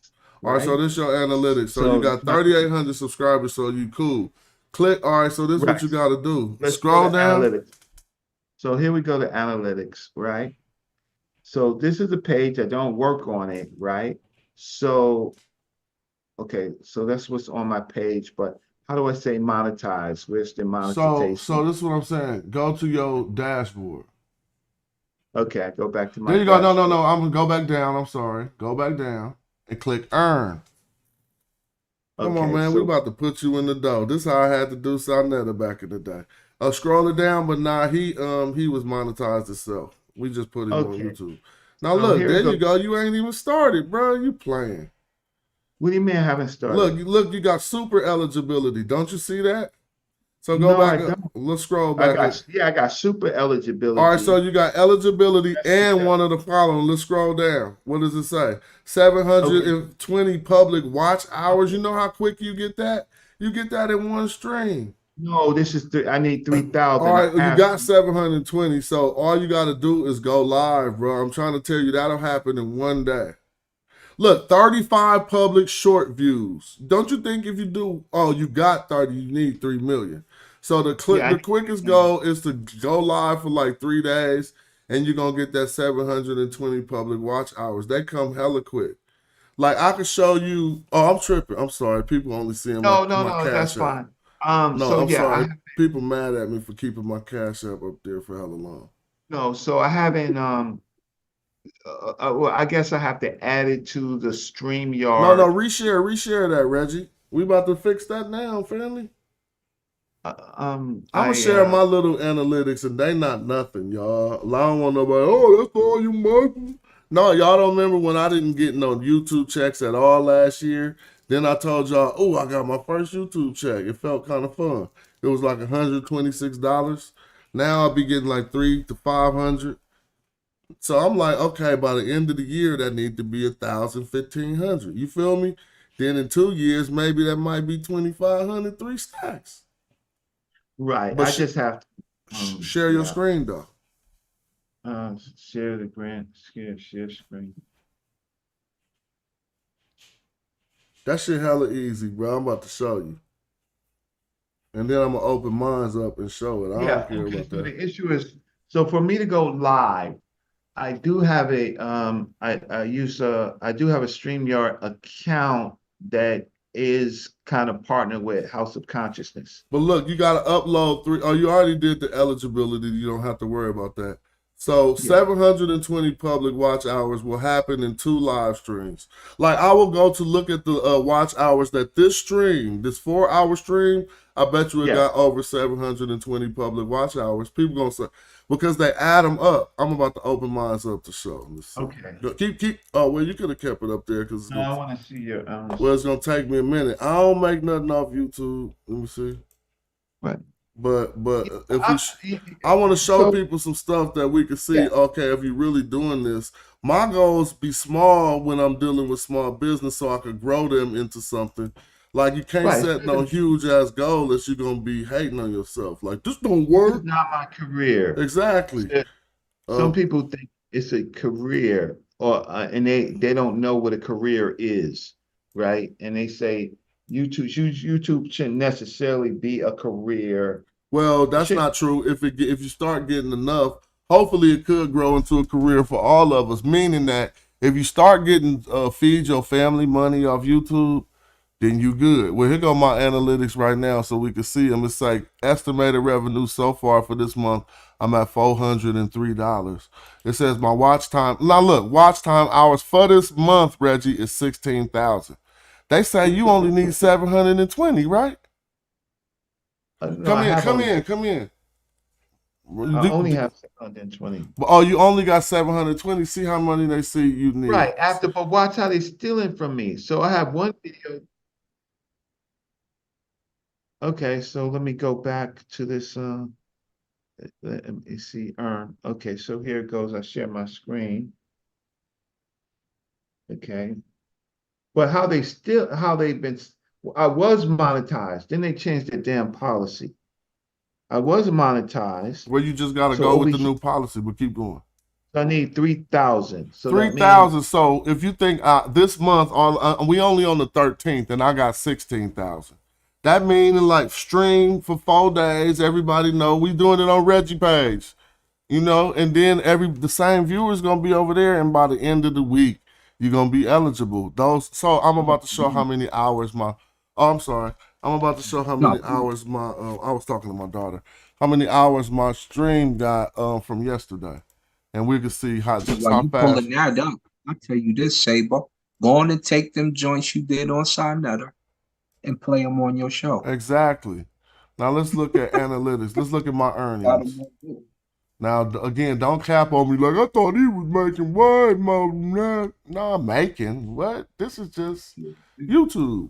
But now we're getting paid for it. So let's go to my overview earn. So my setup is complete over here. If we go to watch pay ads, this is how much I'm getting off my ads or whatever. Well, why right now when I'm in here, they asking, do I want to see my analytics? But normally it just be all already there. So here we go. This is off the watch page ads. That mean them ads that be on my video so far this month. I'm getting 120 for them watch page ads. Now let's look at this. Y'all can look at my videos, and this is my plan. I'm saying, you see, that's $12 in one play. This is a small ass channel. Here go $12 in one day off of watch page ads, right? Right. So now my goal is like, I'm turning this to a business, so my company at least need to get, let's put up a calculator just for the fun of it. If it's easy, I got a plan to generate just a small $20 a day right off that. But hold on, 20 times 30, all right? So just off watch page ads, if I do two, so I'm gonna show y'all how this works for my page, and it might be different on everybody's page. Go to my overview, they're gonna tell you down here how much they bread me for what people see. So you gotta go into revenue, right? And then you come down here. They can say it right here. This is my earnings for the last month, so y'all can clearly see. November was a 400, 300, 175, 290. It's just nothing, but it's something I'm trying to grow into something. So here's the answer. How much you make, not the last 28 days, it's gonna say how much they gonna pay you for 1,000 views. It's over here, content performance. Y'all see that? Estimated revenue for my video, $3.58. And they say 2,000 views. So right here, this content performance has been getting $1 something. They saying in the last 28 days for every thousand views. Now that's not the best because right now, but you can see that go up to almost $8. Like on the days when it's getting like this. So real quick, here go to add watch page. Let's go to a good day. See, this day right here, December 23rd, is showing you what video. Smash Rockwell Javari versus what you call it. They put $12 in the pot because people watched that video. Now go look at how many views that is. It ain't even over 3,000 yet. Let's click the video and try to see. So basically what I learned is that 1,500 views that we be getting is worth about $10, $12 to them, right? So I'm telling myself, okay, if I do 2 videos a day, I'm generating double that, and just off no contributions, we could see you could be making a $600 a month just off of getting your watch page, always monetizing the videos with ads at the beginning. Now, from my audience, y'all can see here, and again, this is one of the, people really make money on YouTube. Mine's is so modest that I ain't even really tripping.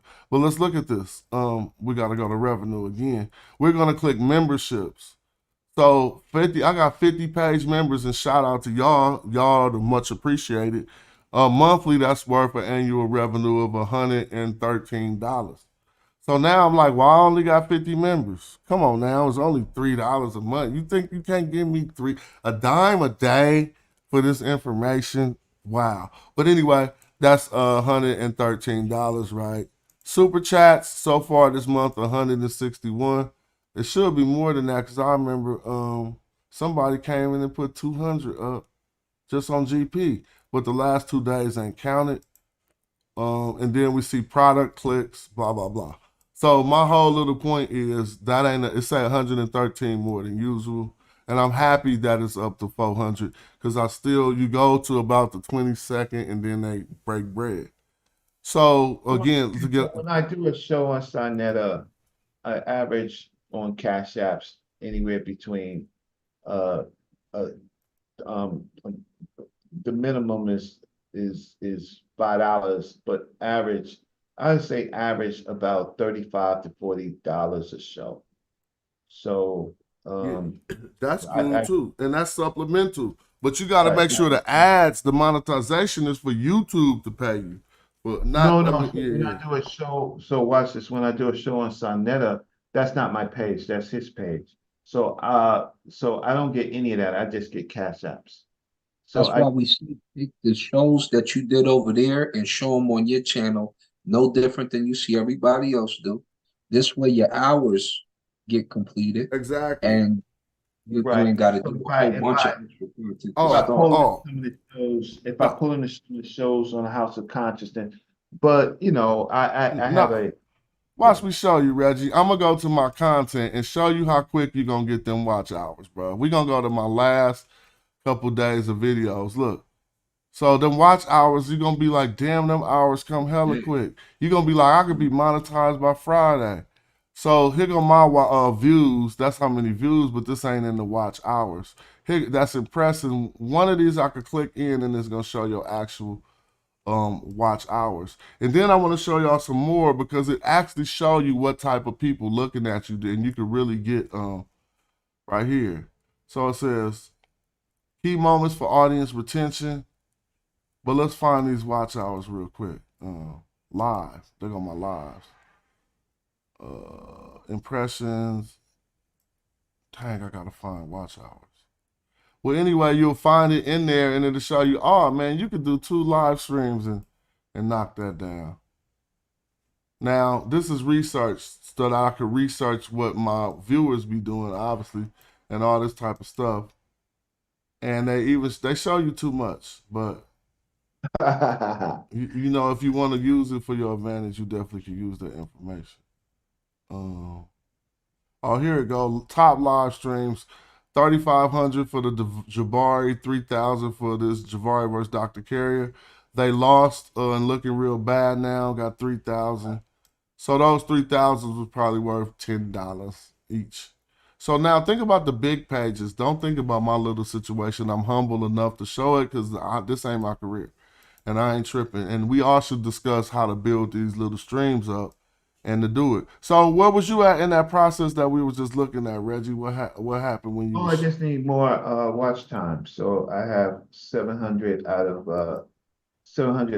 out of needing 2,000 hours.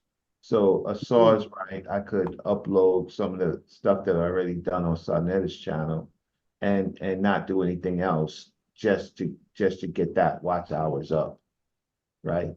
Yeah, And while you divulge new content and get ready, because you know if you do a marathon, you know the more that you on there, the more they recommend your channel too. So mm-hmm. if you yeah, do a marathon of the shows you did on Sonetta and just play them, come back to it, click, play it on your channel, and just do that with all the ones you've now done on there. yeah, because And I mean, I really appreciate Sarnetta for allowing me to post on the House of Consciousness, and I could post much more. But I definitely enjoy giving up my time to some of the other channels that I give it up to, even Sarnetta's main channel and this channel. This is the channel that I spend the most time on. And once in a while, I was spending some time on some of those other channels. Oh, well, I spent a little time on Chef's channel because I like, even though Chef is a double agent, Chef is funny to me, right? We got them niggas, y'all. We got them niggas. That kills me. That kills me when Chef says, "We got them niggas, y'all. We got them niggas." And I'm like, "You ain't got us, man. You ain't got us. But this is my outside Sinetta. Outside Sinetta, this is my second page that I spend my time on instead of creating content, because guess what? I'm into cryptocurrency. I'm just waiting for my to get my number on my waiting cryptocurrency. like Jaden. That's the crypto story for everybody, B. You said what? I said that's the crypto story. Waiting. Yeah. Yeah, I'm just waiting for my yeah, I'm just But look at this. I want y'all to see. Now this get crazy, right? Because look, it says estimated revenue off that battle video. These is my last month analytics of where the money coming from. $1 came in from that battle video, right? Off of 432 views. And the RPM was $3. And this means how much they'll pay you per mile or whatever. I don't know what a mile is in their estimate, but it's called per mile. So I think it's return RPM is like return per mile, something like that. Anyway, look at this Chuck Morgan video. 25 cents, 21 views, but this RPM is at $12. That ain't what I made. This is how much they'll pay you for 1,000 views. So if you go, this is just the last few days. If we scroll down, well, I don't know why this was the So why biggest they one. pay you more for Chuck Morgan? Yeah, I'm looking at all. That's what I be trying to figure out. Like it's more. I would get paid more for this legacy of Pan Africanism. So I think it's about the time people viewing and all of that. I don't know. We just sharing and looking. And the But topics. when you got a Maybe collection of all these $1 of hella 800 videos, it start adding. Let's see what it added up to. The total for.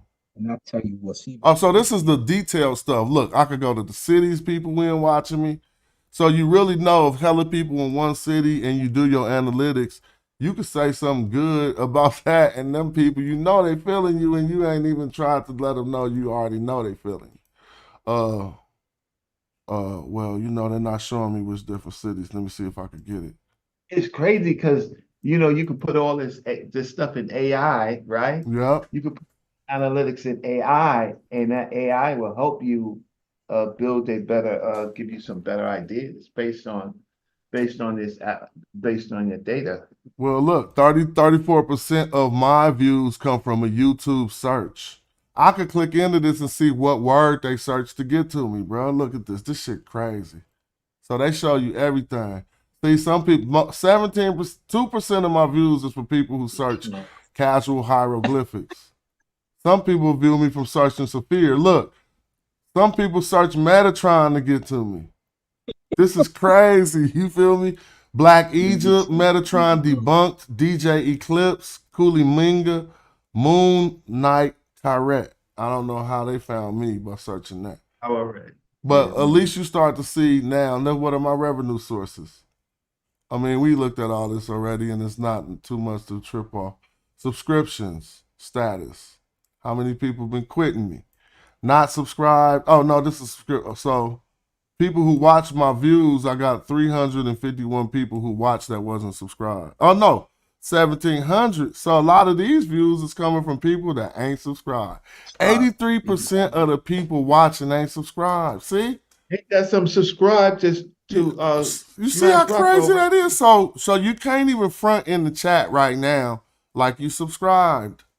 Because the answers is the proof is in the pudding. How is 83% of the people who viewed this video during this time span not subscribed to me? So here go the watch hours.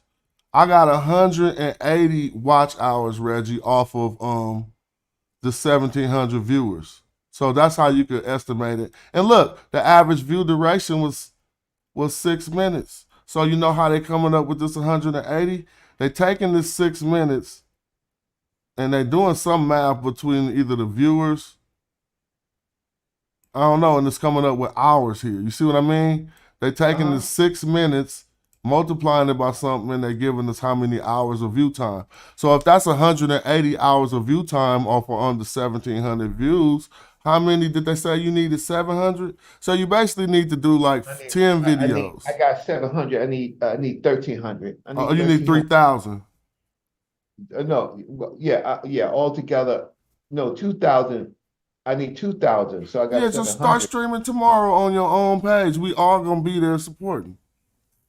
Yeah. I am. Well, I do have a show that I do want to do on the House of Consciousness, and then maybe I can bring some of those videos over to my channel without any. Well, that's how you do it. You tell people on the House of Consciousness that you getting it popping on your own page.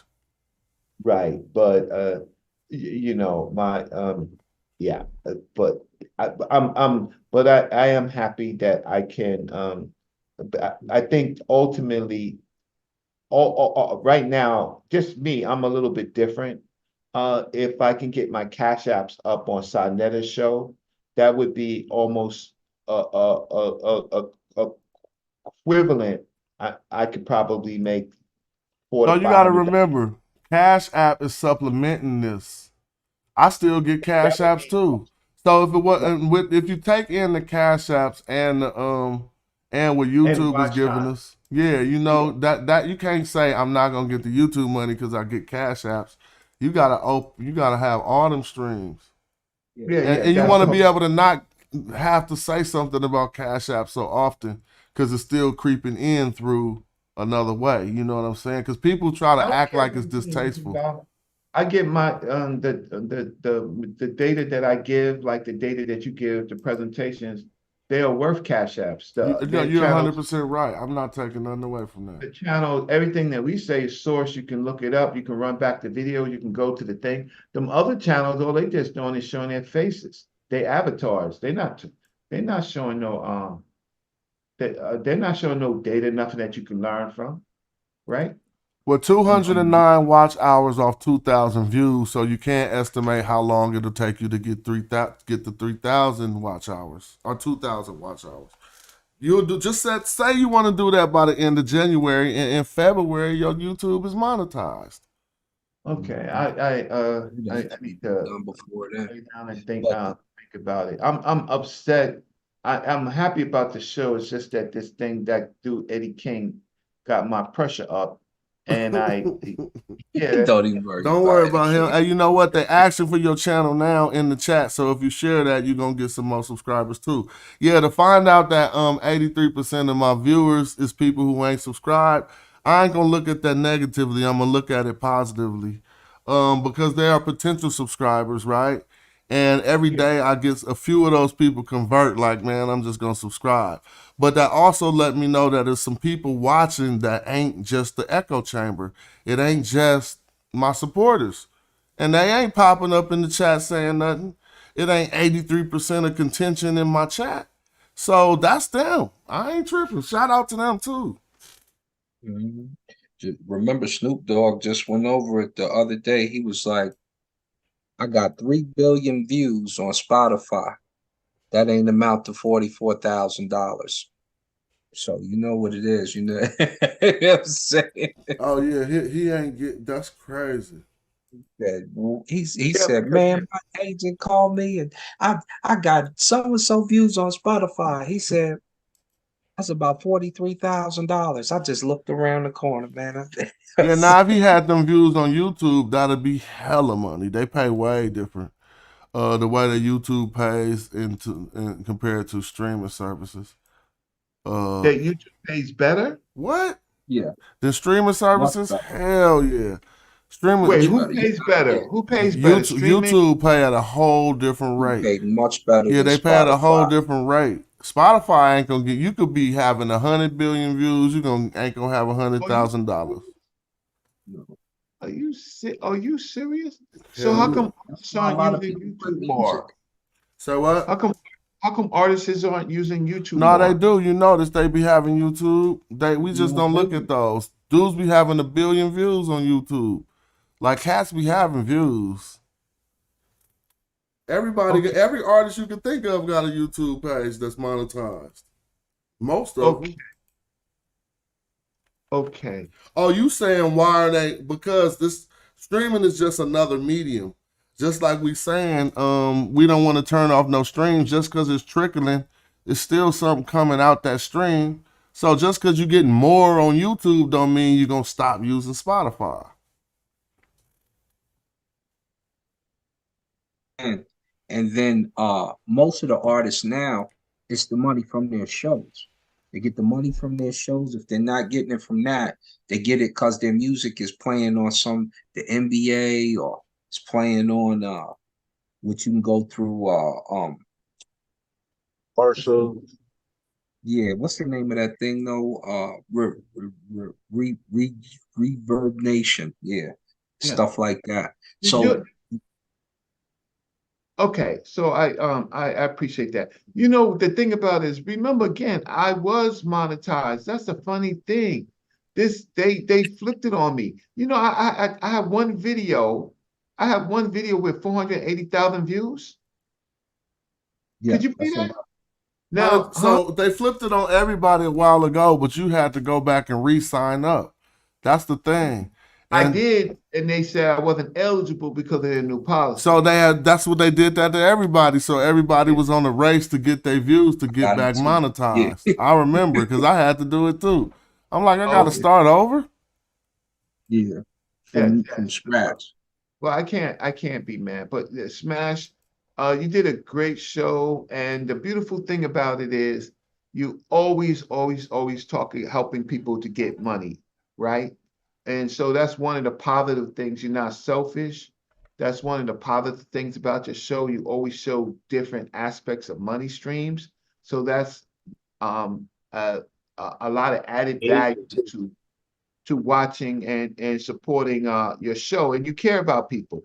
I'm gonna tell you, most of the people, listen, Sarnetta, he does care about me no matter what people say, right? Because he does appreciate my content. But a lot of other people, I could say, don't. They don't. You know, people want me to go on their channels, and I just laugh. Why? So I can give you hours. You hate me, right? So, but then there's people like Chef that I just say, well, he got a startup channel. He got a lot. He put some money in his studio. I appreciate him. He's funny. I don't agree with him, but he's funny. So, you said what?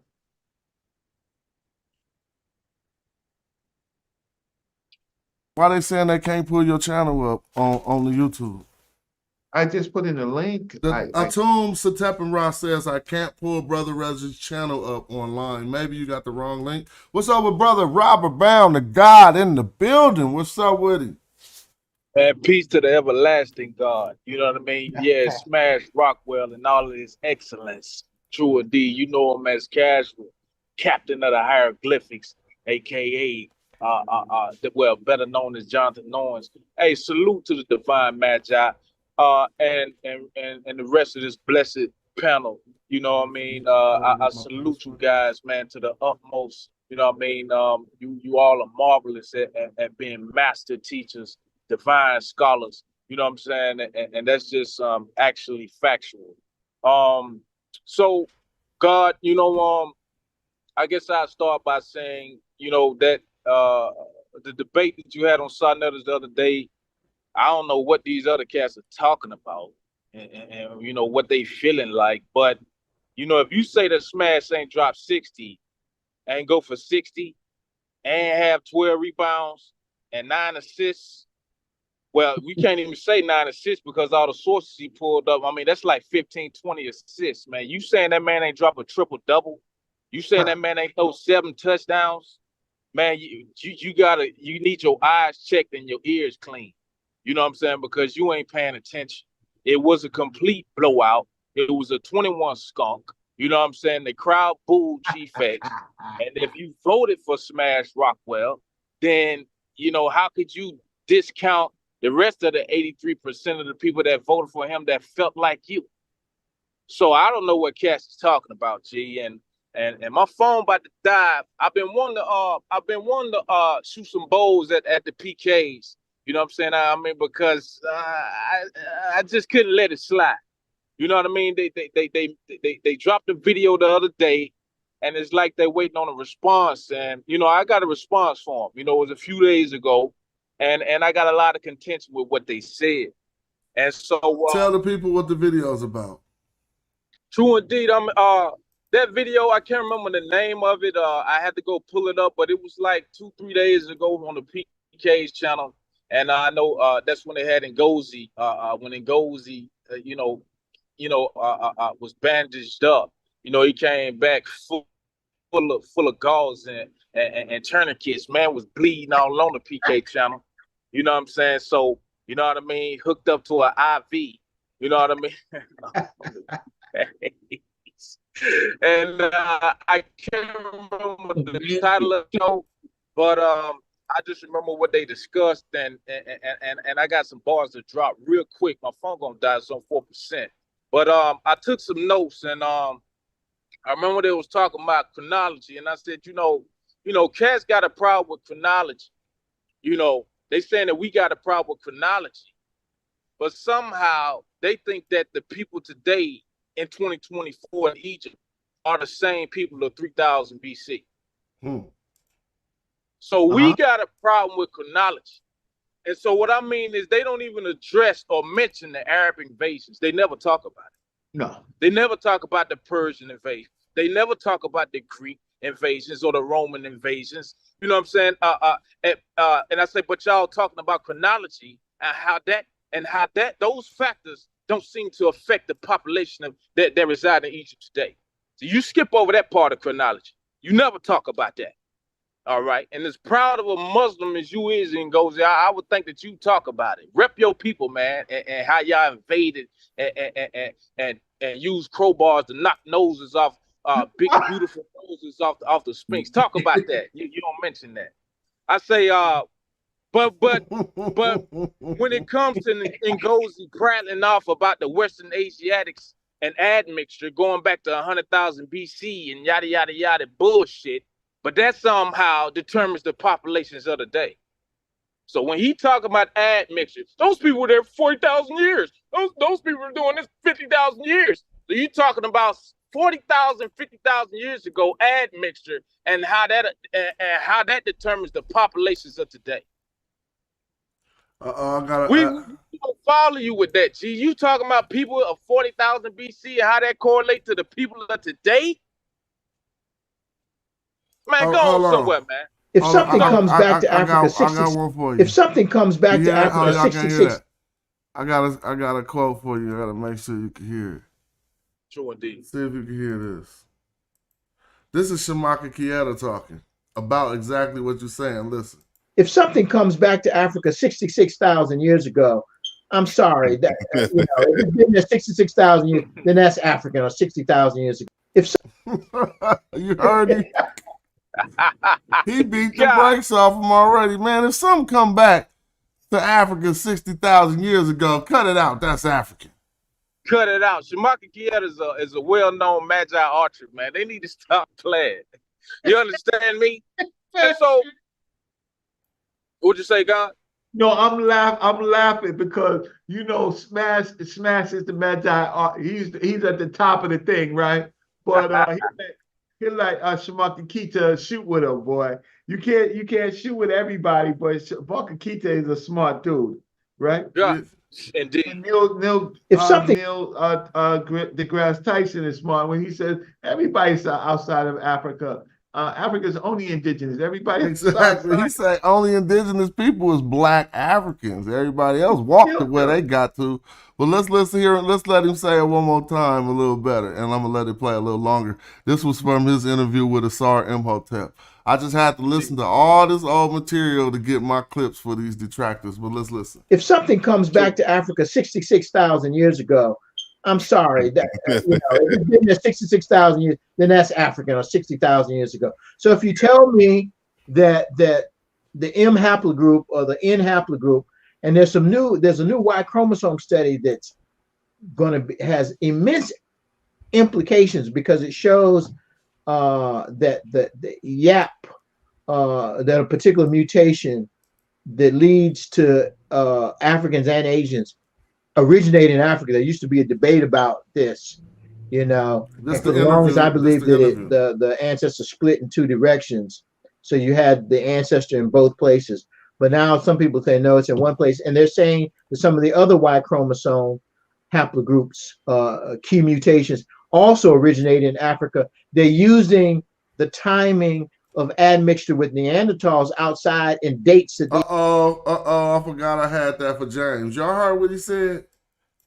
James been saying that for years. They're using the timing of admixture with Neanderthals, bro. Like, and y'all was calling him Neanderthal James, and he telling you, no, they using this to say what they got to say. Again, I'm gonna let it play, and we back to Robert. Well, Africans and Asians originate in Africa. There used to be a debate about this, and for the longest I believed that the ancestors split in two directions. So you had the ancestor in both places. But now some people say no, it's in one place, and they're saying that some of the other Y chromosome haplogroups, key mutations, also originate in Africa. They're using the timing of admixture with Neanderthals outside and dates that they have for remains outside of Africa to recalibrate the origin of these Y chromosome lineages. So it may actually turn out that there's a whole lot of stuff that people have been calling Eurasian that actually emerged in Africa. And that would not surprise me at all. At all. Killed him now. Shout out to Asar for doing that, doing that video. Now, he just killed him. If it come back 60,000 and y'all be, man, I don't even listen to these dudes. But Robert, you were speaking. It's bad, God. You know what I'm saying? It's bad. And then Unc asked such a trivial question, Almighty God. The man asked, what was the skin color of the populations of the Nile Valley? He opened up his show with that question. Like that was an impossible question to answer. I tell you what, Unc, start with the Beja tribe then. You start there. Start with the Beja tribe. Start with the Afar tribe. And you start with Northern Sudan. And then you figure that out. You get back to me on that. You understand me? Now, I got, like I said, I took some notes. And Unc said that there is no data. That's what he said in the show.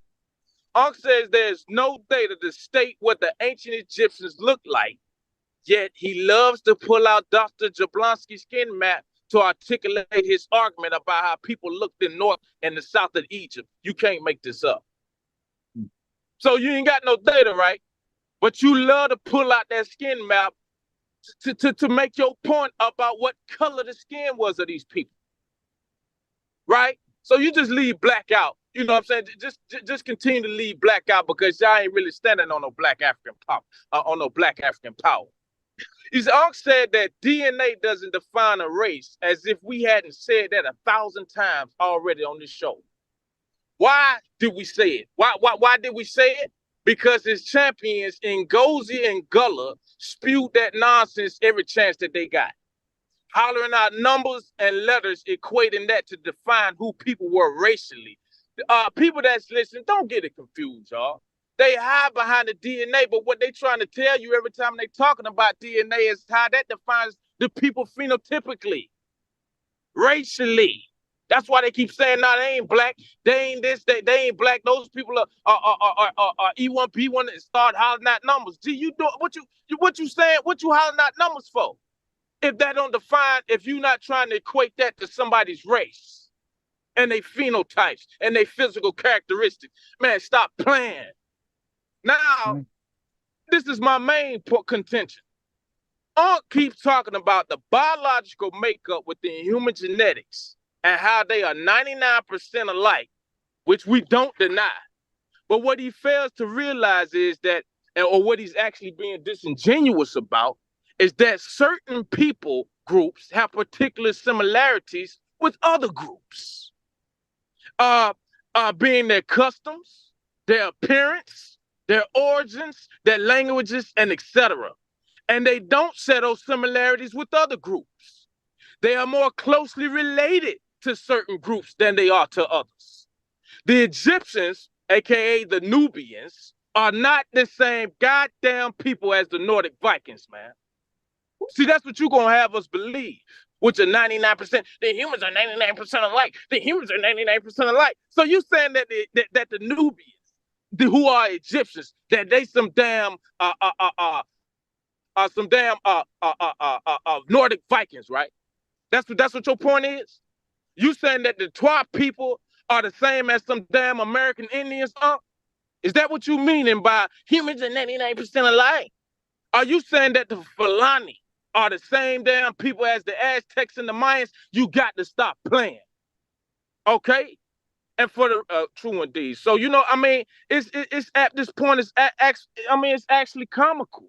You know what I mean? They doing all this to deny the blackness of Kemet, man. I mean, it's just sad, God. I mean, what more do you have to do, Smash Rockwell, brother Reggie, what more you got to do?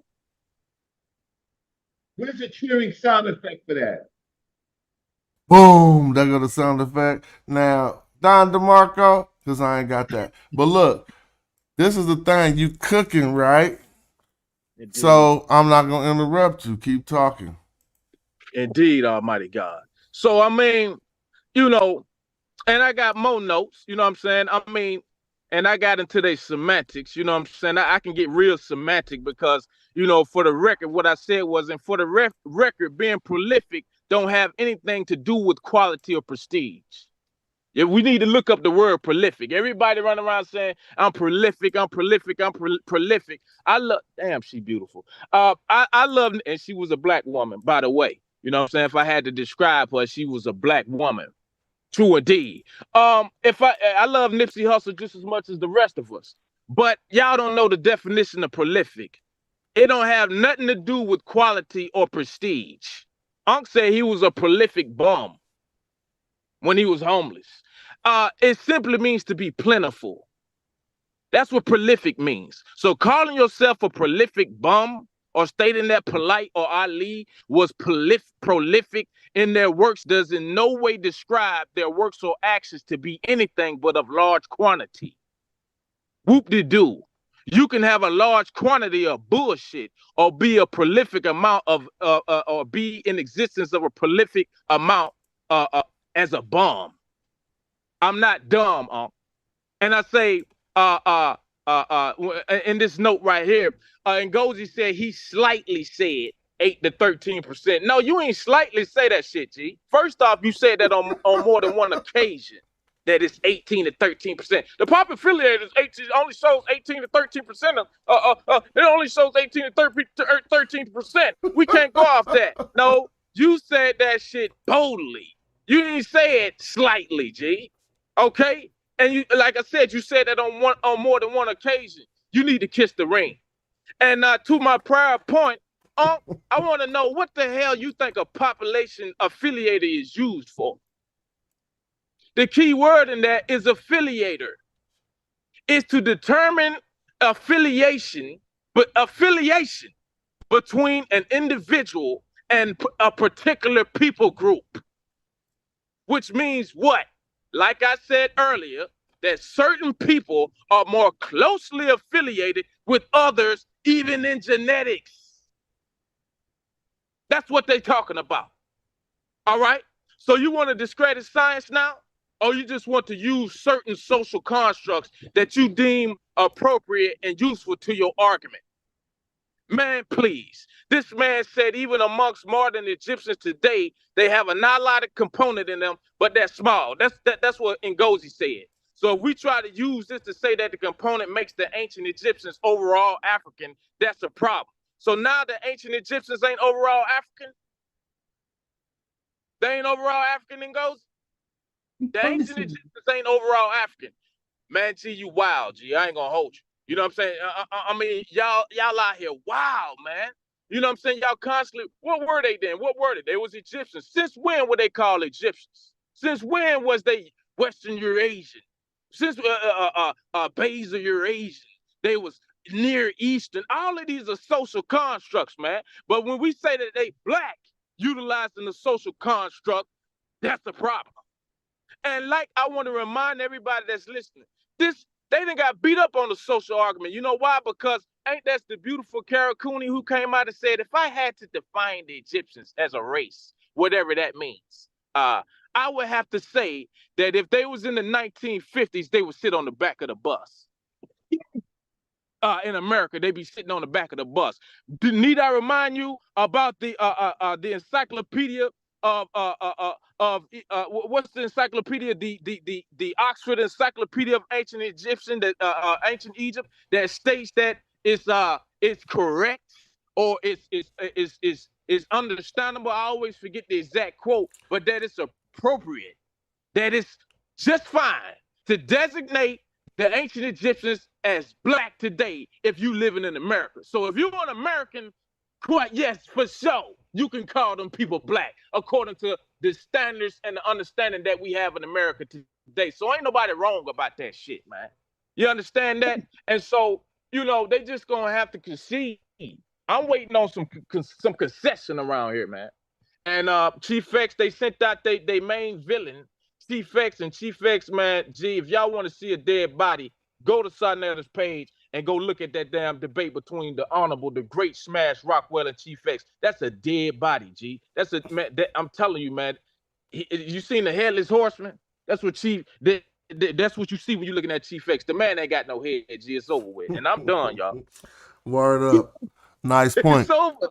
I see Brother Anthony and Pan African James stepped in the building. Peace to y'all. Peace, man. Peace, man. Yo, I had to slide. I've been under the weather. Wait, give that man, everybody give that man a clap. Excuse me. Hey, I was about to say real quick before y'all get it in. Hey, I think you ready for debate, Robert. See, if we make sure you got the right facts, you got enough orator skills to knock some of them dudes off in the audience of black people. I'm just gonna let you know. So if your facts is right and you know you ain't gotta take nothing back, you can go. I'll put you on Sarnetta. Not like that. Put you on Sarnetta, but I'm talking about representing this information. Who gonna knock down Robert? He about to body a few of them fools. Blessings, great King. Blessings to you and yours, man. Blessings to this entire panel. And God, my phone on 1% is about to die. But God, when I march back up, to the King, you know I still got them ancient scholars that murdered their whole North African argument the other day. That I think it seemed like people skipped that or forgot about that. You know what I'm saying? Those Romans and those Greeks that was up in there. I believe those were the Greeks. You know what I'm saying? I got the sources. I can damn sure go back and get that. I got them. What they talking about the black Berbers? What they talking about the black Moors? They talking about the black the Gatuli. I had the sources, and I think that was overlooked. God, when I come back, I got them black diamond arrows for you, God, and I'm ready. Oh man, you could beat Ankh in the debate. I already know. God. And if you had the right information on the subject, you might want to get that little stripe real quick, knock that boy down. I might have to set that up. Blessings, God. Yeah, I'm ready. Bobby Banger, pull up, man. It's going to be easy work. You know what I'm saying? I look forward to it. I'm trying to increase my rank. I'm trying to sit at the right hand of the king. You know what I'm saying? I'm trying to be up there with a Sarim Ka. You know what I mean? The great God. You know what I mean? Brother Reggie, you know what I mean? Camzy verse and Kalam and them. You know what I mean? I want to get out and be amongst the greats. Salute these great men and stop hating in the chat. You know what I mean? King, my phone about to die, but man, ain't number blessings be upon all you, man. I love y'all. Black African power, black love, black excellence. And until next time, keep stepping on these pseudo G until your feet break. That's the guy Robert Brown right there coming in with that information. I need my sound effects because he just tore a few of y'all off real Good quick. information. Yeah, peace, everybody, man. Peace. I've been under the weather, but I've been in the background paying attention, right? Now, Smash, I don't know what the hell is going on, but that video you just showed was out of control. You know, I had that in the chamber for hella long, bro. How come you been letting me? Yes, bro. No, it'd be like this. Cats be acting like they're gonna get on the big stage, right? And you need to be able to have something for the big stage. I could just show you a hella big stage shit I got. I mean, I got some shit that I'll be wrong for playing. Cats just said too much shit on video. You feel me? And I be clipping them up too. Yeah, like and so, but I ain't gotta go there to just know nobody. But I mean, all of these clips, it's all over. And when you hear them, just clip them up, and so that you could be ready. Right. Yeah, that was beautiful. He said, and see, like he said exactly how I said it. I've been trying to tell these people that they use that because there's no other way to do it. And then that basal population is just African. Until you get admixture with Eurasians, you got Africans. That's what's going on. You've been saying that for the longest. So these people is crazy. I'm about to give you another one that he say. This is at a different point in time. He say this. Let me share the screen. He break everything they say up. I'm just not gonna show them the source, but because they be faking they watch what shit. They do, then yeah, exactly. Man, so this what they do after you expose them. I mean, we've been saying that. And they go try to find it and then learn and Biderman. Hold on. Here we go. Check this out. See if y'all can hear this audio. That something called the Egyptian community or Egyptian culture was created in Syria, and that a whole community of people came to the Nile Valley. Do things like that happen? Sure they do. The Pilgrims came to America and they came with notions of, Protestantism, Magna Carta, et cetera, et cetera, et cetera. Clearly formed in England. They didn't like the king, but everything else they brought. They brought British culture to the New World. Here we have a language map of Africa. Language is also a part of culture. It's part of this origins question. We don't see nothing. I know. I was trying to make it so y'all don't see it, but y'all hear it though. Okay, word. So he gonna show. He gonna say what he gotta say. Listen. The top part of the map with the vertical crosshatches and the hash. It's basically the Horn of Africa. Lines represent the diagonal. The Afro-Asiatic language family. This is so on the map you'll be seeing the Horn of Africa, but I'll share this video in the back chat. All of the families down there. There's no evidence that something called the Egyptian community or Egyptian culture was created in Syria, and that a whole community of people came to the Nile Valley. Do things like that? Now that's the part I left out when he said there is no evidence, because this is what they argue every day, right? That these people migrated in from Syria, but we got a direct quote from Shamaka Kieta, like, ain't no evidence of that. We've been knowing that. Like, it does not make any sense to be saying certain things that they say, but I'll be like I said, it's just good that you showed that video clip that you showed where he said verbatim what I've been trying to relate. So that's all that was just really funny to me that you did that. But yeah, man, y'all doing a great job on the language. I think I really just kind of fell back too, because I think after that last discourse with Ngozi, you can tell he wounded. You can listen to how his language didn't change and everything. Have you listened to him when he go on Chef's show and when he go on it's like they trying to save him or repair him from the damage that was done in our last discourse. So I didn't fell back because I already know it's over with. Jazz, you can hear it in their voice, huh? Yeah, I can hear it in their voice. You know what I'm saying? We from the street. Yeah, I be hearing it too. Yeah, you can hear it now. He know this is a serious threat I can do it too, and really not in about an hour, maybe an hour and a half. I'm gonna do it too. I'm gonna put my presentation in the Discord first, and I'm put it in chronological order, and then I'm gonna present it on the show, bro. But it's when I do this, it's gonna be so simple and so to the point that they're not. And Shamash Kiara, he just said what I've been saying, but I'm gonna put it to where everybody amongst us will never have to listen to what Ngozi is saying again. Watch. That's how deep it's gonna be. Wasn't it, man? I thought Corey said you wasn't ready for that. Corey, though, certain people, like I say, when you know certain things, like y'all know about the MetaNet or whatever, y'all can listen to people and know who knows what. All right. So it's just like in the streets, you can hear somebody that's trying to act tough, and you know that they ain't really tough. I want to hear something that's gonna have hella people spooked. I'm just gonna play. Listen, this about to have cat spooked. Listen. Blog Talk Radio. Did y'all hear that? Yeah. Guess who got the audio? It's getting ugly out here. Let me show y'all how ugly it could get. Let me see. Hold on. Let's listen. Hold on. Real quick, we gonna have some fun. They don't want to play. Oh no, hold on. Let me just do it a different way. Go ahead, y'all talk. I'm about to pop this in something else. Man, it's some old Blog Talk Radio stuff that be going that y'all would just be like, what? Oh, you gonna be like, I'm about to play some of that right now. They've already cut that off at the border by saying that we got the right to change. Not that's this how bad. They diffuse that. Yeah, you know what I'm saying? Not so as bad as I'm a show. Old audio them, but they'll say I changed. So that's how they diffuse that. But let me mute. Yeah, you do got the right to change. I ain't going against that. I was pseudo then. I ain't going. Yeah. I used to be pseudo. Is what you need to say. Yeah, that's how they do it. They still pseudo. That's my point. What the problem is. They are still pseudo. Now let me just say another thing. So one day I was listening. It was about 2 or 3 days ago. It was after I had demolished Ngozi, right? And everybody was saying it was over with for him. So he got a premiere show on the pseudo killers with he was trying to, pat him on the back and tell him it was gonna be all right.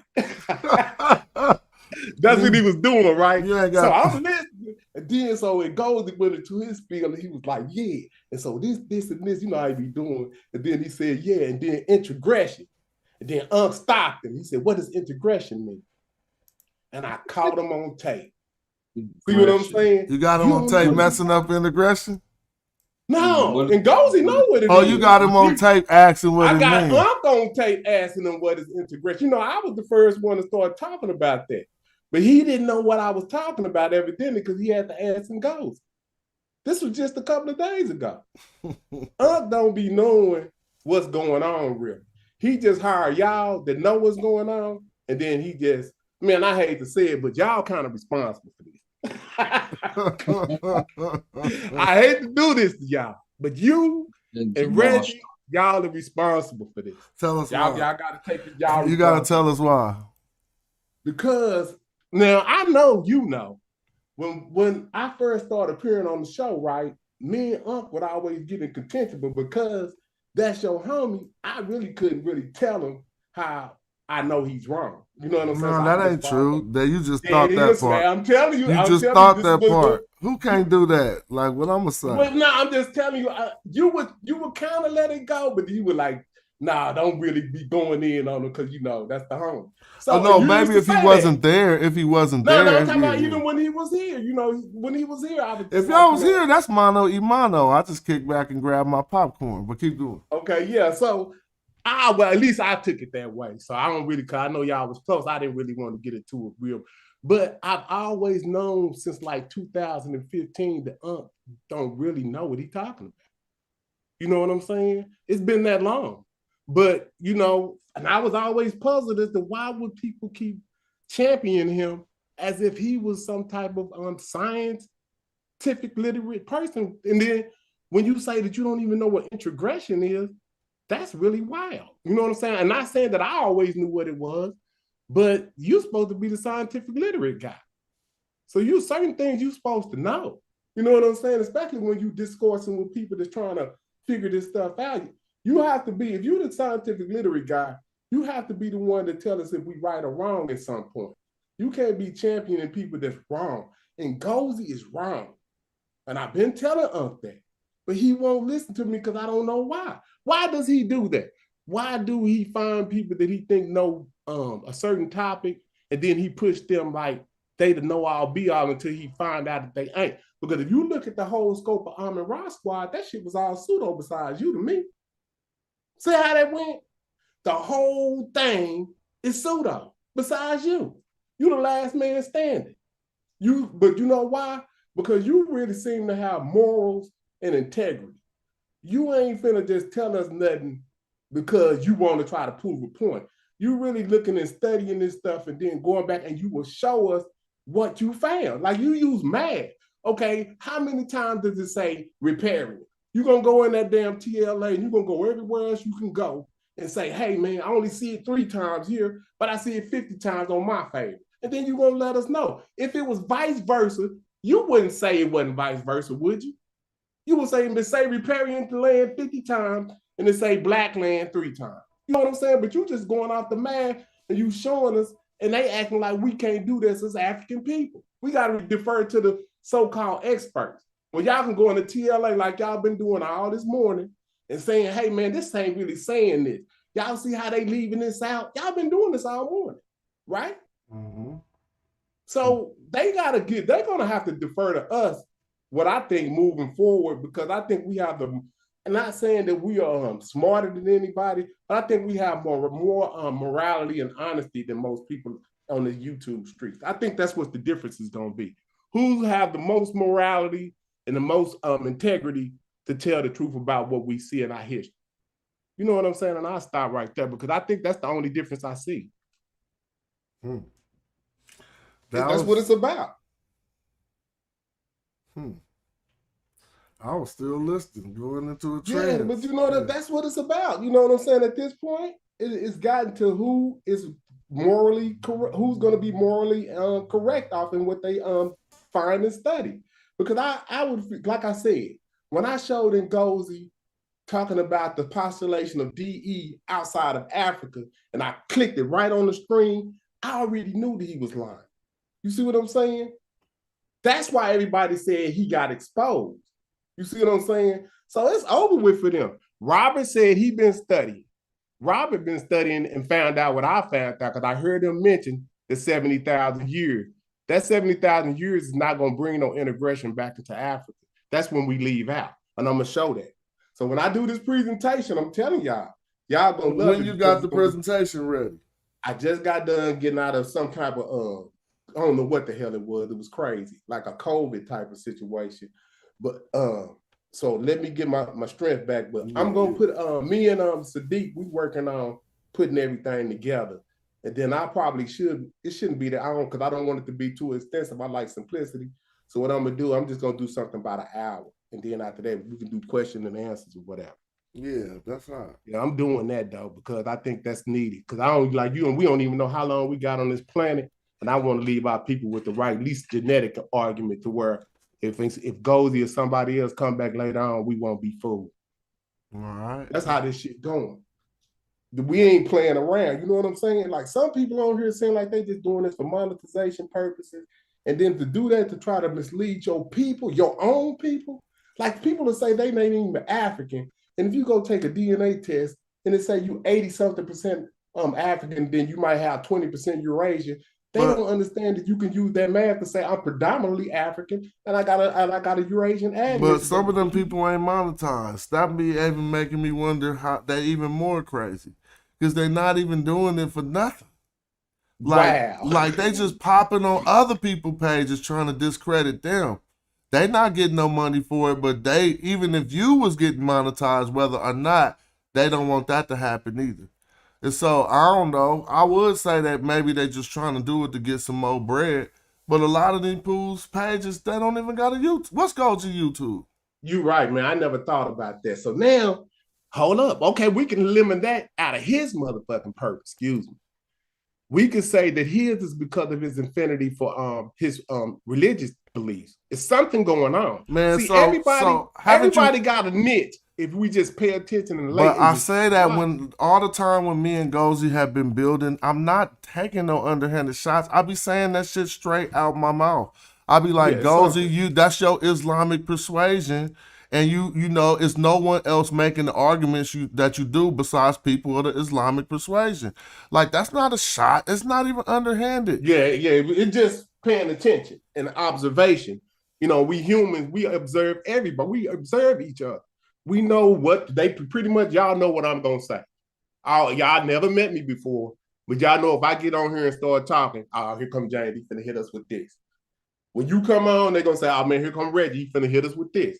Asar finna hit us with this. So we know each other. You know what I'm saying? And then I like what you did at the beginning of 2024 when you said, hey man, I'm finna cut all this out. I've been saying we should have did something like this probably about after SETI had came through and smashed all these other religions. I think we need to try to figure out what can we do with this information and move forward, because we already got a universal understanding from a chronological perspective of how African history started. We don't need to be arguing with nobody else that want to start their history in 1 AD. Like, what are we doing? You know what I'm saying? It's just that simple. You want to start your history in 711 AD, that's you. We know though. You know what I'm saying? So yeah, that's how we should look at it. I'm thinking we should look at it just like that. Somebody, and you know, I'm with you. Yeah, if you want to start like in Gozi, he wants to start his history in 600 AD. Man, that's cool. That's what you want. I'm not against that. But we know that is a late history to be trying to start. But see, because I always go back to Chef play the audio. He want to hear all these bombs I got. Hold on, keep going, James. Yeah, but see, I always go back because I'm not just saying because I'm from the. Why your mic go out, James?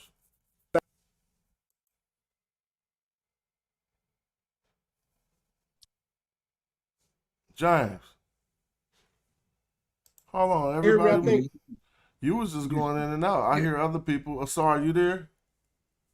Yeah, I'm here. I could hear him still too. Oh, dang. He said he could hear me just fine. Oh, that was me who couldn't hear you. My bad. I think it was because I was doing something with my computer. Go ahead. Yeah, but see, like I go back to my first indoctrination with Christianity, right? And they gave us a time frame.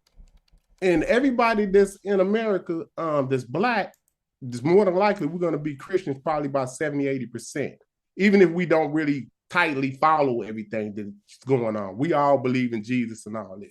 But they gave us the chronology with the Adam and Eve. So that gives us a beginning of history for humankind. So now that we even take science out of it, we find out that we have a chronology, even from a religious or whatever you want to call it, perspective that predates that. I think that's why Dr. Clark and Dr. Ben Diop and our greatest historians of our kind pointed us there. They see, like, I think they be trying to say, like, Dr. Clark and Dr. Ben them did something, led us in the wrong direction. You know what I'm saying? And I would think that as Black people, we would have to investigate anybody that's saying that they gave us the wrong history. You know what I'm saying? Like, okay, if we excluded those people, who gave us the correct history that's our people? The closest that we could get. Like, you know what I'm saying? Who could we name? Nah, you're right. You're right. Hold on, hold for a minute, James. I'll be back. Hold on. Right. Reggie, like, you know what I'm saying, Reggie? Like, I found in people that went through this history and researched it with a fine-tooth comb and came back and said, hey man, you know, and y'all are continuations of that with the language, but that's what I say about y'all. Y'all are continuations of what our elders and ancestors put down. Y'all, they put us on the scent like a hound dog, and y'all come in and y'all continue to work. This just don't end with them. Y'all are continuing where they left off at with the language and going in and fact checking these Europeans and seeing what it says. Right. I agree. I was continuing with them when they was alive. See, that's the difference.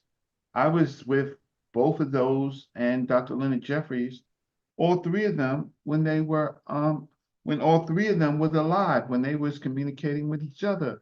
So I just think between what you just said and Brother Robert said, that this has made my day. In addition to the show that we just had, because we're getting to know each other, and we really have to work together. We don't have to call ourselves no gang like the pseudo killers or nothing like that. But we need to stop these jokers. Like nothing should come out of Ank's mouth or Cedric's mouth, right? About Dr. Clark and Dr. Ben. Nothing should come out of their mouth and Diop that they were wrong. Like let's not focus on our great elders and their contributions out of nothing. Let's focus on you and your contributions, right? For you to be tearing down somebody and you are making how can I say, reaction videos on great men with great circumstances. I want to look at you, right? I want to look at you. When you call Brother Reggie a scammer, right? You call you think it's a joke. I don't call people names, right? But when first it started with Cedric is calling me a scammer. What contribution do these people have? Who did they stand with? I can listen, the FBI, listen. Who did you stand with? Did you do anything with the information except for make money? I want to know, did you help young people, right? Did you advise people? Did you take calls from people at their worst? I want to know what you do with the information, right? So that's what I just wanted to contribute while Smash is away. But yeah, continue on. Like my whole thing is, if I analyze your information, I said, where's your PowerPoint at? Where's your sources at? Right? Like you can't come on without sources, but we let them on over and over again. Right? Yeah, we set a standard. Say what? Set a standard. We have to start setting standards around certain information, because we'll be in a ring around the rosy situation with them for the next perpetual 10 years. Like, we can't do that. We've already stomped out everything 10 years ago. Like, how long do we have to keep going around the same ring around the rosy with these same people? Well, we making jokes out of them. Yeah, that's like cool. Chief X. No, see, and you know what the thing about it is? Chief X thought that he could recover. He thought there was some magic words he could say to recover from that ass beating, because he got his ass beat, right? And he thought that there was some magic words that he could do. Now, listen, I'm on side of the show. There's favoritisms. Like for years, I've been talking about some stuff about not Jabari, because me and Jabari's cool, but the information, right? For years, I've been talking about this Tom Who stuff, right? And some of it, but I'm supposed to be part of this Kemetic stuff. No, I'm not. I've been a Kemet Egypt before everybody else did, right? But after a while, it's up to the audience to say, for people to come out like Brother Robin and Pan-African James and not the people that teach per se, but the people in the audience to say, hey, you need to stop that. Where's your source? No source. Shut the F up, because I'm here to learn, right? And then ID their minions. So minions, this pops up out of nowhere. He pops up out of nowhere, right? And he's got a say so in our community, and people have been here for 6, 7 years, 5 years, trying to get try to even ask questions. He gets up there and contributes what? So you're right, Pan-African James. We got to set. Yo. Hello? Oh, damn, it's breaking. See, so when I'm doing this, that's messing up. And see, that's I'm wasting my time listening to you. And see, sometimes I'm gonna tell this is a personal thing. What I do is I unsubscribe to people. Yeah, right? me too. because I get, frustrated. Me too, And James. it be- I don't be seeing that stuff no more. Y'all be telling me. This is what I do. Because I know some people don't want us to say that that's what we should do as a Who collective. blocking? Don't block Atum in the chat, by the way. Yeah, that's what I do. I unfollow people because after I hear people seemingly lie on purpose, I can't follow them. But you know what keeps me following certain people that I want to stop following is y'all. Because if I stop following somebody that I want to stop following, but y'all still mess with them, then I will miss something. Oh no, like that I'm debate, not like listening. that debate. I'm not kidding. All right, go For ahead, instance, like you and Chief X. Oh, but that was on Sarnetta TV. You don't watch Sarnetta? I'm just telling on myself. See what I'm saying? Yeah. See what I'm saying? I missed that, and I noticed that the internet was dead. So what I'll do is I'll sometimes go over there and see what Sarnetta is doing. And when I went over there, I said, "Damn, smash!" No, but this is just me though. I'm not talking about with y'all relationship or anything. Yeah. So I have to resubscribe because I don't want to miss nothing. Well, that's good for him, and that's good for you too. Yeah. I can't do it. You know what I'm saying? So it's hard, man, because like I say, man, I be wanting us to move forward and do something like what Dr. Clark was talking about. They was talking about doing something. They weren't talking about keep talking. Man, do you know they gave away all that property in Ghana right during COVID, and none of us had not one live stream about it, bro?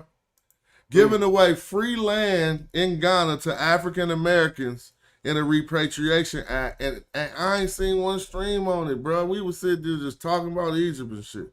Arguing. I'm about to show y'all arguing with idiots. Well, I'll tell you about the hustle. I mean, getting free. Listen, how can I say, with most gimmicks, they give away free stuff to get you in, right?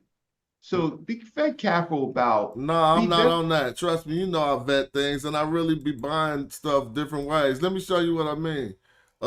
Reggie, I'm not cutting you off, but I'm saying that I don't think that what I'm talking about was that. Now, this is a channel I follow called Build with Amoa, right? And now I just want to show us some stuff. This 32. Hold on, leave that right there. Let me go get on that. All right, what Build with Amoa? Build with Amoa. Yeah. Now watch this, y'all. She go to each person who was an African American who came to get some of that land and asked them how much it cost to build what they bought. It's a girl on here with a nice trailer. Not trailer. It's a container home. She built for 8 racks. So now this is the sister who's from the continent, and she looking to see what the African Americans is doing, and she don't even always be happy with what y'all doing. You feel what I'm saying? So she might be like, sometimes they be showing how he ain't even really doing that. Watch this. He gonna say he got something from China. She gonna get hella mad. Watch this. So hold on. I don't know why I skipped to this. Oh, this is a commercial. Excuse me. I gotta get my YouTube back, because I've been doing this commercial YouTube lately. But let's go. So this brother built the houses, and he on some Hebrew Israelite stuff. So let's stop right there for my Hebrew Israelite brothers, because I ain't no square. Shout out to y'all. I can't go found the Kemet house people who building houses on the continent. You feel me? Right. So I'm just gonna keep it a buck. I definitely would deal with this brother. So this is the bedroom. Can y'all hear that? Yes. Yeah, we hear it. A duplex, 1 bedroom. That's nice. And again, the wardrobes. This is a 30 rack when he built, but let's just go back to the beginning. Look. Now you got your house forever in 30. If your employees are traveling, you got your house forever for 30 racks. They giving me No, you don't have it forever. and your team. Well, you got it forever as much as you got it besides the land taxes, is what I mean. But even in America, you don't got your house forever. You can pay off everything. If you don't pay your property taxes, it's gone. So that's still a part of it. You finish, can I just add? Listen, I have some experience, right? So I do want to just add, right? So go ahead.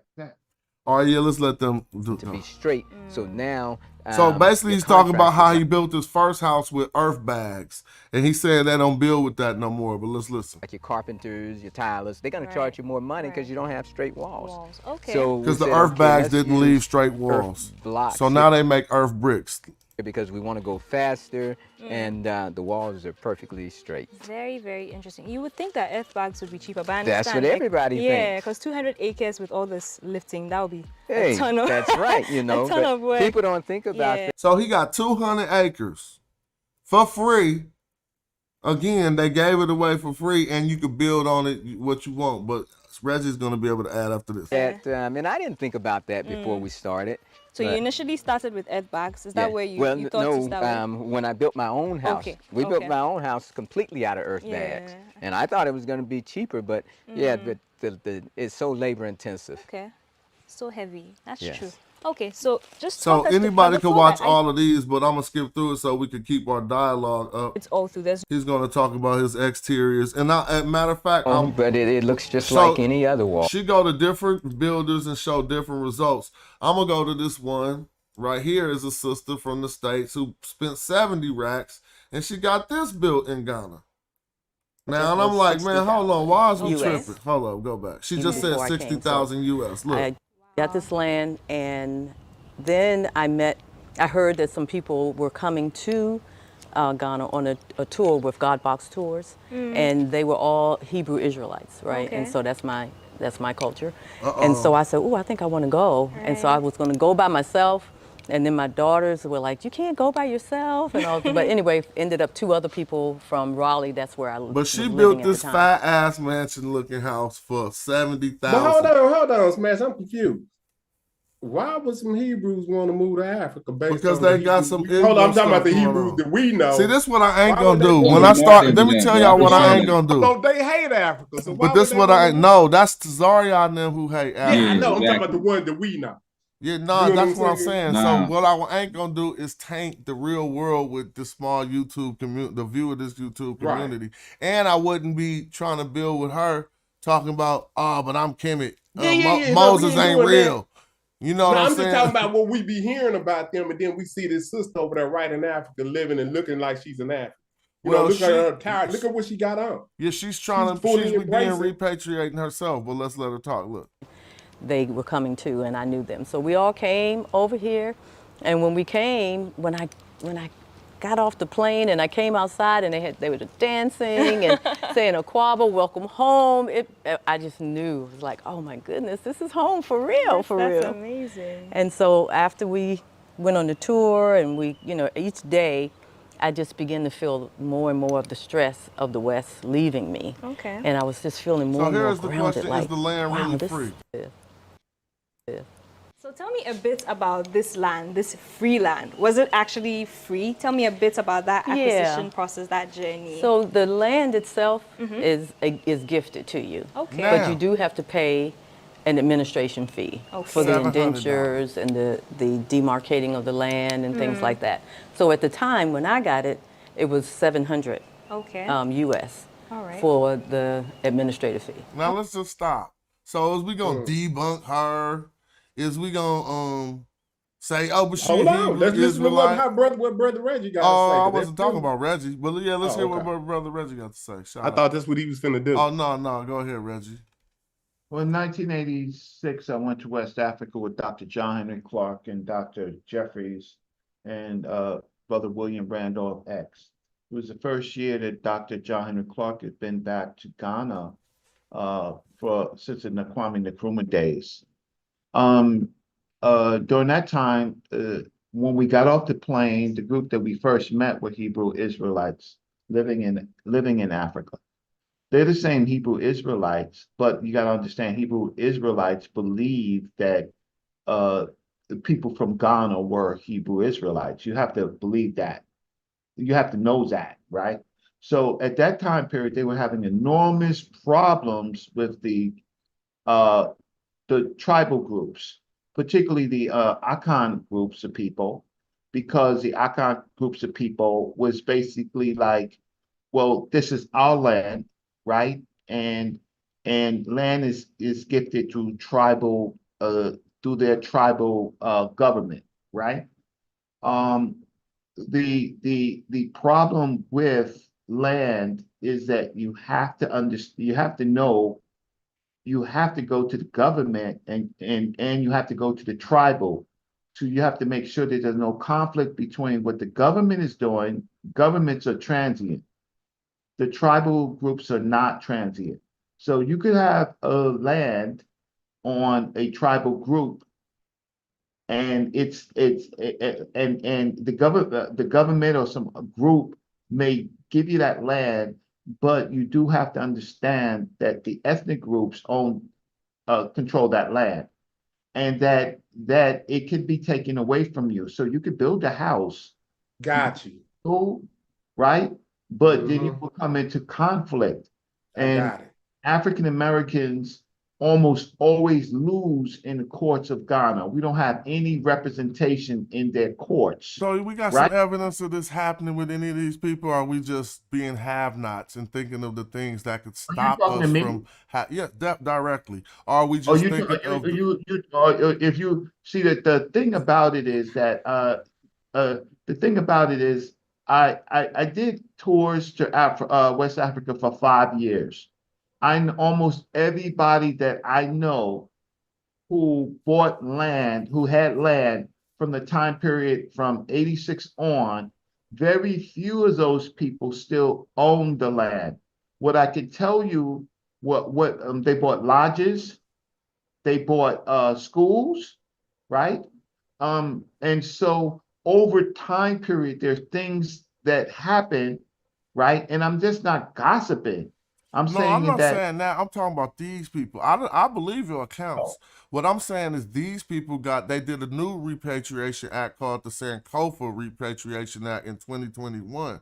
And I'm just saying, have that happened in any? no, I don't have any experience. I don't Yeah, have. so basically he's saying that, and I understand everything what you just said, Yeah, Reggie. I'm with And you, that was a brother. beautiful breakdown, because what you're saying is the government doesn't control the tribalism in the country. Doesn't control the tribal And land. I understand that. Let's table this with Liberia. Could we use that as a good example of how we tried to repatriate and then that not working out very well based on the different thoughts from us being African Americans and them being continental African. You know, like Liberia was a great example of that of us having two different type of ideologies. Right. Now, So even so, what Reggie's saying, if we move back, we're still going to be seen as a different type of a tribe. well, there's another, Everybody's seen as that.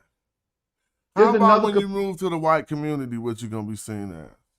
No, Smash, you're absolutely right. If you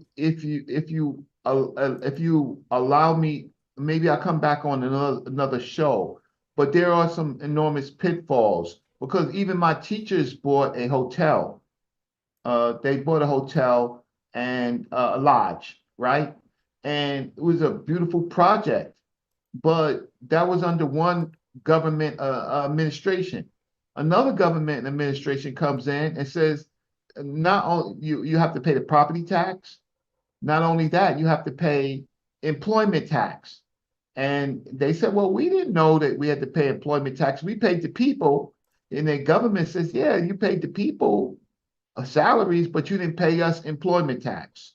We want our employment tax, right? We want our employment tax. There's I can tell you so many. It's not that project per se, but I can tell you many projects that you really have to know the laws of nothing is free. Then you have the tribal people who watch you, right? They have a term for us in Ghana. It's called Bruni Bafo, white man. That's what they call their brothers and sisters from here, right? And we have to be very careful about, they watch us. And I'm talking about there's a criminal element in every culture. The problem is we're not protected there. We're just not protected there, right? There's a lot of bribery. There's a lot of extortion. There's a lot of embezzlement. There's a lot of things. I'm just trying to say is, okay, you got your property in Ghana. Now you got to watch it. So if you live there, fine. But if you're going back and forth, then America hits you with this thing called double, how can I say, double citizenship. You got to be careful about double citizenship. If you give up your American citizen, you are kind of like a resident of Ghana. but you don't have any representation, right? If so, a lot of the people that I know, they hold something called double citizenship, but they make sure they keep their American citizenship. And you have to, and to keep American citizenship, you have to come back to America every 2 years or so. You have to leave Ghana and come back and stay in America for a certain amount of time and then go back, right? Yeah, So we can do these things in Ghana when there are no bad politics, but we have to plan it out. So I don't want to disturb what you're saying. This is a beautiful place for the sister who's a Hebrew Israelite. It's a very beautiful place, but I do want to say that, like anything else, and Smash, you're a businessman, right? Like anything else, you have to manage it because you do have to come back to the States. You do have to. You just can't fly back to the States, and you have to fly back to the States and you have to stay a while, and then you have to go back to Africa. So there are. Listen, why do you think these things are like real estate commercials coming on? You know, you've seen it in America, right? Where there's like all of these selling timeshares, selling. Yeah. So you have to know that this is a commercial. This is just not, a way of life and stuff. No, this is a commercial for ventures. I'll stop and we can talk more about it. And this might be a good project. That was very can good. tell I mean, I like all the good additional information you added for people. My sandwich just came here, so now I'm gonna grab that. But I mean, you know, I ain't tripping. Yeah, that's good information. Yeah. It's always good to have different perspectives and stuff. But I'm definitely with Smash. This may be a new time, and I understand Brother Reggie's skepticism based on prior experience. You know what I'm saying? Well, but I'm like this, like the person who lost something is better than the nigga ain't got nothing. They both ain't got nothing at the end, but you had something, went through something, and then lost it. The other one just sat there and just said, nah, you can't do it, you can't do it. So in life, at least that person gained the experience of having something in Africa, and then he lost it because of everything that Brother Reggie said. Right. So when you go out there, there's a couple things, right? You got my partner who just started building a corral out there about 2 years ago. He got tired of the U.S. He's a truck driver, my man Sankofa. He went to Tanzania. So he researched the laws. We had him research the laws. You know him, Brother Reggie, because I had him go down there and do the museum trip with you. But he moved out there with his wife, and he's sticking to the plan that we're looking at doing, which is he's building a corral. He bought up some land. He's getting everything built from scratch. He's having the well built, what have you. It's almost done. And so he realized quickly that being over there, certain things he couldn't, be so open with because it's heavy Muslim over there. And in particular, some Muslim terrorists are over there. In particular, they took over the mall one time recently, like a year or so ago. So what country? What country? As he's building over there, he's ingratiating himself with the people. He understands probably getting a job is not going to be the key to his success, but creating a job and having a means for yourself when you go out there and enough economics to last you a good lifetime in case you don't want to come back. He don't want to come back. No, I ain't on that at all. Just for the record, my personal life leans towards exactly what Reggie's saying. All the pitfalls that'll bring me right back to America. But here's the thing. They didn't say you had to occupy permanently the land. You feel me? And so a lot of those people got dual citizenship. But I just wanted to add that in. Yeah, what property? Where's he at? He's in Ghana. It's a different place, but all of these are in Ghana. This one we're showing. No, Smash. Reggie talking to Brother Saul. He's asking where was that guy's property, and I believe it was Tanzania. Yeah, Sankofa moved to Tanzania, and so he's got the corral going now. He's What is it with the corral? What do you mean by a corral? What is that? corral, I call it corral. It's like apartment complexes and housing going on. Yo, that's So crazy. He said they corral. build I was like, what, he got some cattle or something? well, corral is a Zulu word for community, right? Right. But you don't really speak Zulu language. But he's in South Africa. He's in Tanzania, so we say corral often. Let me ask y'all this. Yeah. Oh, y'all can't hear me. I would think that groups of people should create a Black Americans or Africans living in America, however you want to call yourselves. Before you do it, you need to you first need a business mind. And you have to understand the laws in the country that you are actually going to, right? One of the things that I do know, and I'll tell you this, and please don't be upset with me, right? But they have groups that are kind of like squatter groups. And what happens is, let's say you go back to the States, right? Well, when you come back to your place in Africa, you had better have paid somebody, right, to stay in it. And you had and you better hope that those people are very, very loyal to you, right? But it's like that in America, though, Reggie. All honesty. Yeah, but we have American laws. See, okay, I'll stop. So you trying to say? I mean, that's not a turn up Reggie, point. wow. That's not a turn Yeah, up you need to point. click. We just simply saying it's Yeah, you like need to that in click. America. And you So saying they we got got squatters American in laws? there. So you saying they don't got laws against squatting in Ghana? I'm saying that I'm just saying that in Ghana, if you need to go to court, right? We don't have any representation in courts. We don't have any. You're not, and and most likely you're gonna have to pay a lawyer, and they're gonna string it out, and you're most likely not going to. You got to be sharp about whose land is it. Is it tribal land? Is it government? Is it a government? Is it a government offer? Right? And Well, then it's you got to make. government offer. It's a government offer, and they got the land donated because they was gonna build a park there. That don't mean that you're incorrect, because you could be like, that still could have been some people land. Yeah. So I think there's a middle, like, one of the things that we do, we reconcile information. I tell you the things that I know, and you tell me the things that you know. And the one thing about the good channels is that we reconcile. I'm only trying to say that if this sister owns this whole land, think about it. Think about it. I don't think that she owns all of this land, this beautiful Real land. quick, my brother Reggie, this sister that we keep seeing in every video is visiting people. No, I'm talking about the first person. Yeah. But just to be clear of what we're looking at, she's building people who built on the land, and they all different people, basically. This person put an $8,000 2 shipping containers and decked them out like that. But go right ahead.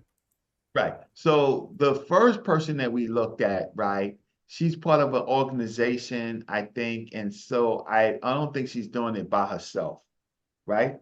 This beautiful sister right here, they're all beautiful, right? So this is her place, and this is where she lives. The other part of it is, okay, how does she finance it? Meaning, did she bring over new money from the Americas, and how does she sustain herself over time period? Well, she put 4 units in here, and basically, I'm pretty sure those other units are for rental. But she explains that in this video. Basically, my point is, this girl's YouTube page who's doing this, she's a native African, and it seems her interest was, even though it's called Build with Mona, it seems her interest was seeing what was happening with these buildings on this particular area. It could not be the case with a lot of hers is like that. I hear you, and I'm glad you pointed out a lot of the pitfalls. My overall argument is, even still with the pitfalls and that alike, I can't find anything even from the Kemetic perspective similar or any way close to it. And even though that don't got to do with Hebrew Israelites, it has to do with Ghana. Those people basically said, okay, let's go. Let's try it. Got it. Got it. But anything that you build over there, these same properties, guess what? you could build in Georgia, you can build in a lot of black counties and majority black counties and cities, right? So then you have to say that I just want to live in Africa, because anything that you build over there, you can build over here, or you can build in the Caribbean. So hold on, Reggie. What you telling me that you can get some land in America and build something like this for $8,000? No. Hold on. She said I'm just right. messing She with said Reggie. she got the land for But he knows that's $700. not Remember true. that, James? She got the The land for price. $700. No, I'm just saying. I'm just letting Reggie know that what he's saying is not really factual. Well, everything in America is based on the Yes, you American can. dollar. See, okay, so that's why. Hold on, let me just say, Reggie, everything is incentivized for you to do this in Africa because of the value of the dollar, as opposed to the Ghanaian dollar. You get more for your money if you do it there. Is that or is that not true? Okay, so let's just do this. So the world is changing. So the American dollar, the value of American dollar is dropping. A lot of countries, particularly Ghana, they don't even want American dollars, right? Because it's meaningless to them. They want euros. So your American dollar, it's just depending on what your currency is. Second of all, we pay taxes in cities and counties. Counties and cities have land, right? We just have not forced our elected officials, right, to reassign the land. We have lots of vacant land, and they just sit there, and then it's part of the cabal where it's just bought up by other groups of people when they want it, right? But we have, for example, Detroit. Detroit, if you look at Detroit, you have so much vacant properties in Detroit, right? And Detroit is connected to a deep sea port, right? Its closest neighbor, foreign neighbor, is Canada, right? It has a deep sea port. Is Canada has all of this land, right? And there was formerly Black American land, right? But because of not watching our politics, the property was devalued. People left because of crime, right? We couldn't manage ourselves, and then we had the biggest music business out there, which was Motown, right? What happens is we allow corporations to suck our natural wealth away. But Detroit is you could buy land in Detroit pretty cheaply. You can build anything that you want to build in Ghana, in Detroit, right? And you're protected by laws.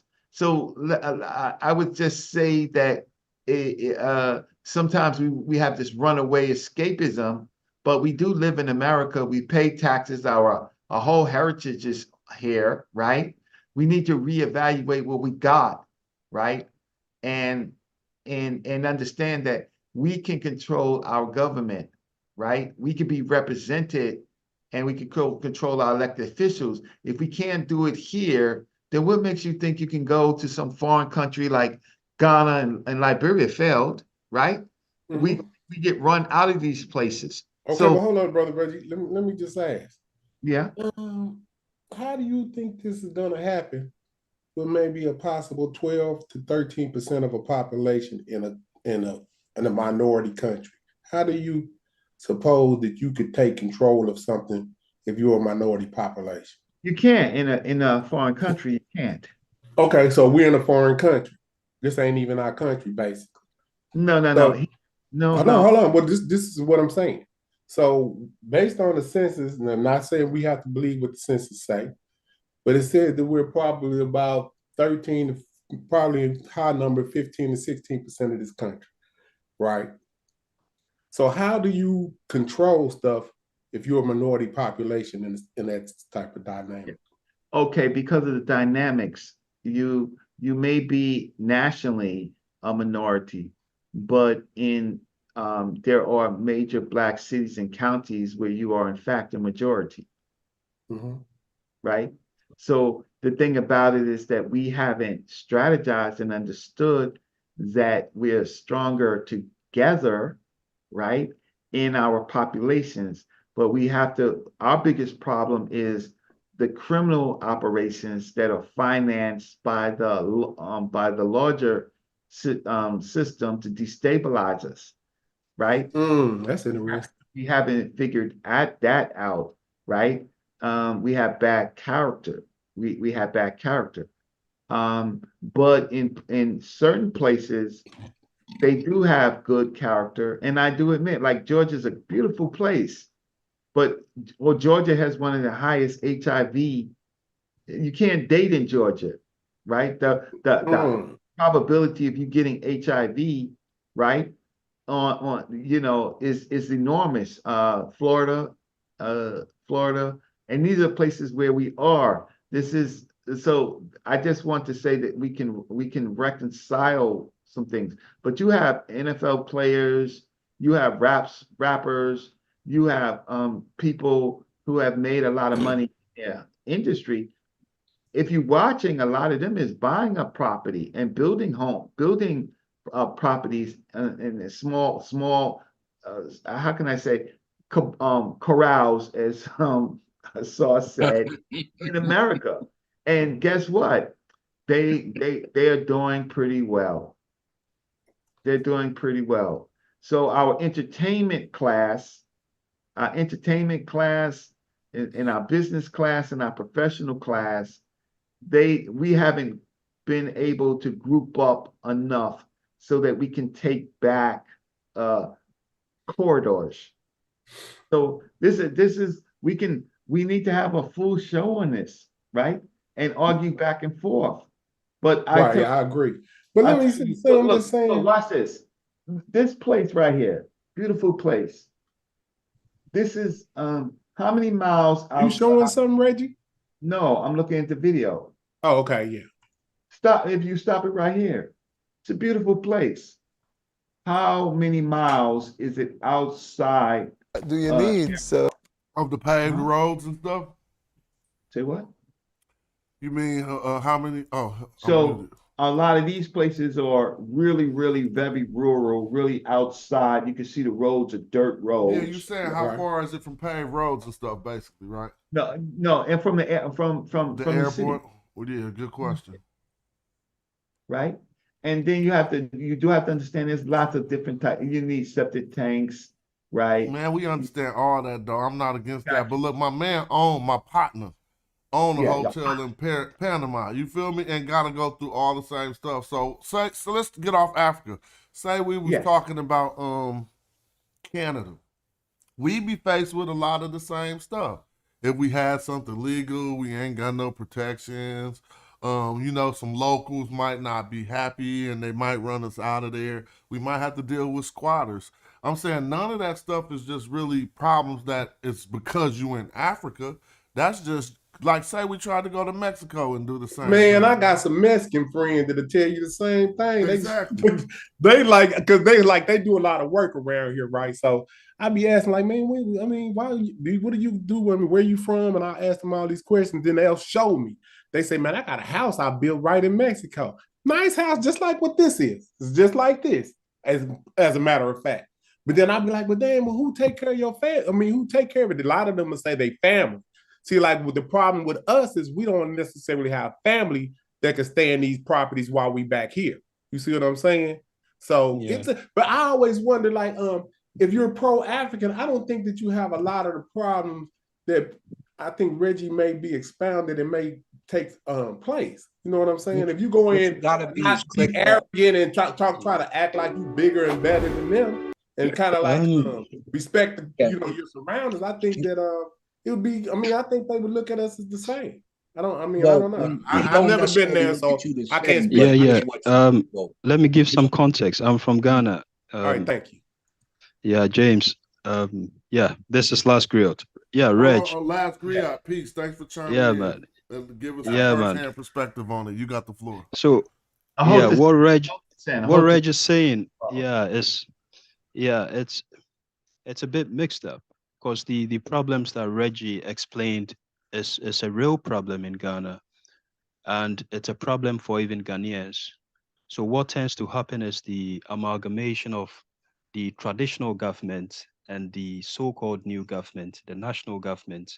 Like Reggie stated, the lands belongs to the ethnic groups. So Greater Accra, the lands mostly belong to the Gan people. That's the largest ethnic group there. In the Ashanti region, the Ashanti people own the land. And even you would think that the ethnic group, there is someone to go and look for to give you the land. Individuals and families within the ethnic group have the land. So what tends to happen is that you would have a family land, one brother will sell the land and then wouldn't inform the other family members. And then you would go be building, and then you would have police or sometimes just thugs coming on the land to approach you. But from your perspective, you've bought the land. Well, So let me what ask you a tends to question happen real is that, quick. Are you yeah, describing that as a domestic problem? Not like you guys got to deal with that, is what you're saying, right? Okay, go we right got to ahead. deal with it. In fact, the house in which I lived in Ghana, that's how it was built. You first buy it, and then you get land guards on it until the family resolves its issue before they leave you alone. It's very common. It's a thing. People, Ghanaians go through this. So when you buy the land, because it's a family and the family hasn't sorted out the issue, you would have them infighting. And when they are fighting over the land. So they'll come and get the land. They wouldn't even be fighting amongst themselves. They'll come and get the land. Meanwhile, you have paid for it and you've been given the document. So then it becomes more complex when someone is not from Ghana. Let's say you are from the US. Then who do you have looking after the land? How do you deal with getting people to you to go and, talk about this, or even getting guards? You have to sometimes guard the land until you put together the foundation and then you raise the building a bit. As long as the land, in fact, if you buy the land and it's vacant, there's a probability you wouldn't go and meet it. Not because a random person would take it per se. It's because someone else in the family in which the land belongs to would take advantage of it. So it's a problem that Ghanaians face, and it's not foreigners per se. But I would assume that the lands that the government is giving out to promote tourism and to do the year of return stuff, I would assume that those lands shouldn't have those types of problems, because there are lands that belong to the government. So in every region, there are lands that the government has taken over, that this is government land, government is going to build on this. So if that is the type of land that the government is giving to our brothers and sisters from the diaspora, then that problem shouldn't exist. But the problem that Reggie described, if you go and you buy a land on your own, personally from a family, or someone says they've got a land at this location, that type of problem is one that Ghanaians often experience. So that's the, Man, the the context around the story. thank you, You Griot. broke that I mean, down. that was beautiful. I You know what I'm appreciate saying? That's what I'm talking about. Global communication. The brother hopped on and cleared it up. And Exactly. and he didn't discredit what Reggie was saying. He just clarified it from the continental perspective to where we can all get, a better understanding. So man, this is beautiful. I appreciate you coming on for sure. Please So come to on. all of us here, man, we got stuff to offer. You know what I'm saying? So this is beautiful. But I what you wish need more is would pop on and like you popped on, man, so we could get this together. what you need is a click, right? You need What? people who are in the location that's your friend. If you got people in the location that's your friend, they're going to tell you everything that you need to do. Like right now, which y'all seen me do before, I could call my partner Ahmed and we're going to know what's going on in Senegal, and we could fly out there and we can go chill. And he'll say, yo, you want to purchase this right here? Because we got this, and it'll be up for grabs. And then if I drop the money, it'll be mine. So what you want to do is first make visits to the country that you think you might want to move to.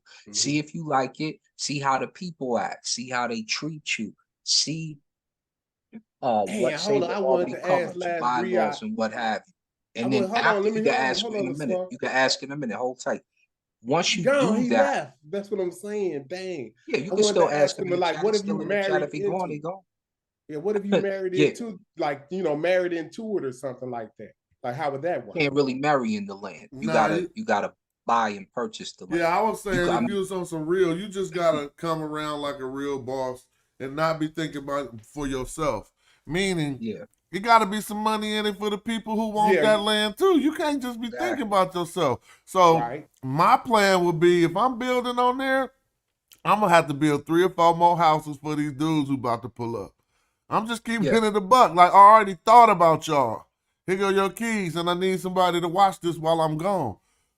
And let me be honest with you, because you got to remember the usually the year salary is about $300 to $500. So you should have that. You know, when you're moving over there, you talking about retirement at home or anything like that. It's about $300 to $500. So if you go and you start breaking them off, you don't want to give it to them in one big lump sum. You want to break them off monthly. Like, hey, as y'all do this, this is what y'all, this is what you paid for. I'm getting ready to go build a few warehouses over there so I could produce my books, some of the action figures, and some other things that we looking at doing over here. When I do that, I'll be employing some of them. And not only that, it'll create revenue from here to there. And what they, do, it'll make their economy flourish. Hold Plus, on, he came back. Hold on, word. Yeah, we need him to do a whole show. Last Griot, thanks for as my sales go, then then it looks like I might be doing something big over here as well as over there, which is important. This is in Tanzania? Where you This is Tanzania, because Sankofa has that over there, and Senegal, because me and Ahmed, we got land over there for years, right? So his mom is over there running it, and his other brothers over here making money. They send it back home. And then occasionally I send money back over to them too. And then some of the Darfur brothers, like my partner Angelo, when they got this place, I took care of them and taught some of them English. So they was ready to take me to the Sudan with no, you know what I'm saying? So we got some of that going on. So look at this video real quick. Oh, that can't hear Okay, me. the brother last Griot came back. I was wondering if you was coming. I made it. Let me mute this. Hold on. Go ahead. I'm gonna just play it. But while y'all talking, this is JT, the bigger figure, the rapper from San Francisco, in Africa, and he's in Burkina Faso building a school. Yeah, he stepped out of Burkina too because of that little. Yep, he had. But I just want people to see that. I mean, it's cats on the soil doing their thing. He out there got a show. Look, hip hop show on the continent. Now I'm feeling Reggie. If he thought anything I was saying was different than I'm American, B. You know, I'm an African. I'm a Pan-African. I'm an African in the diaspora, but my nationality is American. I would not give up the privileges of my American nationality for no type of repatriation. But what I would do is invest in the continent. And if they was giving some land there and you could eventually gonna have some free money in your life, why you couldn't build up a fat ass house on the continent? You like and still be having the same economic plans with it. Like, okay, I'm gonna rent it out to the local and let them have a cheap ass spot in something that I own. I'm gonna have a good ass relationship with them. I just need to find some local landlords. I mean, so I don't want to keep expounding, but going too long. But I feel like it's still a good thing, even though I don't want to leave America. You feel me? We're not in conflict. We're just trying to reconcile, right? So last Griot, you still on? Yeah, I'm here, Reg. Can you hear me? Yes. Yeah. Yeah. The last speech or statement that you made, indeed, but I just want to add some context to it. The Obronin term, it's been going around a lot, but let me present the scenario to you. So I grew up in Ghana. I studied there, and then after high school, I went abroad to study, and then stayed abroad for a while. I returned to Ghana. When I go to Accra Cultural Center, you may know that, but it's a popular place that foreigners go. That's where they buy the mask, the kente and stuff. When I go there, they call me Obroni. Yes. The reason they call me Obroni is because they realize this guy is dressed differently. He's probably got money on him. So the reason I say that is that there was another YouTube channel where it was being alleged that Africans can tell based on skin color the differences between Africans and African Americans. By the way, that was Asa Mhotep's channel, which I went into the chat to say, no. Obroni has got no color denotation there. It's just based on a cultural thing. It's like you're a foreigner. You look like you're a foreigner, although you are black and all of that. So that type of Obroni tag that I'm giving, I'll be a target too. Yes, All of a sudden, I'm walking at a place where people are not, they don't have much, and I look like I have something. Well, let me So ask it you. wouldn't. Let me ask you real quick Yeah. at that point. A target. Obviously, we know what that means, but are you implying a target for robbery? Are you saying a target for people to try to scam and scheme on? Or you saying a target for violence and robbery? No, a target. Okay, So I yeah. was describing the context in the marketplace. Yeah, Reggie will probably know this. In Ghana, the marketplace, you have to be a master of negotiation. You meet so many sellers trying to push something to you. If they think you are a brony, you'll probably not get away with a cheaper price. All right, well, that's what I mean. See, the one I'm fearful of is if I'm going to be a target and some violence or some threat, because I've been to many nations and they all do that. In Japan, they did that to me. They're going to do that in Europe. You know, they're going to see that actually, in America, it's called the tourist section, where all the prices are higher for things that if you knew how to get it around the corner, is a lot cheaper. And so there's a system of that all over the world. Well, you are a target all the way around. You have to watch. You have to plan. Like listen, you're coming over. You're gonna have American dollars at some point, but you're gonna be able to you're gonna convert those American dollars. Then you're gonna have credit cards, right? So there's all these different type of ways in which you could how can I say, your money could start missing, right? And then there's the professionals, the professional criminals.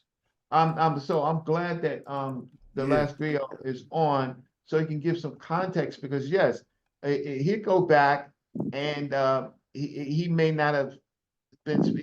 You're Fanti, Ashanti, Ga, Ewe. What are you? I speak 4 languages. I speak Fanti, I speak Tree, I speak Ga, and then I speak Basari. So my languages span from the north to the south of Ghana. So when he asked you what you were, he pertaining to ethnic group, you told us the languages you speak.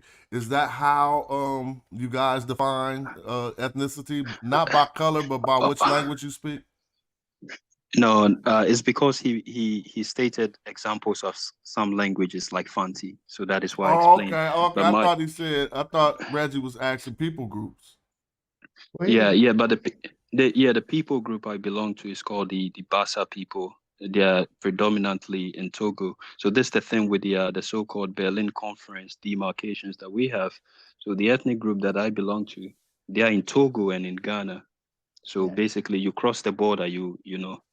In fact, the pristine form of the language is in Togo, whereas the Ghana one has got so much influences from other languages because the population in Ghana is not that large. Do other members of your ethnic group speak all 4 languages that you speak, or are some of those just stuff you picked up? Okay, so this is the context as to how I speak 4 languages. My ethnic group is in the northern part of Ghana. So I was born there. My parents speak this language. Then I moved to the southern part of Ghana, Accra. The language spoken there is Ga. So then I picked this up because I started this. My friends, my girlfriends, they are all this. But Tree is the lingua franca of Ghana because it's the largest population. So the media, the music is in Tree, Sarkodie raps in Tree, everything is in Tree. So everyone speaks Tree. Then I moved to Cape Coast for high school. That's where Fanti is spoken. So I pick up Fanti over there.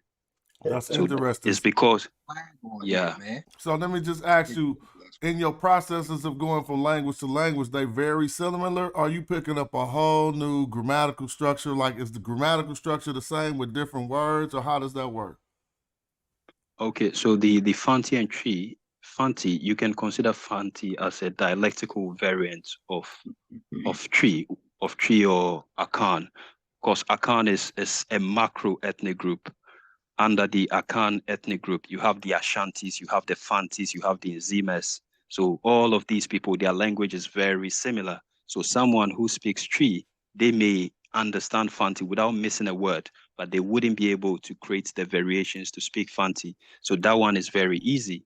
But the rest, there are some languages that are more similar than others. So a language like Ga has similarities with Yoruba.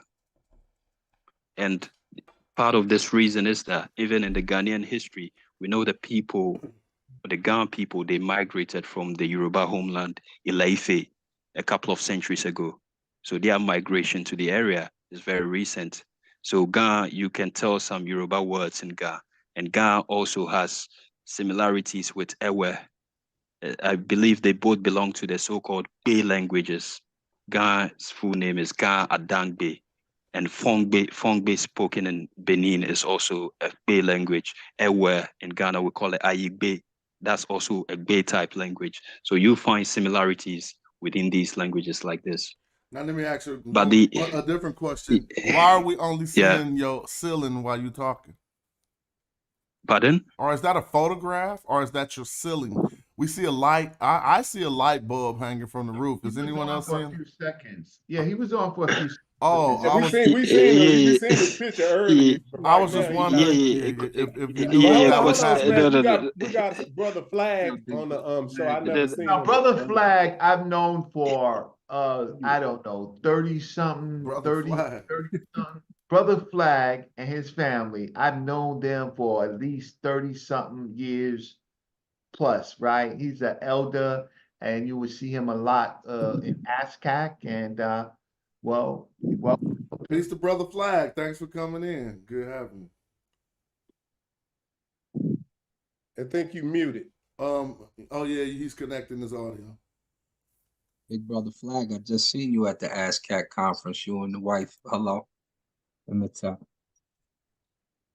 Brother, can you hear us? Puts it down. He's not no coward. Yeah, he can't. Can you hear us? We trying to let you speak. Yeah, he might have to come back in. I don't know. That Smash might have to do that. What? I don't know how to do that. Nah, it Well, says, so I'm just gonna mute out. It says his audio's connected. It just might let's give him some time. Yeah, it seems like he got Brother Flag is connecting the audio. He can't hear us yet. That's what my screen said. Well, all right, there you go. You connected. Brother Flag, you with us? Unmute your mic. Now you got to unmute. I think it's going to be at the bottom. You'll find a microphone on the left-hand side. And you might have to turn off your camera. There it is. Oh, there you go. There you go. Oh, you muted it back up after you unmuted it. Do it again. There you go.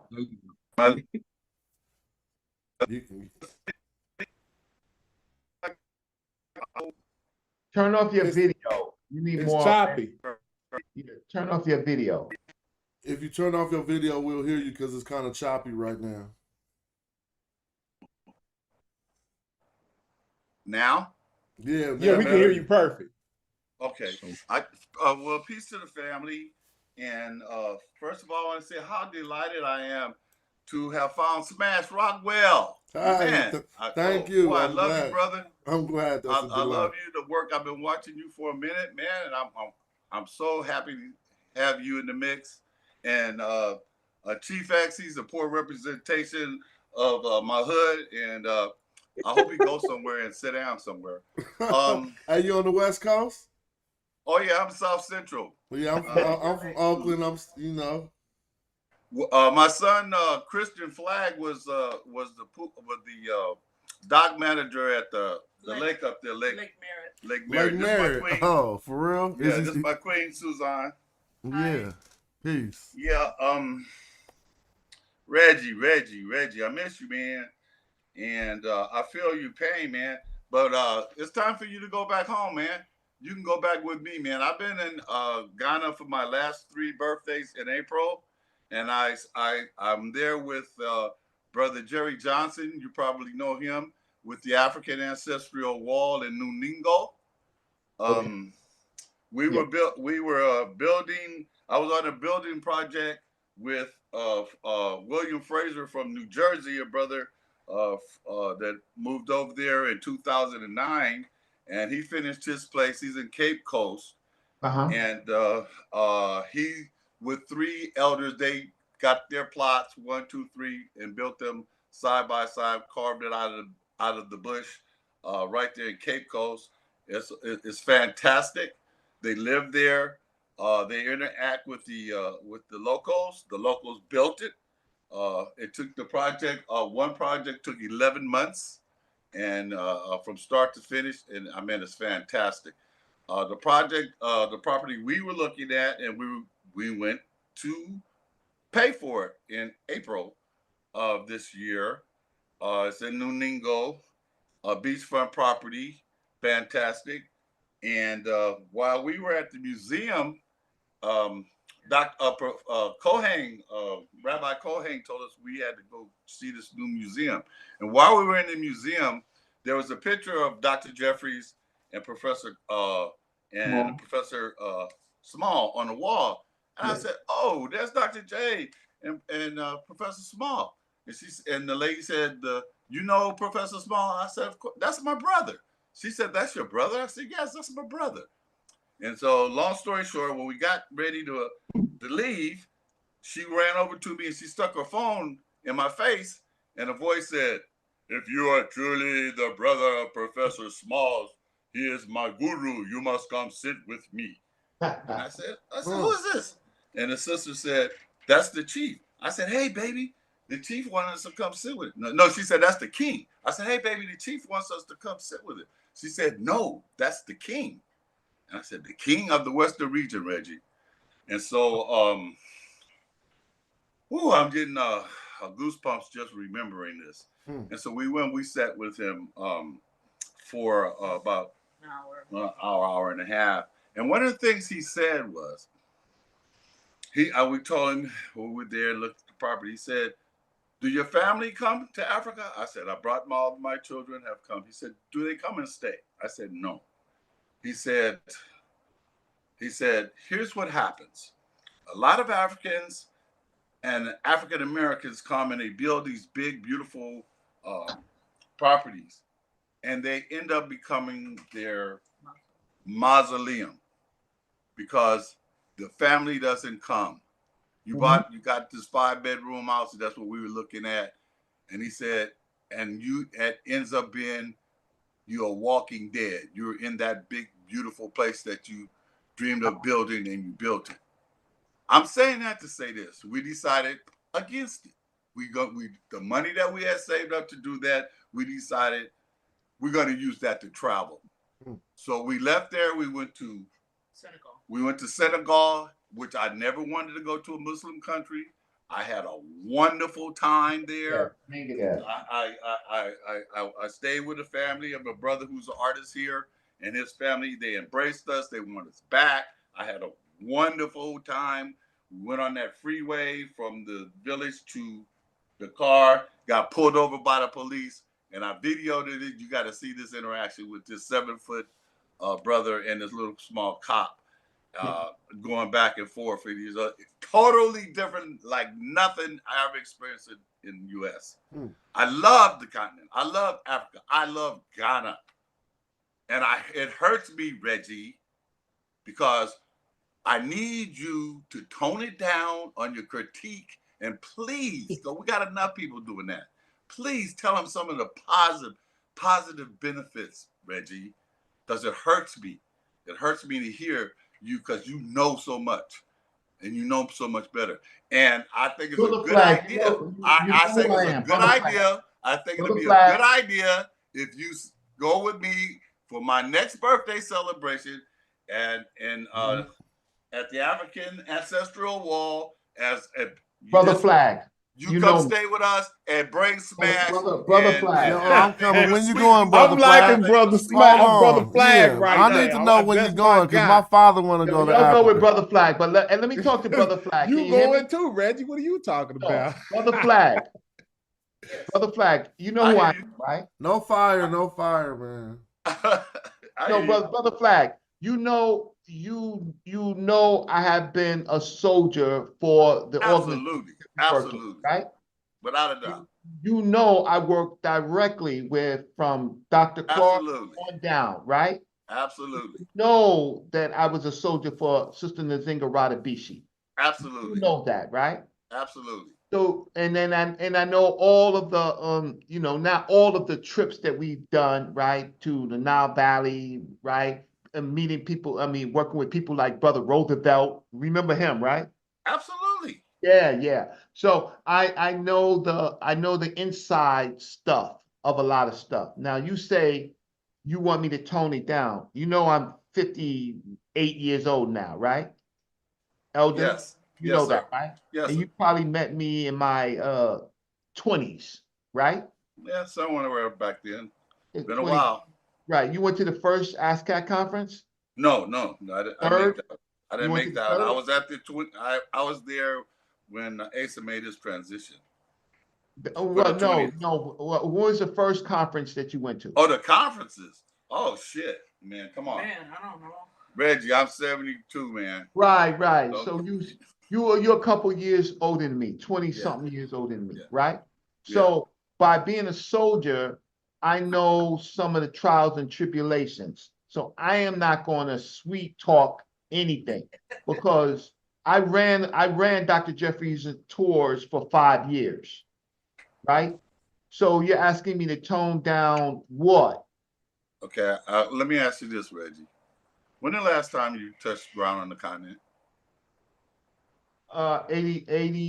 myself 80, watch this. Myself 87, but listen, I I'm ran talking to you, tours Reggie. Slow down, 5 slow years. down, slow down, Yeah, brother. get an elder some. Come on, you got the same fire you be giving me, Reggie. You gotta Brother let. Flag got more fire. He got more But he, fire. but he He know what's delivering it going on. like a See, smooth Reggie already elder. know what's going Reggie, on. he delivering it like a smooth elder. You got to pay that some respect, you know. Right. See there, Smash. That's Yeah, right. this is beautiful. And Reggie, man, it's time for you to come back home. Let me tell you something, Reg. Every so often, because I've been going since 2000. On my first trip in 2000, I took a group of kids from Crenshaw High School. We went to Ghana, we went to Mali, we went to Timbuktu. We all got names. My name is Kofi Amin Baba Uji Kumase. You Nana? Okay. You a Nana? Kofi Amin Baba Oji Kumase. They named in the hood, the homies in the hood named me Baba Triple OG. Okay. They named me, and now I've reached it, and I'm the sitting elder for the Western region, ASCAT. Those names were all put on me. I accepted them, even my birth name. Dr. Small, Professor Small, was continually pulling me by my shoulder when we be out there and said, Brother Flag, come on, let it go, let him go. He said, you know our people are sick and injured. And I said, yeah, but I'm not going to deal with that disrespect. But Smalls always pulled me back. Dr. Jeffries, when I would say things about some of the scholars out here to people on the East Coast, because I know, like you know, Reggie, and I would just say, because it's true, I can say it. But Baba J told me, Flag, don't do that anymore. And I stopped. Just because he told me to, Reggie, I'm asking you if it's any way possible. I wore a if it's any Brother Reggie, Flag. Reggie, Listen, I hear you I have every day. I hear you every day on all the different channels, Reggie. Brother so write my phone number down. We can have this. We can do this personally. But Brother I Flag, just want to say, I have Brother Flag. You know who my elders are, right? I wore how can I say, I had an assignment. And I had an assignment and I wore, watch this, I wore a leash for many years, right? And I did some things that to lots of people, right? That based on a particular job that I did, right? So toning it down is one thing, but dealing with people who get hurt is another story. So I've been involved in several stories where people got hurt, right? So toning it down, I'm gonna tell the truth. I'm gonna tell the truth. So if the truth is not ma'at, then there's no ma'at. I'm gonna tell the truth. If you're gonna say that what I say is wrong, then just say me, elder, right? Say what Brother Reggie is saying is wrong. But if you want me to shook, because I know you, see, it's a difference. I know you, right? If you say something that I'm saying that is completely wrong, you just let me know, Brother Reggie, I think that you're incorrect. But if you're asking me to sugarcoat it or tone it down, I cannot. So I think, say the Reggie's. I have one more thing to say, and then I'll let it go. No, okay. Every so often, because I've been going back and forth to the continent since 2000, and a couple of times here was 2 or 3 year intervals, and my wife would say, "It's time for you to go back to the motherland," just out of the blue. And I said, "I don't have the." She said, "Don't worry about it. I already got your ticket. Here's just some walk around money. I'll send you some more later. You got to go." Because being here, Reggie, is a vexation to our spirit. And it gets you and I, us veteran warriors, it gets in and we get soured, man. And I'm telling you, she knows that when I go there, I get re-energized, I get reinvigorated, I get that love, I get balance, man. So I'm saying it, I'm saying this, man. This is a personal invitation for you and Brain Smash Hour. That would be so outstanding. And come for my birthday. This will be my 4th straight birthday that we do in April at the African Ancestral Wall in New Ningo. And we can go from there all the way down to Cape Coast, and I can let you see some of the African Americans that got their dual citizenship. You would be interested in this, Smash. It was 33. I was supposed to be 34. But due to the situation beyond my control, I missed that and I regretted it. But we have an African American community that's been established in Ghana for over 50 years. And thus, many of those elders are still there. They're very active. They meet at the Mabel's table. At Mabel's, they meet at Mabel's table, and the other 3 restaurants right there, alternately. So we have a community. Yes, those things are happening. Everything you get said about that's all happening. But the thing is, if you go over there as an African American, you act like an American, you're gonna get what you're supposed to get.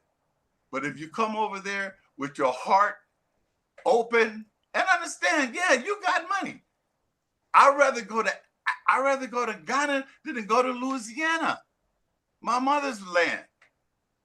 That's what I'm saying. That's it. And I'm just saying, I'm so grateful, Smash. I'm taking you up as a teacher. We've been studying under you all this month. I saw what you were doing with the other guys. Oh, that's man, humbling to hear you say that. Brother, your work, man. We during the COVID, we started studying the meta nature with some Jetty, and we passed that. Then Suzanne took. Go ahead. Rochetti's class. Did she study with Rocchetti for one session? But not. So my wife is doing much better than I am. But we watching you. I love your style and the way you use the computer, and you inspire us and keep us active, man. Thank you so much. Keep up the good work. Reggie, call me. Man, this almost brought tears to my eyes. I'm beautiful. You know how we do it, Brother Flag? You know how we do it? Wow. Second of all, I'm going to give you my brother, which is Smash, right? So whatever I don't do well, I'm going to give you my brother Smash. How can I say? He may be more capable, right? But listen, I'm still working around Dr. Jeffries and ASCAC in Eastern region, right? and there's a lot in other places, and we got to do something. We all have to do something, but to fix ourselves. But I'm being honest about. I ran a tour company for Dr. Jeffries and Brother Smalls for 5 years, right? And I sent some young brothers in my stead for some training, right? And we would sit back and then we would adjust how we could do things better until the point that we found out that they was working against us, not the elders, but the country. And then it was Panifest. You remember Panifest? Oh, the Panifest was supposed to be glorious, right? Right? The 2 or 3 Panifests, right? So maybe, yes, I need to keep some things to myself, but I'm gonna be honest. Just for reference, we can't hear you when you turn on your video, good brother. You got to turn your camera off so that your audio works.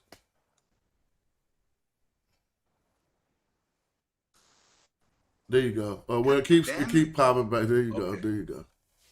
That's it right there. We hear you now. I was a founding member of the Paul Robeson.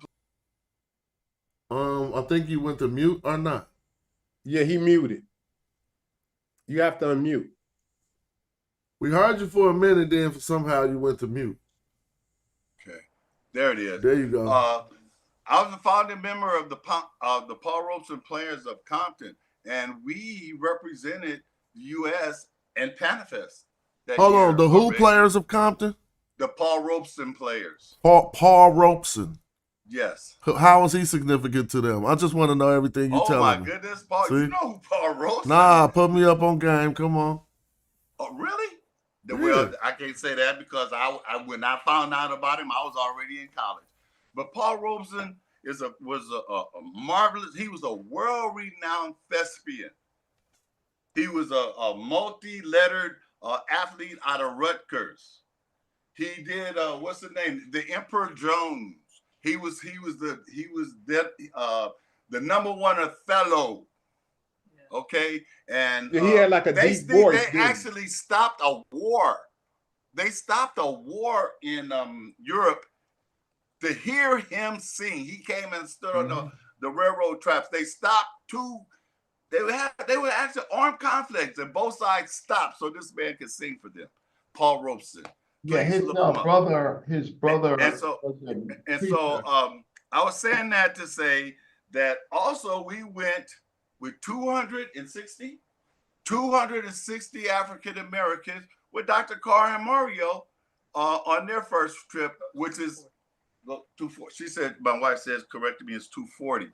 But I looked at that as an expansion, as a leafing, a branch off the leaf of the tree that is rooted in Dr. Ben taking, and you, Reggie, taking 1,000 African Americans, and was that 87? 87. And so to be on this trip, I had to be on this trip. And Reggie, let me tell you something, man. Them people treated me like I was a celebrity. They gave me my own personal bodyguard because my name was Baba Flag. So I just added some balance. And so, yeah, we're going to talk. You are my elder, and I respect you. You just know the position that I played in the games that we played and trying to organize our people for these trips, right? Yeah. So yeah. I accept that. I give you my brother Smash and my other brother Asar and Ka that's on this channel. Yes. They are younger, more eager. They're good businessmen, right? Listen. I don't say I can't say that when I went. What we were doing was business. We were trying to take pilgrims to Africa, right? We weren't trying to make money, right? Which is against all rules, right? It really is, by the way, but go ahead. What rule? Guess what rule, Reggie? Exactly. What rule were you talking about? No. The pyramid analysis says the foundation is economics. Thank you. One side is culture, and the other side is politics. Man, is that brother Flag telling you that, Reggie? How many times we talk about how Kemet would not be Kemet if they didn't have the economic sense to go up into Nubia to get that gold, bro. They needed that gold. What I said. They needed that money, Reggie. You didn't understand what I said, right? Obviously. The groups that I went with Dr. Jeffries and with Dr. Jeffries and the way that we worked, it was per cost. We had the lowest trip, but with Brother Carr and Dr. Mario and Brother Dr. Cap Carr, they do it through Howard University, so they're able to. No. If you want to know how they do it, you ask me and I'll tell you, because that's it. You're in error there. And I love what you did with him the other night, Smash, when he got off on that trip. And you said, hey, I'm feeling uncomfortable here. I'm feeling uncomfortable. Reggie, they love you. They're giving you respect and regard, man. You got to come, and so we can give you some body massages. You can walk through you can put your foot in the thing, man, and you can come back into The young yourself. people say pause right there. The young people say pause right there. I'm in New York. I ain't got to travel. I ain't got to get on a plane for any of that. I'm in New York. So I'm with you, Reggie, too. But I'm trying to rephrase some of the stuff I think I'm hearing from the brother. I want to put it in some questions. None of this is conflicting with us having a Black City plan in America, Reggie. You know that, right? No, I'm listen, none of it we reconciling. I'm glad that my elder brother Flag is on, right? And he's a graceful elder now, but don't get it twisted. Brother Flag is Brother Flag. He triple OG, like he said. Now he's graceful. Now he's grateful. He's cool. You know what? You know it's funny. Some elders old, they become sweet elders, but that's not who they are. Listen to that. Yeah, I said Reggie knows something we don't know. Don't listen for that BS. He's just graceful now, right? But he's a soldier. So I'm just saying that. Don't let him spill. Don't let him start spilling all. You know what I'm saying? You know what I'm saying? Everybody got a pass, right? So yeah, he want to relish now of all the dirt that he had to do and all of that stuff. He wants to relax now. He's a great elder. You see his great beard, right? He wants to relax, right, from all the stuff that he did. I got you, and he thinks I deserve it too. And right, you do. But Reggie, I want you to speak to us. Don't let him start speaking on. You know what I'm saying? The vice versa.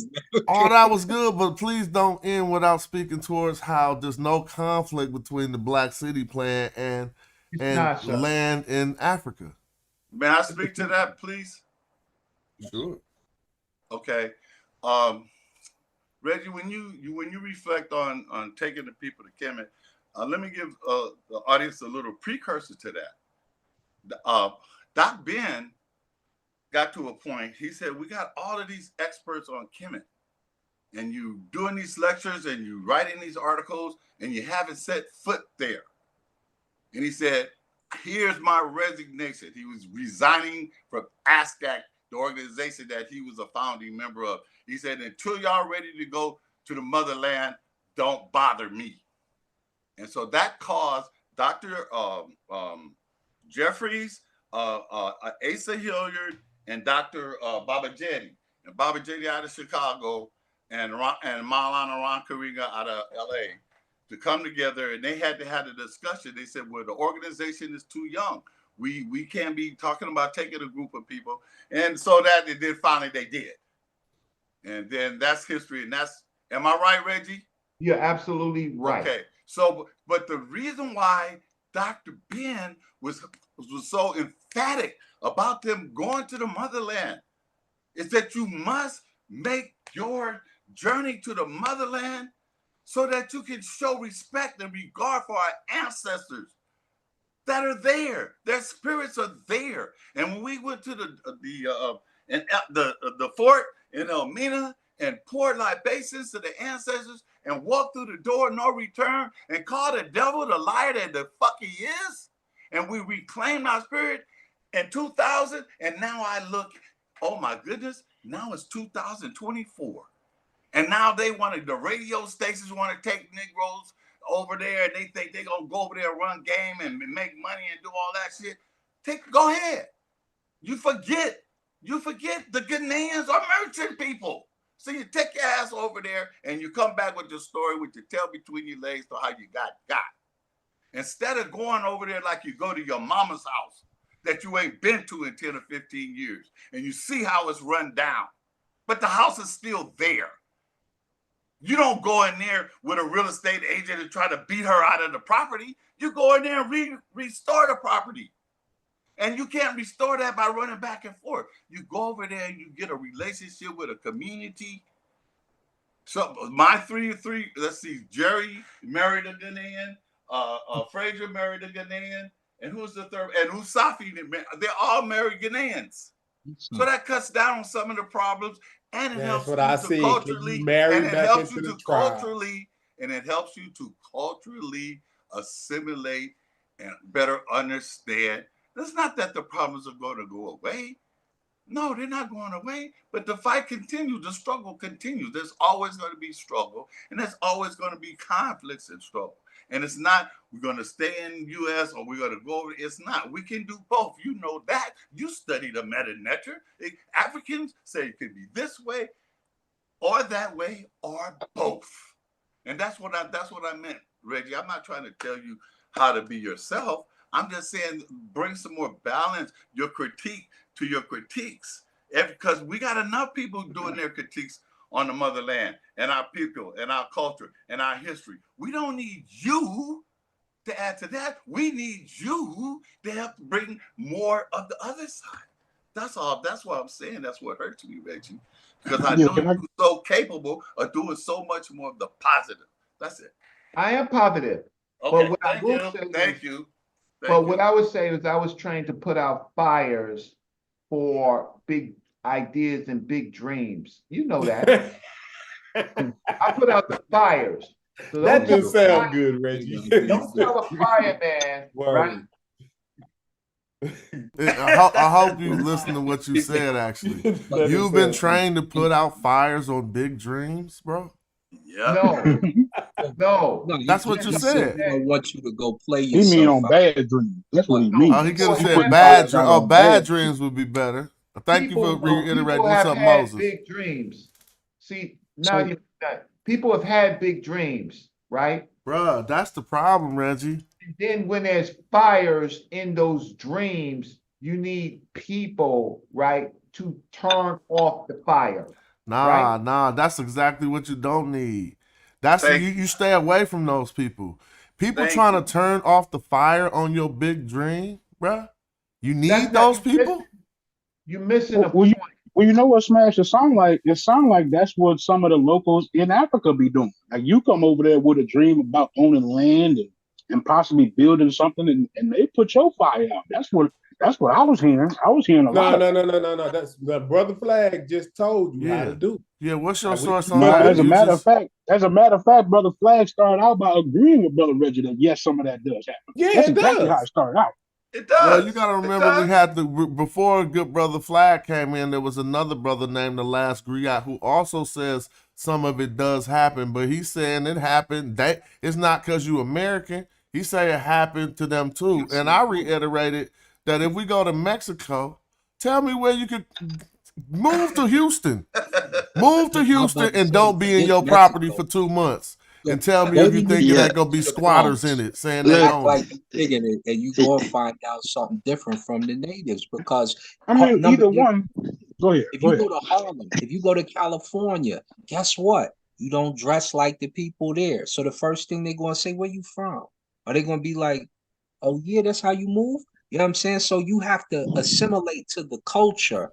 Make sure you like it. As I just was telling you, go visit, see if it's your cup of tea. If it is, and you think you want to stay, then start to research on what it's going to take in order to buy property, build your land, and have your house on the villa on the water, like the Gambia or something like that. Let me ask my brother Moses, real quick, Brother Moses, because normally you're on the opposing stance to things that we talk about. And normally we talk about ancient Egypt, right? And other things. Now we just talk about Africa in general. And you had the impious to click the link also to express the same type of sentiment.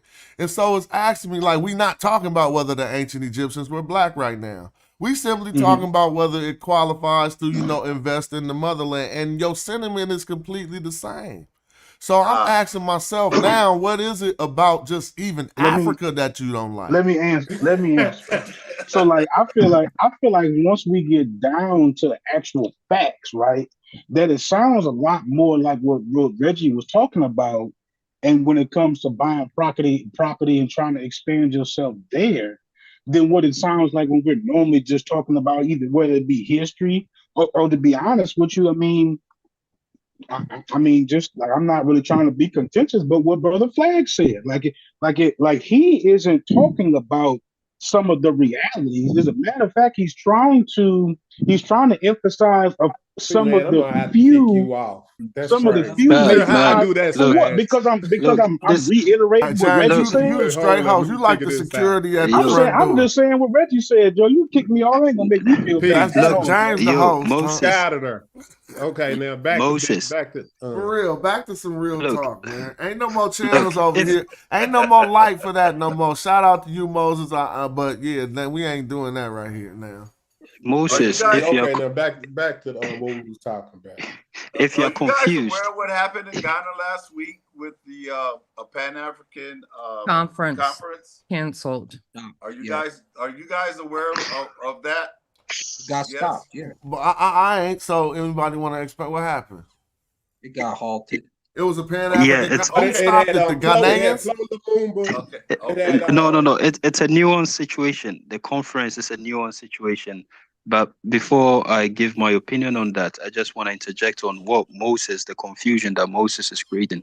Moses, if you are confused about the Africa situation, you take Reggie's perspective as an African American who has been there in the 80s, and my perspective as an African who has interacted with African Americans and given my own bias towards how, growing up in Ghana, we saw African Americans. From my perspective, it's a privilege to be an African American in Ghana. The way we treated them, we wanted to be like them. Man, it's a huge privilege. I'm telling you. It's a privilege. I'm like, you are here and you are confirmed. So you are trying to. Let me lastly on you. You got the floor. Would it be such a privilege to will it spawn some jealousy or not?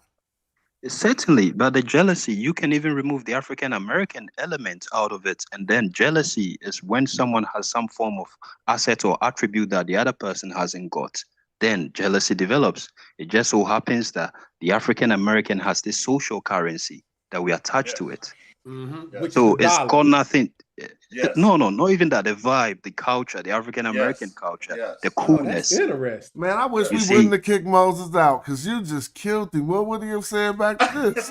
Man, no, Smash. He would have. No, you did right. No, you did right, James. I'm just talking. But no, I mean, logic knows how to act. Okay, so I mean, we should not be scared of contention, but I'll let you finish. But I wanted to add on to the overall conversation. What we were talking about before, logic. Peace to Sister Juju. Thanks for tapping in. 10-4, ETM Hotep. If you listen to Afro beats, there's a lot of hip hop in Afro beats. Could I speak to the situation that happened in Ghana last week, please? Yeah. Yes. Yeah. So they brought the sister, you know her name. They brought Professor Arakwana Chimbori-Kwa. Yes. And the Lumumba, PLO Lumumba, and a couple others. And what they were coming there for is to highlight this Bush brother, young brother from the Bush, who is an entrepreneur who's now a millionaire. And he wants to do some investment. And so they wanted to have the discussion around the youth stepping up and getting more responsibilities and being recognized more by the old guard. And this is going on not only in Ghana, but this conversation is going on through all over the continent because of the statistic that says that what is it? What percentage and Smash, you can do this. What percentage of the continent is under 40 years old and 30 years old, and why they're the old way of doing things is over. These guys, these people who were bowing down and taking this money and giving it to the European former colonial masters, the young people who have seen it, this internet has allowed them to open their eyes, so they're traveling vicariously and seeing these things, and they're not going to put up with it much longer. And whoever shut it down, the government shut it down. They said that, oh, there's a conflict. We had a program scheduled there the same day, which is a lie. They got their orders from where? From the United States, who got a goddamn military base there and going to put a drone base there. They got the Chinese there. They do not want Africans throughout the continent, and African Americans in particular, to come together on one accord to say we're going to fix this mess that we're in. So that's why it hurts me so much when I find so many of us that have so much experience and knowledge on the battlefield not being current with what's going on. My desire throughout my whole life was that my grandchildren would be able to read and write meta nature.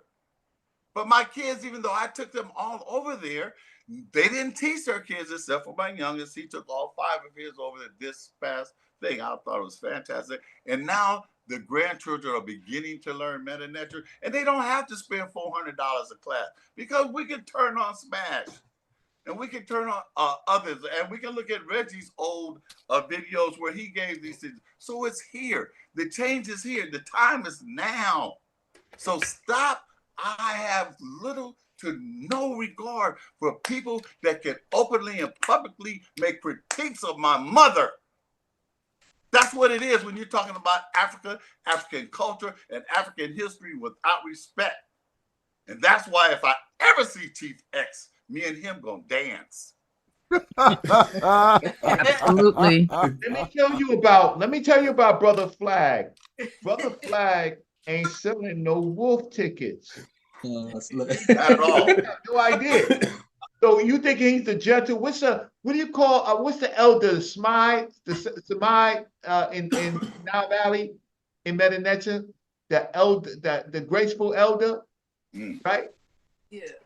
What's the word? That's Seba, but I think it's talking about. You talking about in It's a title for an elder, the great elder. I forget. Come Come on, Zoo. Huh? So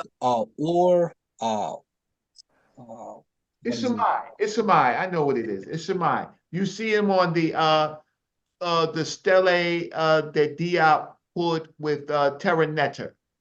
The Terra Netta elder, Samai, right?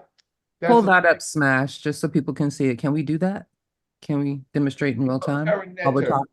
Stepped away, and then I heard somebody say something about Terra Netta. What are we looking for? Yeah, so I'm saying Brother Flag is if you pull up Terra Netta and we read Terra Netta, right? From the Anu people? Yeah, from the Anu people. So what about? I'll pull it up. So what y'all saying about him? I missed out the Brother conversation. Flag says that when he sees Chief X, they're going to dance, right? You talking? Brother Flag is a Semite, right? You know what he's saying is he going to talk to him. He going to talk to him. Yeah. Like I said in the chat, when I saw his name, I was pleasantly surprised, though I haven't yet met him in person. I hope to one day we'll cross paths. I have followed him extensively on Facebook for some years now. He may not recognize me, but I definitely recognize you. I've seen you in different spaces like Ask Cat. You know, I know you are a true Pan-African at heart, and you've done some great work. And when I saw you, I also knew in the chat that I would govern myself accordingly, right? Because I know better and I know how to behave a certain way when respectable elders are around. And I also only came on the panel to address who is part of my family, who is part of, Pseudo Killer Army. With much respect, me and Logic go back and forth, right? Because I am a Pan-African. I am what we sometimes pick on a Blackologist, but having some Blackology is healthy, right? Because there's a lot of things that go against us in our culture. But speaking on the present conversation, when people have an issue with us going to Africa, engaging, and definitely like Elder Flag said, I look at it the same way. That is the mother. I look at it the same way. When you go to any place or anybody's house, you're supposed to have a level of respect, right? And this conversation was very informative in many ways because we have a continental African and we have Brother Reggie and Elder Flag, who's actually been to Africa to engage on their experiences. So for me, these are the conversations that I would love to have more. How can we be more actively engaged and involved in the real life experiences of African Black people in the diaspora overall? And when people push back on, us going to Africa, us getting land, yes, you're going to have crooks everywhere at every social economic status. Crooks aren't limited to just poor people or people without.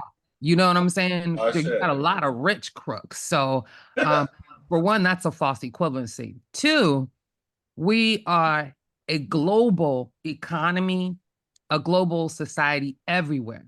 And whether we decide, and it's our personal choice, right? To build businesses or make connections or build relationships with people on the continent of Africa, wherever country is your choosing, or whether we decide to go to Mexico and open a business, a soul food restaurant. And I'm speaking on real life examples, or whether we decide to go to Italy and buy property. And these are done by Black people. Like, we have to think just outside of what we think we know and realize what's really happening, and that we are global people, whether we choose to participate or not. And if we're not acting accordingly, we at least need to prepare our children to act accordingly, So I find it beautiful that anybody wants to do that. And it's about being realistic, right? Not going into anything with false expectations or fantasizing it. Like, we have to be real about everything. That's the only way to do it. And I think here today, Brother Reggie and Elder Flag and the Ghanaian gentleman have given us some real life advice, testimonies, and different perspectives. So, if you choose, you can make with other research, you can make a decision about how you want to deal with that. But for sure, I didn't think this was a place to question, or anything on the intent. Even the comment was made, oh, you just want to get scammed like the whole of Africa. Like, those, whatever issues people have with their own selves about Africa and African identity, that's you. But what I don't appreciate is people projecting, and I definitely don't want this to be a mockery where we are combative in front of, I consider Elder Flag to be a guest today. You get what I'm saying? And I'm happy he's here. And the compliment he gave you, smashed, yo, that speaks to your due diligence. And nobody can take that away from you, regardless of how I feel about certain information. I definitely am never going to take that away from you. I'm going to give that to you. And that's a good thing. That can't be bad. You know what I'm saying? So yeah, I just feel like we should mind ourselves. Sometimes we get caught up in what this YouTube battling, beef, whatever we want to call it, and forget that, also we're dealing with real life experiences and talking about real life things. And yeah, mind yourself, read the room. That's all I have to say for anybody who's listening, and take it how you want. You know what I'm saying? But Pseudo Killer Official represents still. Word up. Yeah, that was very well said, and that was one of the best compliments I've gotten in a long time. That was beautiful. Yeah, exactly. So I was over here like, damn, that make me feel like my Yeah. show was worth it just from that one statement. That's you damn right, Smash. This cliff up here, that's a brother flag right there. So that figure standing, the figure in itself is a metal nature glyph. It's smart by itself. And it's basically says the temples, it says he's the hem of the Wanet, right? And his name is Terra Netta. So that's what it says. And so Brother Flag, when he says he's gonna have a conversation, meaning he's an esteemed elder, right? And he's Terra Netter? No, he's a Shmai.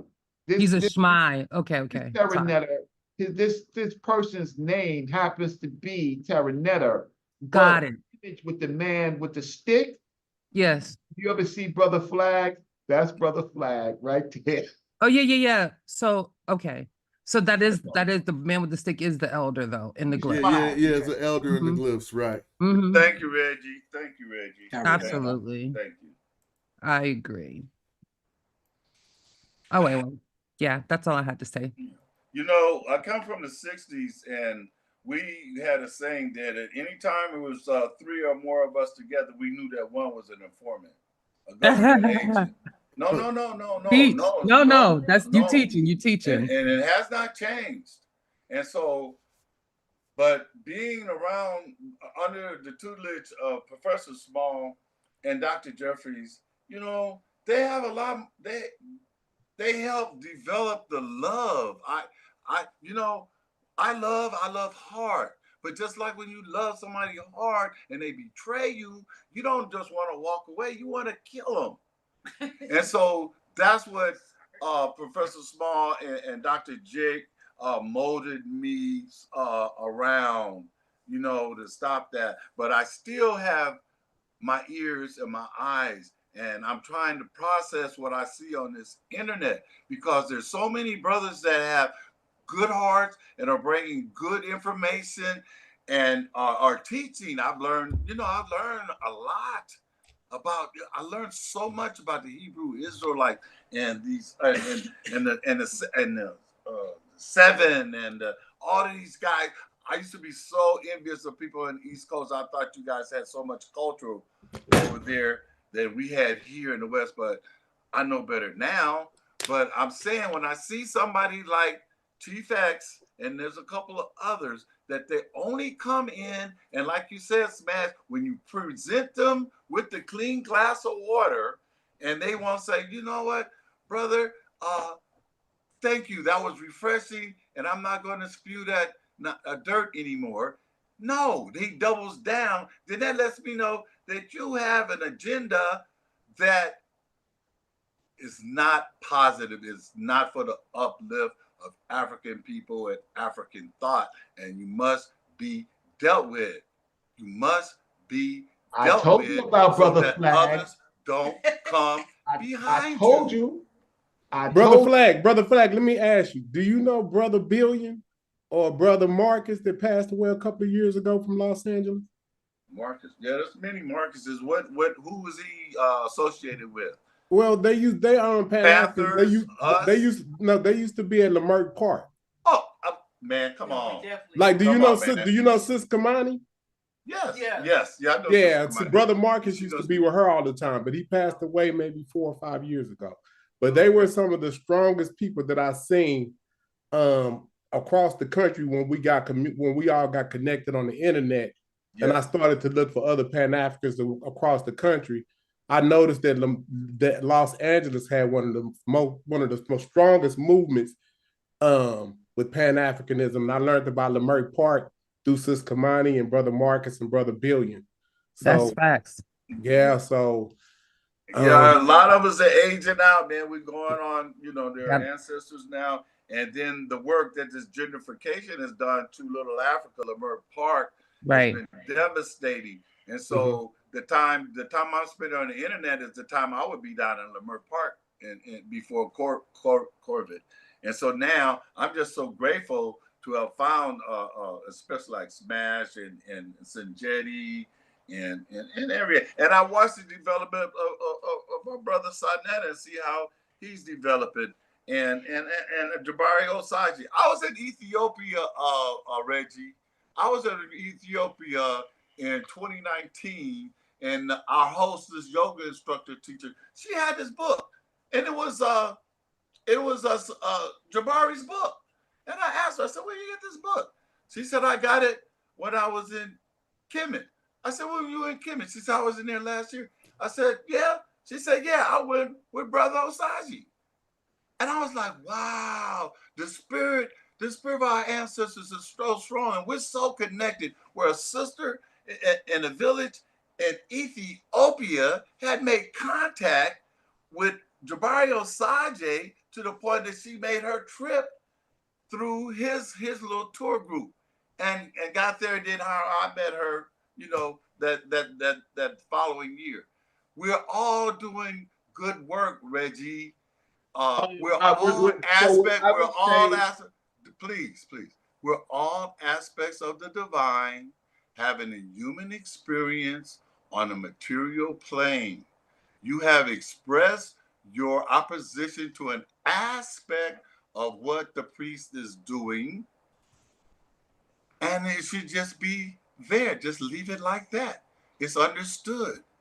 It is understood because it's useful. The point I'm making it's useful to so many that we can't even imagine that's out there unless we're doing the traveling. I want to reconcile. The way I want to reconcile is, brother, the last griot is here. If I would ask him to put his email or contact, so if anybody's interested in knowing information about Ghana specifically, contact this young brother who's your junior, right? Who is funny. We got Brother Flag, the Shemai, and then we have the griot over here. Give him, if he would give his contact number, if you're interested in knowing some things about Ghana before you go. Yeah. Right? Yes. Yeah. Brother. Yeah. So that's how we do it, right? That's beautiful. Individuals going to Ghana, my whole thing is you should go with groups and organizations, right? You should not go you can go as a tourist, right? But don't make any plans. You need a network when you're in places overseas, right? Yes. Intellectually, man. Yes. No, I'm sorry. I'll be my man coming out because now I don't know. I know everybody ain't been on every continent but Africa, but I have. And so when I be hearing it, I'm just keeping it the buck. And so when it was a white dude from Australia who was taking me through Italy and to Switzerland to show me how to get the little weed I wanted to smoke to make sure I wasn't gonna get arrested and done this. So y'all telling me I could do my whole character all the way down to smoking weed in Japan, and then they got tapped. Now, excuse my language for anyone who want to hear it, but this is reality. And I would have got caned if they caught us, and they tapped on the window, and we still threw enough drama on them while we were smoking for me not to go to jail. So y'all telling me I'm going to do this all in the place of the dude who really looking to kill me like the white man, right? And then I'm going to go to Africa, and I'm going to have the most problems ever? No, you're not. That's not what I'm saying. All the weed, the best weed you ever had, you're going to find in Ghana, boy. That's not what I'm saying. Well, I'm not really partaking like I did when I was younger, but I do still celebrate. But anyway, that wasn't my point. My point was, if we've been all over to all these, are we still live? Are we still here? Hello? Hold on. It's still live. Okay. You interrupted me, so I can hear you. I didn't mean to know my point, Reggie. I was saying, do you think that I could be doing cool in all these white places, and then once I finally go to the black place, I'm finally gonna get got? I feel the opposite. I feel like, now I haven't been in the favelas, and I know we have been. I didn't necessarily feel like that was foreign to me, and that was the worst thing I seen as far as conditions. You know what I'm saying? And so I'm saying, I think the opposite. I feel like I'm going to feel like I mix in better. I know I might have beef. I know whatever might happen, but if we can go through, even in America. So you saying we're going to get more heat from the Africans than the white boy will give us in America? No, nobody said that. What I said was I was part of a group that took 1,000 people to Egypt. I took 120 people myself. I think everybody in ASCAC knows that, right? For the 10-day tour in 87, right? At 22, 23 years old. My job was to protect people from making mistakes, acting like they, acting in American norms in a foreign country. That's my job. I did that first in 86 with the group that we took with Dr. Clark, right? I am just saying that we have American norms that don't necessarily mesh. So to do these things and to be successful over years, I'm talking about 5, 10 years, 15 years, it requires planning, right? People do conferences, right? People do conferences and things like that and tours. They get canceled. There's reasons why. They didn't do the proper planning. You as an individual, Smash, listen, you got your wits about them, you will survive. But there's lots of people who just don't know the lay of the land. That's why I asked my brother, the last griot, to put up his email to just be a help. And what's wrong with that? Can I say something, Reggie? The Smash knows how to move. It's how you move, Smash. It's how you move. When I was in Honduras and my host came back, he said, "Where were you today?" I said, "I was in town." He said, "Who took you?" I said, "Me, myself, and I." He said, "Man," he said, "there's robbers out there." I said, "Did you tell them I was coming?" I didn't have no problem. Robbers, they know who they hit. They know who they hit. You know how to move, Smash. I know you do. I hear how you move on the air. But some people need to be hit so they can grow up and learn. You know, I mean, come on, man. Stop. I'm about to show y'all something. Word. Stop it. I love Brother Flag. I appreciate everything you're saying. And that's not saying I'm being disrespectful of the true dangers that are there. And our brother illustrated it for us, but he just told us, man, it's a privilege to be an African American in Ghana. You tripping. He said we looked up to them. Yes, yes. They want to be your friend. They think you're a millionaire. They think you're a millionaire. So and the biggest problem you're gonna have is if they're gonna tell you they want you to take them home, bring them back over here. That's gonna be your biggest problem. They want you to bring their sons or their daughter back over here. And I tell them, I'm not taking you to Babylon. I'm trying to get out of Babylon. I want to show y'all something, and I showed this once before, James. This is my man from the Brazil favelas. Now look, this is the same conversation. Don't you dare go in the favelas. Everybody telling us that, all that, right? Yeah. This, we in Brazil, in Rio, right? This rapper, that if y'all can see the screen, MV Bill, you see all his written in Portuguese. Yo, he came and found me. He came and found us, but he said the only one, you can ask anybody, he said the only one in the crew that he knew was me. Casual, right? Took us into the favelas, and he was like the biggest. I'm talking about, dude, this is what I've seen in my life. I was at this one party where it was like at least 100 AK-47s inside of the party, yo. Like, it was so many guns that people. Have you ever seen when the foreigners be dancing with the guns and it be looking like shooting? Shooting in this? I was at one of those. He took me to it, and so I started thinking, man, it might be the other way around where you thinking they gonna rob you, and no, they might raise you up and tie you into the true culture like a straight. Like they brother, like your they brother. Hold on, I wonder. So you saying, hold on, Smash? You saying basically, man, this is crazy because it seems like through hip hop we become the kings of culture, not only in Africa but all over the world. Yes, Facts. Man, this dude Bill is not no punk. These favelas that they in, I stood here with him. Let me show you. And the first time I ever seen an extended clip was not in Oakland, California. It was in the Brazil favelas. It was like a 13-year-old or a 12-year-old, and I was feeling so helpless. I was like, you trying to tell me this 13-year-old standing in front of me got like a 30 shot in his, but it wasn't the hood. He was there to protect his people. And once I finally peeped the whole game, I was like, well, my point is, I know I'm expounding too long and just going to other places, but what I'm trying to say is, yo, if you know how to get through the world, you're going to be fine. And if you don't, you're going to get got. You know what I'm saying? And people that have a lot of guns in their culture are very respectful of each other. Am I right, Smash?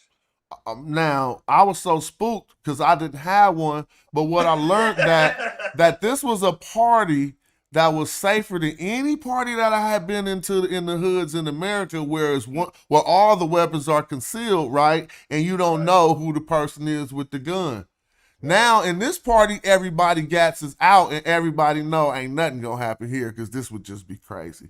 Like, no one could, like, everyone is thinking that, like, no one would get 2 shots off before everybody just took care of them. Now, but they had their weapons in the favelas for the security of their, and I ain't even saying gang, it was for the security of the whole favela. But I'll end on that. They was protecting their people, and everybody there was their people, so no matter how many guns there wasn't, then they're gonna crack out. Look, this is Bill, so I don't want to make him out to be a gangster to y'all. He built, what he took me to in the favelas was a youth center he was building, and he had brought the first internet access into the favelas, him. And so now, just because it's the city of guys, now we looking at their street footage or whatever in one of his rap videos. But I will leave it at that. I'm going to say the same thing going to happen in Ghana. It's going to be somebody like, you Smash, I don't care. And I'm not talking about for me. I'm not saying just something that's unique to me. But in hip-hop is a gateway throughout this whole damn world. And I'm going to end by saying I was walking down the street in Japan. And I heard somebody scream, casual! And I was like, hell no. Right? No, man. And I looked back and I swear to God, it was just a Chinese dude who had noticed me, but he was, a Japanese person who had noticed me, but he was actually from the States. But now I'm not saying, look, I think I'm gonna go to Ghana and get noticed. Of course not. But I guarantee you I know it's some people in them communities that want some lines in hip hop. Quick, fast, that's in a what's hurry. up, casual. Especially with an American, then you could shoot a video. Oh, Man, we be so JT. I know JT the bigger figure personally, but I could just go to this JT the BIG figure, Africa, and you're gonna see him walking all through Burkina Faso with 100 people behind him, and we scared of getting robbed and beat up. Nah, I'm from this cloth, like here, like JT from right around the corner. He from Frisco, I'm from Oakland, if you keep it real. If he got 100 behind him, I'm supposed to have 1,000 just because I'm from the town. We the heart of the Bay culture. Oakland is, and everybody else on the outside's got a piece of that and built their own thing. I'm just keeping it a buck. Y'all know when they was talking about Black Panthers, we know other places in the Bay was down with it, but they told y'all about Oakland. You know what I'm saying? Ain't that the city? Which one is the city? Oakland or Oakland the town and Frisco the city. Yeah. So we tied and connected like that. But what I was saying is now look at JT, because he's a straight hustler, but look at him. Walking down the street by himself right here in Nairobi right now, and while we talking about what we could and we can't do. Look, he got on some African beads. And he gonna tell his story. I love my wife, man. Let it be known. Shout out to my wife, Tisha. That's my baby. Can y'all hear him? My baby know I'm out here. Like, baby, I know all them ladies want you. I'm like, just a little bit. I'm not endorsing nothing he's doing. I'm just showing y'all another, because I haven't studied what he's doing enough to tell y'all, do what he do. I'm showing y'all another black man walking through the streets of Africa from Oakland. I'm from the Bay. That's what I'm showing. Bills to pay here at the cleaners. Yeah, I know I got some clothes I need to pay for over here. Yeah, man. Now, he doing more than this. We could go to parts where it's a line of people and he handing out rice, and you see how long the line is, I was saying, man, that probably cost him 50 bones. He was like, this ain't cost nothing. Well, basically, I know I've been talking for a while, but I'm just giving a point to say that we could take it from any perspective. I'm 100% with Reggie on rebuilding America and the Black City Plan, but I don't think they're in conflict. Right now, I own multiple properties. The property in Fresno ain't in a conflict with the property in Oakland. You know what I'm saying? And it just worked like that. And those are all properties that are owned with other Black men together that we came together and made decisions like, yo, we're going to do it like that. So I know that could work. I'm not in conflict. I want to reconcile. But if you listen to Brother Reggie and my brother the last griot, you won't get got by that mosquito. Well, I hear you. I hear you. That mosquito gonna get you, right? So if you go out there and you don't prepare, you're gonna get got by that mosquito. That little mosquito is gonna get you. You go to some other place, you're gonna get got by that tsetse fly, right? So I'm just saying. Yeah, take precautions. Take precautions. But they want to be you, man. They love us over there, and you bring respect, you give respect. But understand, when you first come and they see you with love. They see you as somebody that they want to be friends with. They want to do something for you.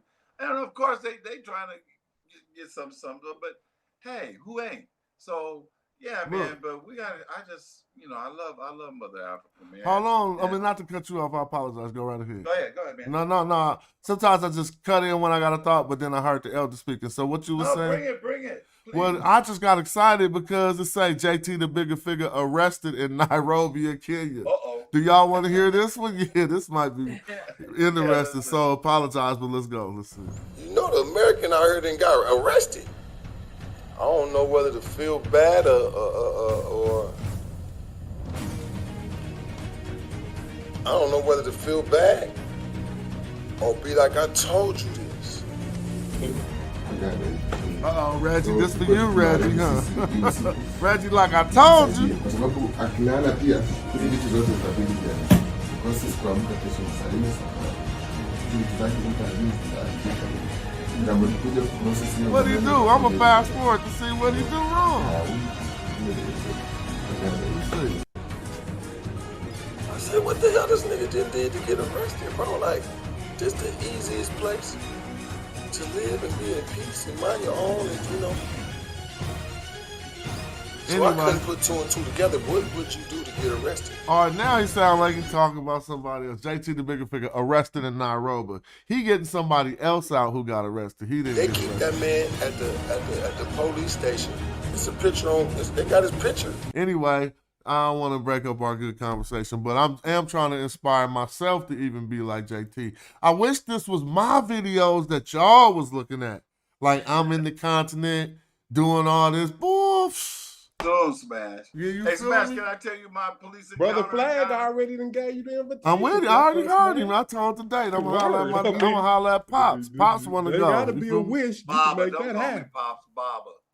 Yeah, my father, my father I was talking about. Yeah, he I said I'm gonna holler at Pops because he want to go. Yeah, you feel me? Good, that'd be excellent. Smash, can I tell you my police experience in Ghana? Yeah, sure. So I got off the plane. My man picked me up and he took me, you got to see the new mall. You got to see the new mall and you got to get your phone thing. So we went in there and they got a big old sign, no smoking. I'm a smoker. I smoke cigarettes and weed. So I go out of the side of the mall and I go all the way to the edge of the parking lot. And I go to the edge of the parking lot next to the street where the thing is. But it's next to the compound where the police are. So I'm smoking my cigarette. The policeman walk over to me with his AK on his shoulder. And he grabs a cigarette out of my mouth. He takes it down and he puts it by his boot and he only steps on the fire, the ash, and he holds it up. He said, no smoking on the premises. And I said, I know, that's why I'm over here. He said, you know? I said, yes, I saw the sign over there by the building. That's why I came over here to the edge, outskirt of the parking lot. I said, I can't smoke over here outside in the parking lot. He said, no smoking on the premises. I said, please forgive me, my dear brother. I just got off the plane. I love Ghana. I don't mean no disrespect to the law. I said, I'm sorry, can you forgive me? He said, you're going to have to pay the fine. I said, the fine? Okay, what's the fine? He said, 100 CDs.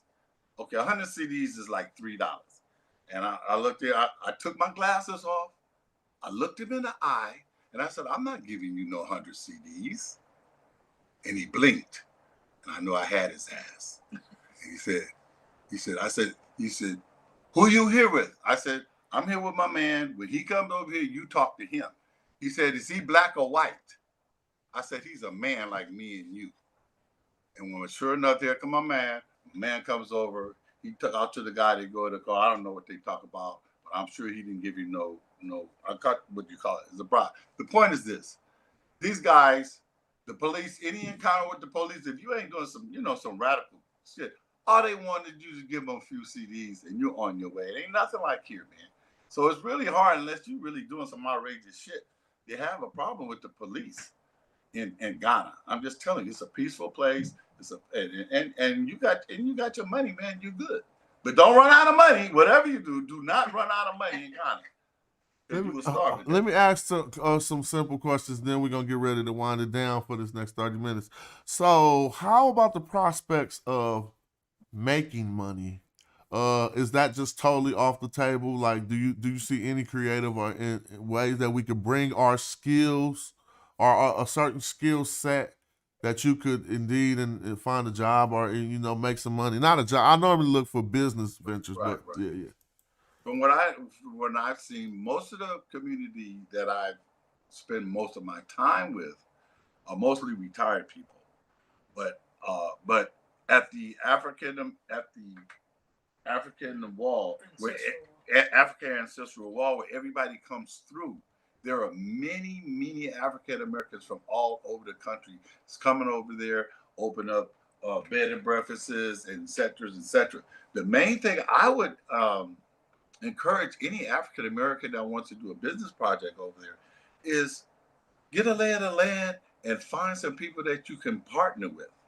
If you partner with the Ghanaian and you have and you find a niche that you have talents and expertise in, that's the way to go. That's just the way I feel about it, because the people I know that's been there over extended lengths of time, Jerry Johnson's been there, 20-something years now. Fraser's been there 15, but they married Ghanaians. But they also traveled back and forth for years. So they had relationships with different people in different areas. And so they knew who had good reputations and who didn't. And so that's what I'm saying. Yeah, the opportunities are there. But if you go over there thinking you're going to flim-flam somebody and hustle somebody over there, then you'll just get an education. Well, I heard that. That's cool. Yeah. Anybody want to add anything? Well, and last thing, I ain't did no international business with no other continent, but I'm talking about I've been to places like I said earlier, but I'm talking about like sent some money to somebody on another continent and it's helping their life, and then they sending me back a product and I'm gonna sell the product in the States and it's gonna help my life. I've done that with people in China. I've had one South African sister in South Africa that wanted to do a deal, and I was so trying to make it go through, but I couldn't make it go through. And it was for those reasons, because I wanted to have some type of transactional business with somebody on the continent, right? Do you see, I know, do y'all know of any lines on that? Anybody? Yeah. I wouldn't recommend doing that with anybody in Ghana. Yeah, that because you're going to send something and not get it back, huh? And they own brothers. They own, there's horror stories, but I'm not going to go through that. Yeah. Don't do that. No. Well, so when we was looking at this gross domestic product and this national deficit of trade deficit that America got with a particular nation, West African nations, I think it was like a $4 billion difference in the products, in the trade deficit. Basically, they sending this much stuff that way, but Africans is sending back this little stuff or whatever. You see what I mean? And I know I can't have no conversations. I definitely can, but we ain't gonna affect the trade deficit, but I just was thinking, setting up things for the future where we got active business relationships with entities on the continent would be a thing, because that's what the world is doing. Everybody manufacture in China, not just who don't manufacture in China. If you look in your Nikes, they about to say manufactured in China or Vietnam. I know what you're talking about, Smash. I was trying to do that with my brand when I first started. And I know some continental Africans personally that they kind of gave me some insight on. It's kind of like what Brother Griot is talking about, as well as Brother Flag. And like I said, I appreciate Brother Flag coming on. I hope to hear more from him. Come on, more, Brother Flag. We need you, bro. Elder. So here's the thing. We don't have enough participation from our elders in these conversations, right? I mean, that's not a charge. I'm just saying. And people in the chat was really, really happy at your contributions. I was looking at my chat. They saying it's one of the best shows. And I'm not putting a burden on you to say it's your duty to come back now. But the panel is open to you, and you can show up just as much as anybody else show up on my panel. And to any other elders who be listening, thinking just because you might not know something that we talking about, well, think about all the stuff as an elder that we don't know. Fact, Smash. So don't worry about we talking about the metal nature and that they ain't gonna know. We not gonna shun you because you got a whole wealth of information that you can share with the panel that's just gonna wake our game up. So I'm talking to the elders in the chat who've been wanting to click the link and don't think this is the space for them. It is. You know what I'm saying? Thank you so much, man. It means a lot. Word up. And everything Pan-African Trading Association. Somebody said something, but they had some feedback. What did you? Something about an African association? Yes. Can you hear me? Yeah, we hear you. Okay. There's a brother named Ambassador Yao Davis. He's the ambassador of tourism. He's from Leimert Park, and he lives between Ghana and Ethiopia. His organization is called a Pan-African Technical Association.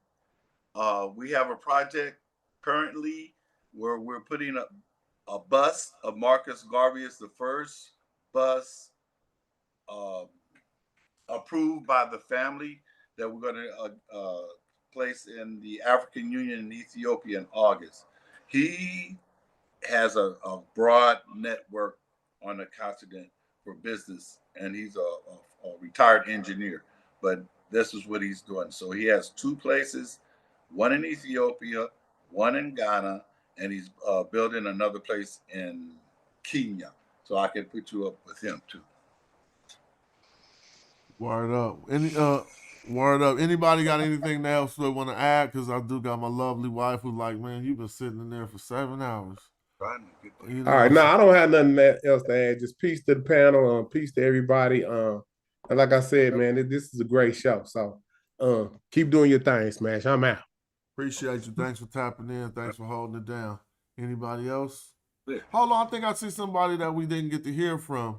And so you shouldn't have to say your first words and closings. Have we ever heard from Alan Flag yet? You just that's brother. That's the elder. So it say brother. Alan Flag. is his first name. So you on here twice?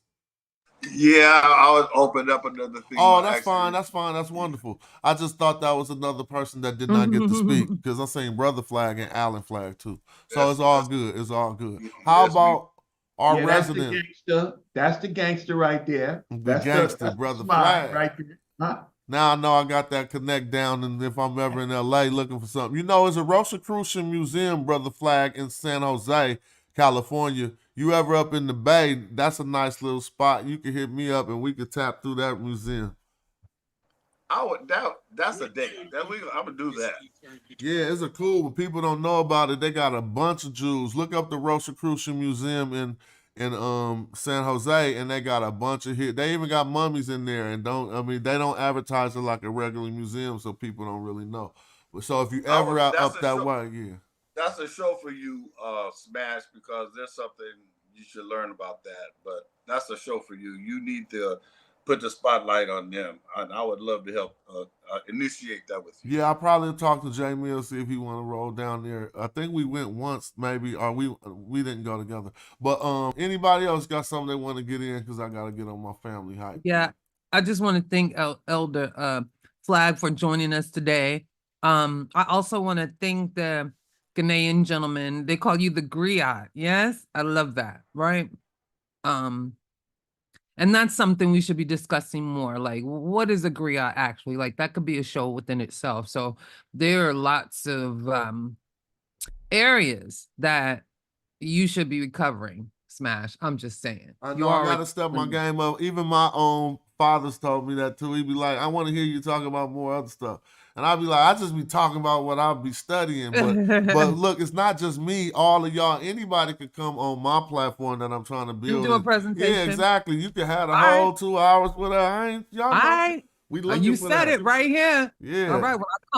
When I come with my business, yeah. Man, yeah. I'm gonna just sit back and learn and just be like, sometimes I just be watching from the other room. So I appreciate anybody. Yeah. That's all good. And I just want to say also, thank you to your wife, Smash, for not, really beating you up because you spend so much time with us. Let the sister know that we appreciate her for that, for having grace for it. No, seriously, okay? Yeah, I know. Please, but She know I'm trying to build this channel. I'll be talking like a businessman, so I'll be like, well, by Christmas I should probably be at like I already $1,000 a know. month, and then next year, Ching, so yeah, she be supporting my efforts, and I appreciate your words towards her. Anybody else want to get some info? We gotta hear. I'm sorry, my bad. And thank you to Brother Reggie for all your work you have done, all the connections you made, all the times you shared that link with me to the conferences. I appreciate it. I absolutely do. So, well, you with welcome that said, because you're Juju, right?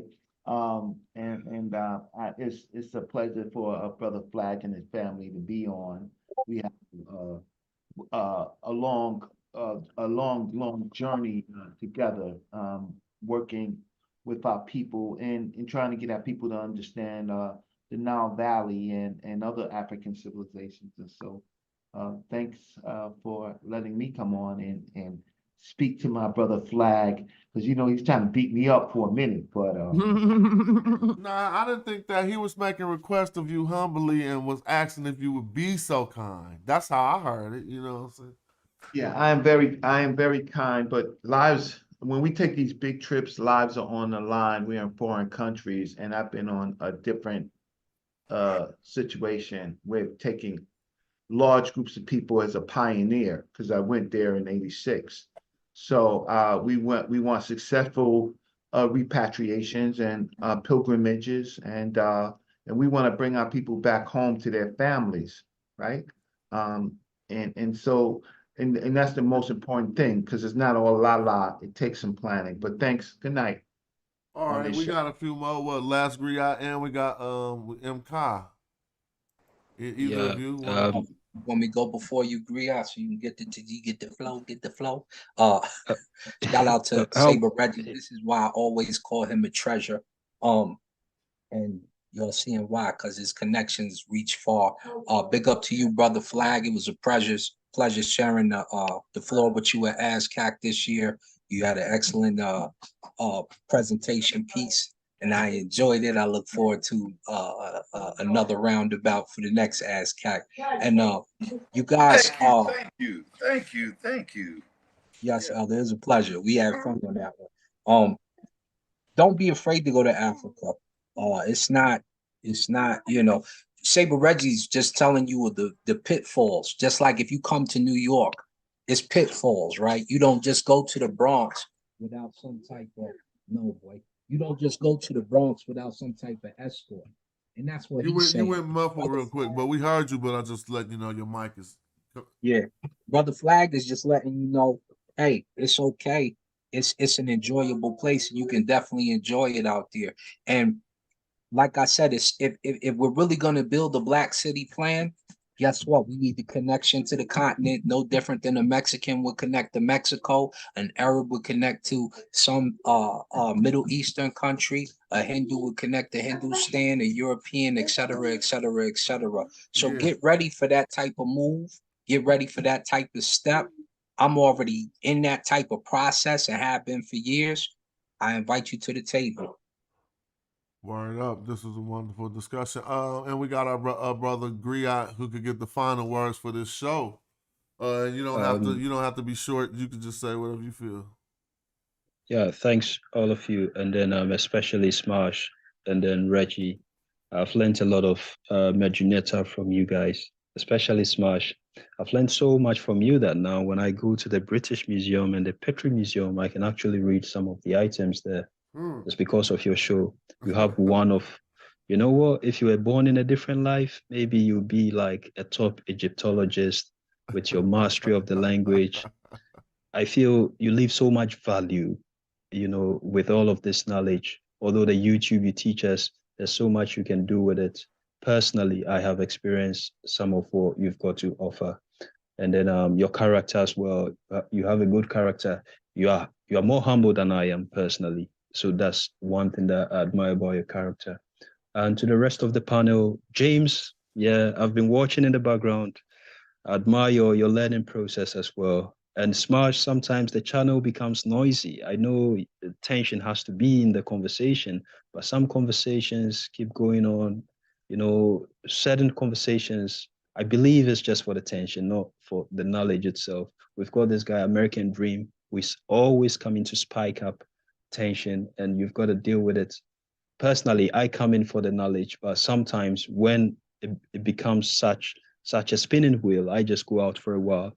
But all in all, it's a credit to Black people, and I'm very fortunate to find it on YouTube. And again, Ghana is not a scary place. Growing up, we admired African Americans, everything about African Americans.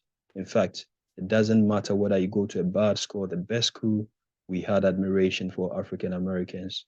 So if there are any bad things at all, personally, I believe that when we weigh the scale, the good outweighs the bad. So one need not be afraid of going to Ghana just to explore, or even making a settlement in Ghana as a second settlement for themselves. So people should think about that. That's all I've got to say. Good night to all of you. Word up. That was well said, and that was with the closing words. I'm going to close it down. Peace to everyone, and thanks for your contributions. I want what my brother said to be the final words of the show. Thank y'all for this contributing. My stream's been so long now because I don't be having all the time to stream every other day, and I still want to build my YouTube show. So now I've been piling 2 shows into one. But I normally like to keep them at 3 hours. But if we're building, I do not mind letting it go as long because man, like, we need to talk about these conversations more than just little 8 hours. We ain't even solved nothing yet. So peace. Thanks for all the support. I'm actually motivated by the words I just heard about my show. I'm juiced.